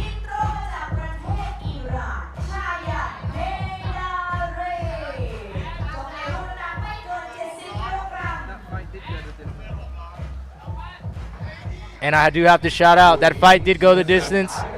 We're getting better as we go, folks. All right, the final fight, final predictions. We will have to see what we're going to predict. I want to see the Y crew.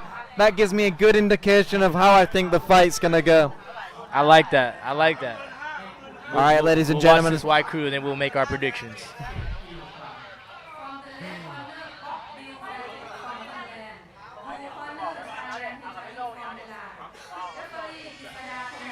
said he's from Thailand, but this is the flag. I don't get it. She was saying Finland. Is that what she said? I don't know. That's why I didn't say it. I know. All right, ladies and gentlemen, from Finland, Pokbil Fairtex. As we mentioned, Fairtex is probably one of the most famous brands and gyms in Thailand. And it's actually recognized worldwide now as well. Of course, Stamp Fairtex, Nongnam Fairtex, Ferrari Fairtex. There are so many people representing the Fairtex brand. I mean, he's got a lot to prove tonight. He is the final fight, which is almost like being a main event. Taking on the Iranian Cheyenne Haydari at the 70 kilogram weight limit. And this is, to me, one of the most exciting weight limits because it's just at that point where there's enough power, but also the speed is still there. I love these fights. Yeah, these guys are going to really get after it. You could see they both have a pretty serious look on their face. Bill Fairtex, when he first entered the ring, he was all smiles, but that smile is gone. Now he's serious. Absolutely. Walking to that ring, enjoying the moment, which is exactly what you should do, but once you're in that squared circle, it's all business. It's a fight.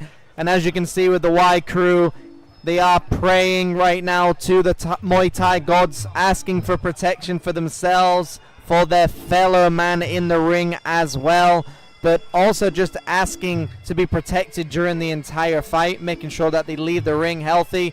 And it's also another way for them to kind of say thank you to their coaches, their sparring partners, their training partners, and everyone who's got them to where they are. But a beautiful demonstration of the Y crew.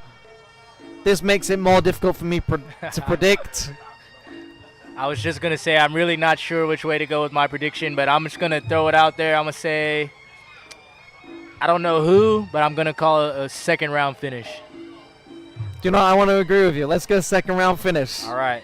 Let's end this night. By either. They both did the Y crew. I'm like, do you know, it could go either way. But this is where I like the smile. He's smiling during the Y crew as well. Yeah, Bill Fairtex. Swag. Good swag with his Y crew. Hey, very good. He's a crowd pleaser. His opponent, Cheyenne, not impressed. Looks ready to go.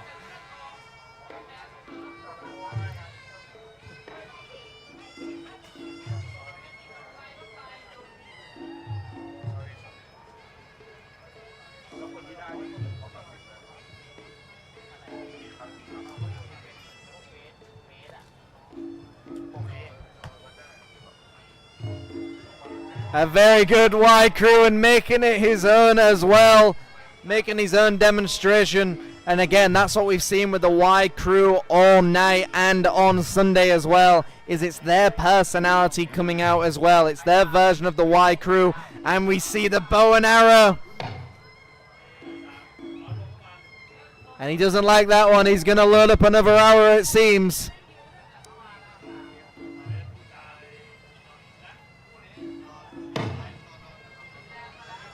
He doesn't like that one, folks. He's going for another one, I think. He's loading that bow up.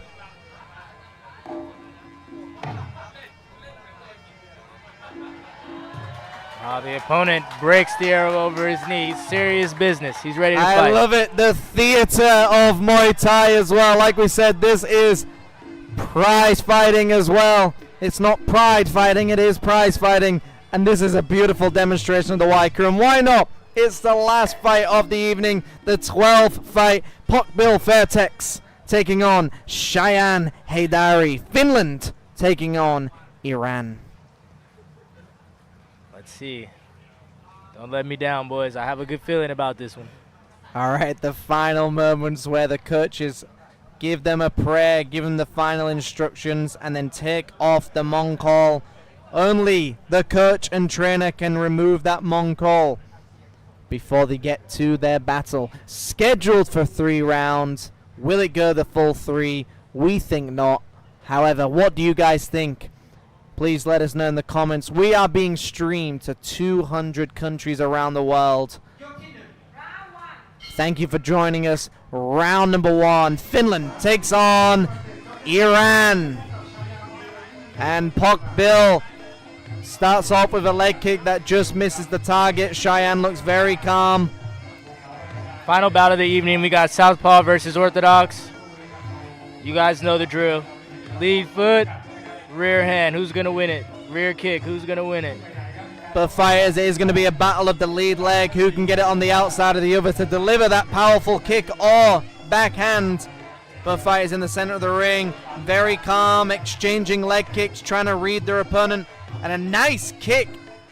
Leg kick turned into a teep by Pok Bill. Yeah, I like that. He's putting in the real estate early. It's going to stop his opponent's movement.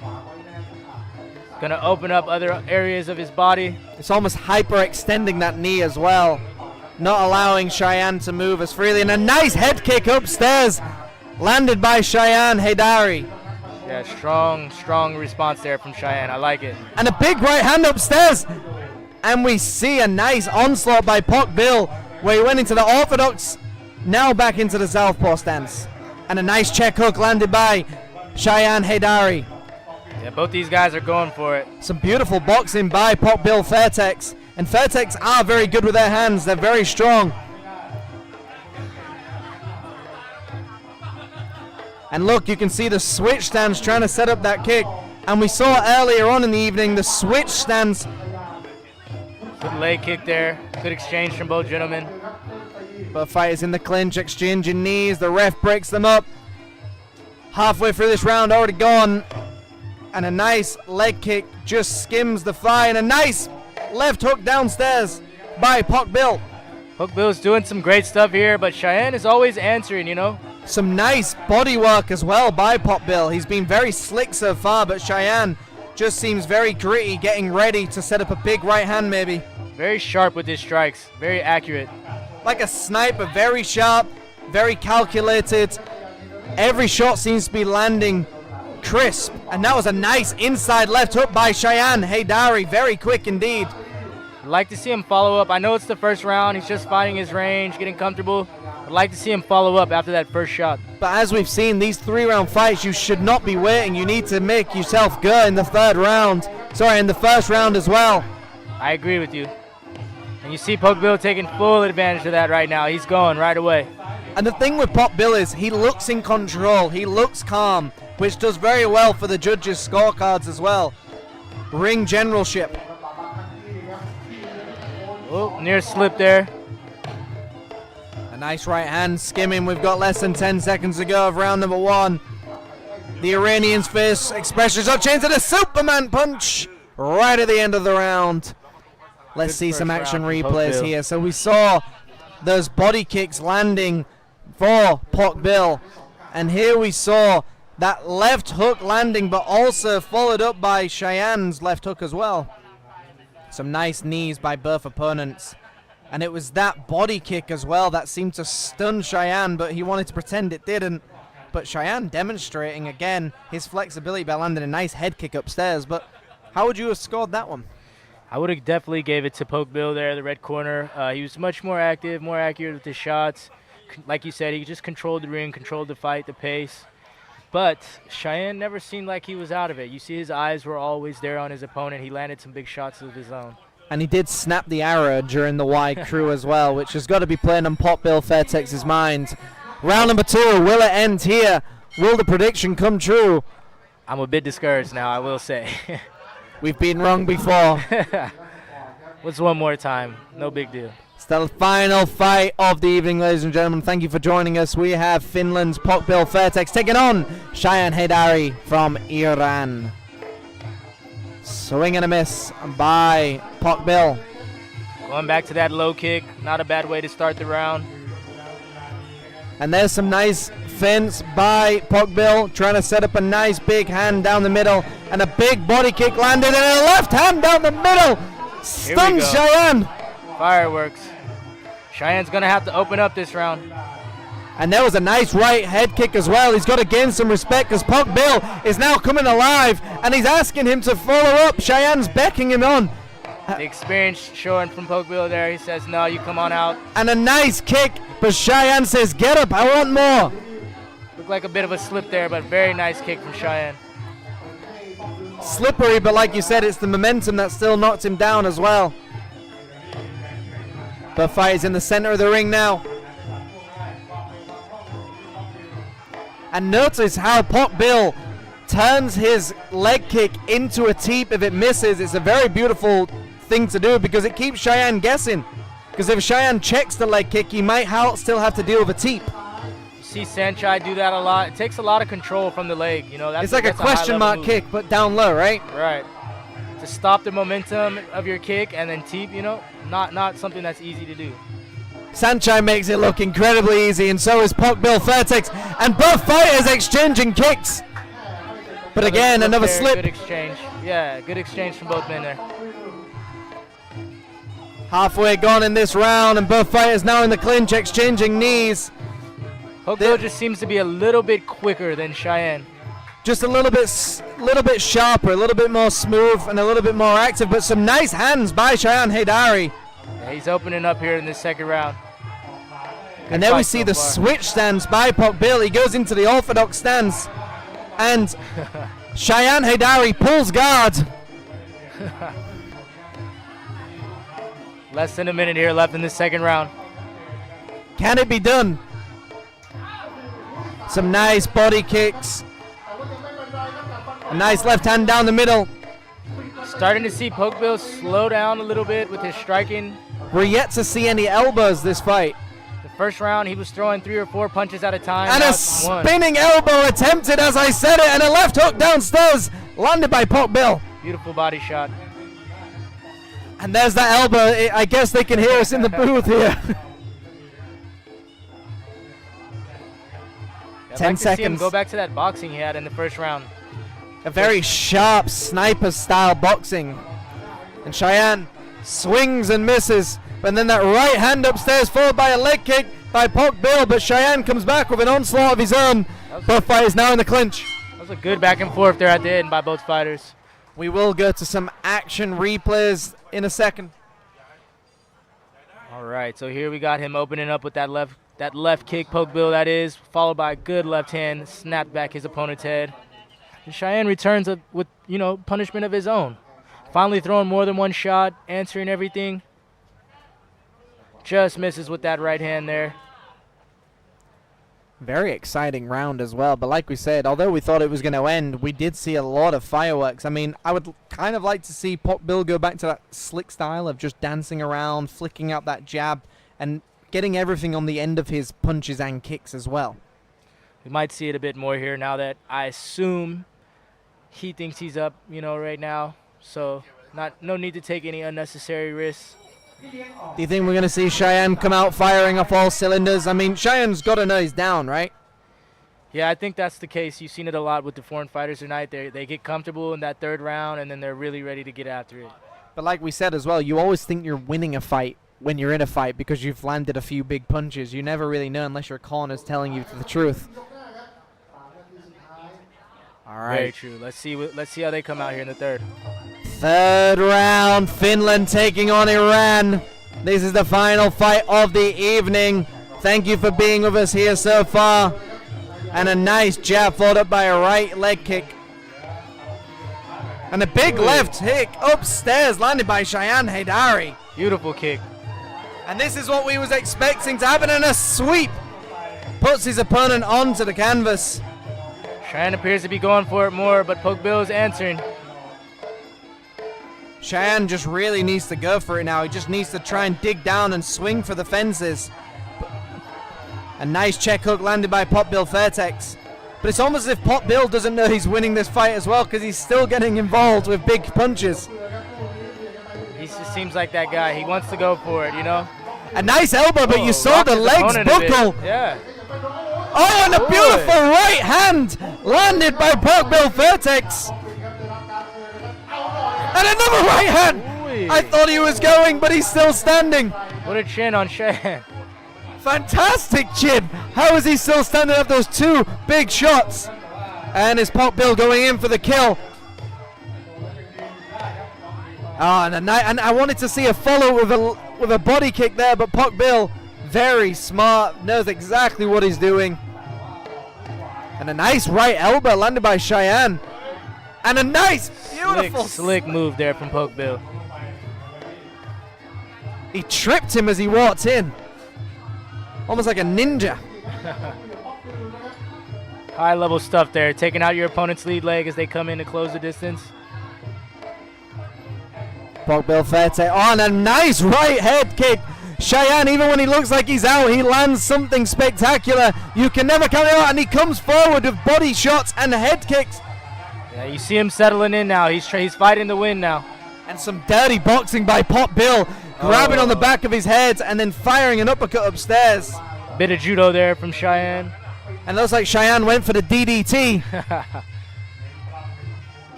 Porkbill looks angry. He looks like he wants to finish it.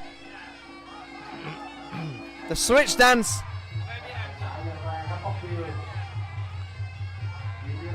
Some nice work already.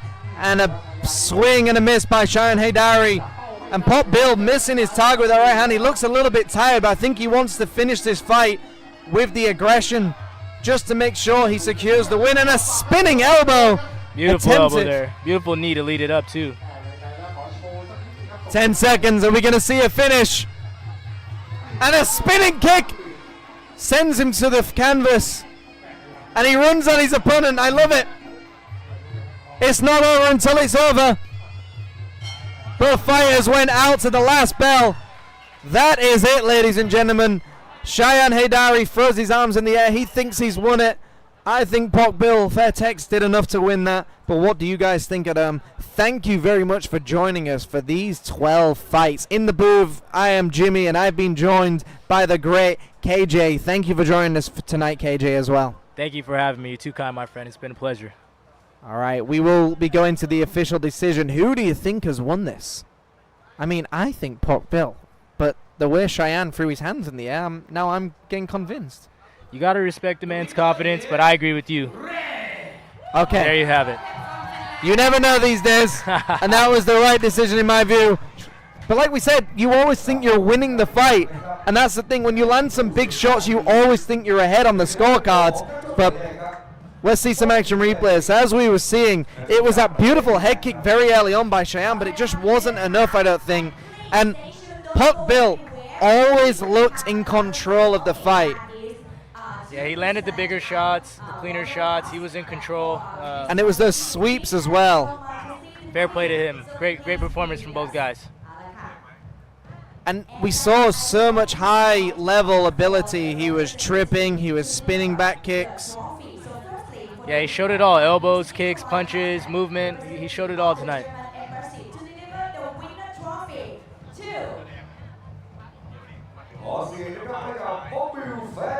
From Finland. Congratulations to the winner. All right, and now for the runner-up, I would like to invite caller Timadusa, representative of Colombian Embassy, to present the runner-up to Cheyenne Haydari from Iran. And a very well-deserved trophy as well. I mean, Cheyenne put on an exciting performance. A great way to end this. Porkbill Vertex, I mean, to me, had one of the most exciting Y crews as well. He made it his own. He made it entertaining. He entertained the crowd. Maybe he psyched out Cheyenne.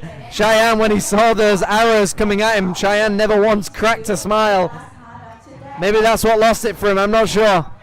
Great fight start to finish from both those guys. Great night of fights here. IFMA, really awesome event. Can't say thank you for you guys.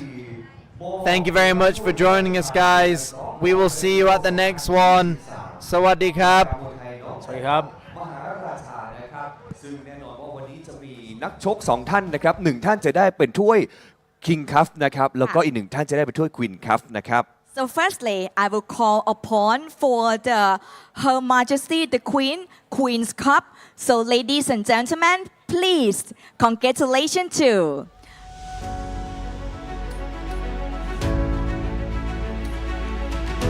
ต้องขอแสดงความยินดีด้วยครับสำหรับรางวัลถ้วยพระราชทานควีนครับนักชกหญิงของเรากำไลเพชรยินดีอะคาเดมี่ Congratulations.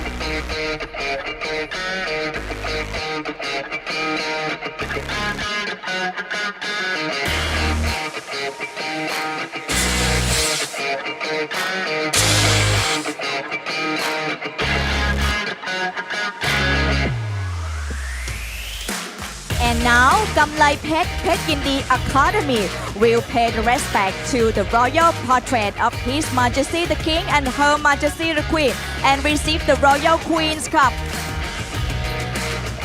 Alright. So เดี๋ยวเชิญกำไลเพชรตรงกลางเวทีนะครับมา แล้วก็ขออนุญาตให้ยกถ้วยพระราชทานขึ้นเหนือศีรษะเลยค่ะ Ladies and gentlemen Wow this is such a beautiful and wonderful moment Congratulations นี่คือผลสรุปนะฮะเรียกว่าผลงานนะครับที่วันนี้นักชกได้แสดงฝีไม้ลายมือนะครับการออกอาวุธต่างๆรวมไปถึงฟอร์มการชกในวันนี้นะครับเดี๋ยวเชิญกำไลเพชรยินดีอะคาเดมี่นะครับรอด้านข้างสักครู่หนึ่งค่ะก่อนที่เราจะได้ไปพบกันนะฮะกับผลของช่วยรางวัลพระราชทาน King's Cup ในอีกครู่หนึ่งนะครับใช่แล้วล่ะค่ะซึ่งเดี๋ยวเรามาแจ้งในส่วนของเกณฑ์ในการตัดสินกันดีกว่านะคะคุณยีนค่ะว่าในส่วนของเกณฑ์การตัดสินนั้นคืออะไรคะใช่เลยครับวันนี้เนี่ยเราจะเห็นว่าทั้ง12คู่ของเรานะครับมีการชกกันอย่างดุเดือดออกไม่ว่าจะเป็นแม่ไม้มวยไทยนะฮะมาอย่างครบถ้วนจริงๆวันนี้เนี่ยผลของเรานะครับก็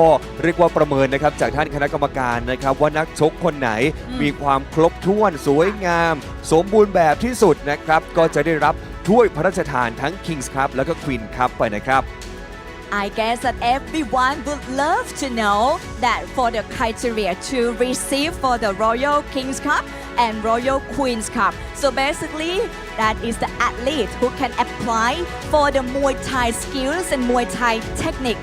So that will be the two of them that receive for the Queen's Cup, Royal Queen's Cup and Royal King's Cup.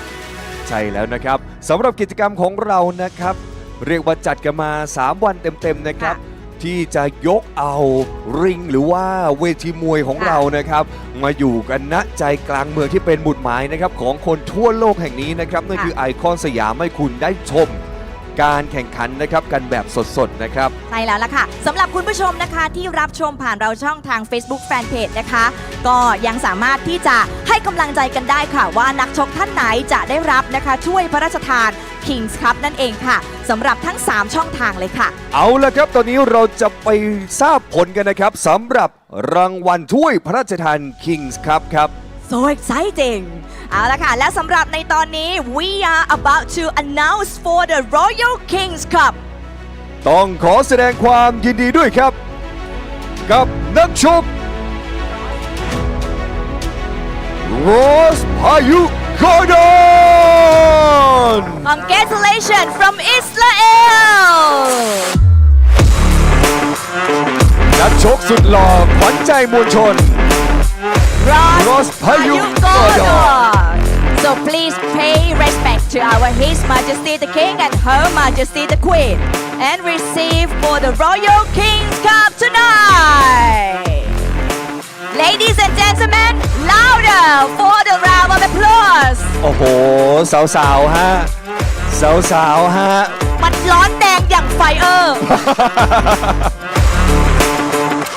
Congratulationsเชิญเก็บภาพกันสักครู่หนึ่งนะครับแล้วขอเชิญกำไลเพชรยินดีอะคาเดมี่ด้านหน้านะครับนี่คือนักชกของเรานะครับที่ได้รับถ้วยพระราชทาน King's Cup และ Queen's Cup ครับค่ะและสำหรับในโอกาสนี้นะคะดิฉันขอเรียนเชิญค่ะดร.ศักดิ์ชัยทัพสุวรรณนายกสมาคมกีฬามวยไทยสมัครเล่นแห่งประเทศไทยค่ะเรียนเชิญดร.ปัญญาหารลำยงครับท่านคณะอนุกรรมการติดตามค่าใช้จ่ายกองทุนพัฒนาการกีฬาแห่งชาติครับAnd also Mr. Stefan Fox, General Secretary IFMA, President of AIMS, and also Executive Team และเชิญผู้บริหารนะคะที่วันนี้ ได้ให้เกียรติอยู่ร่วมกับเรานะคะแล้วก็ได้มีการขึ้นไปมอบถ้วยให้กับนักกีฬาของเราในค่ำคืนนี้ค่ะเรียนเชิญถ่ายภาพร่วมกันได้เลยค่ะเรียนเชิญถ่ายภาพนะครับร่วมกับผู้ได้รับรางวัลถ้วยพระราชทานของเราในปีนี้นะครับ Wow and that both of them they received for the King's Cup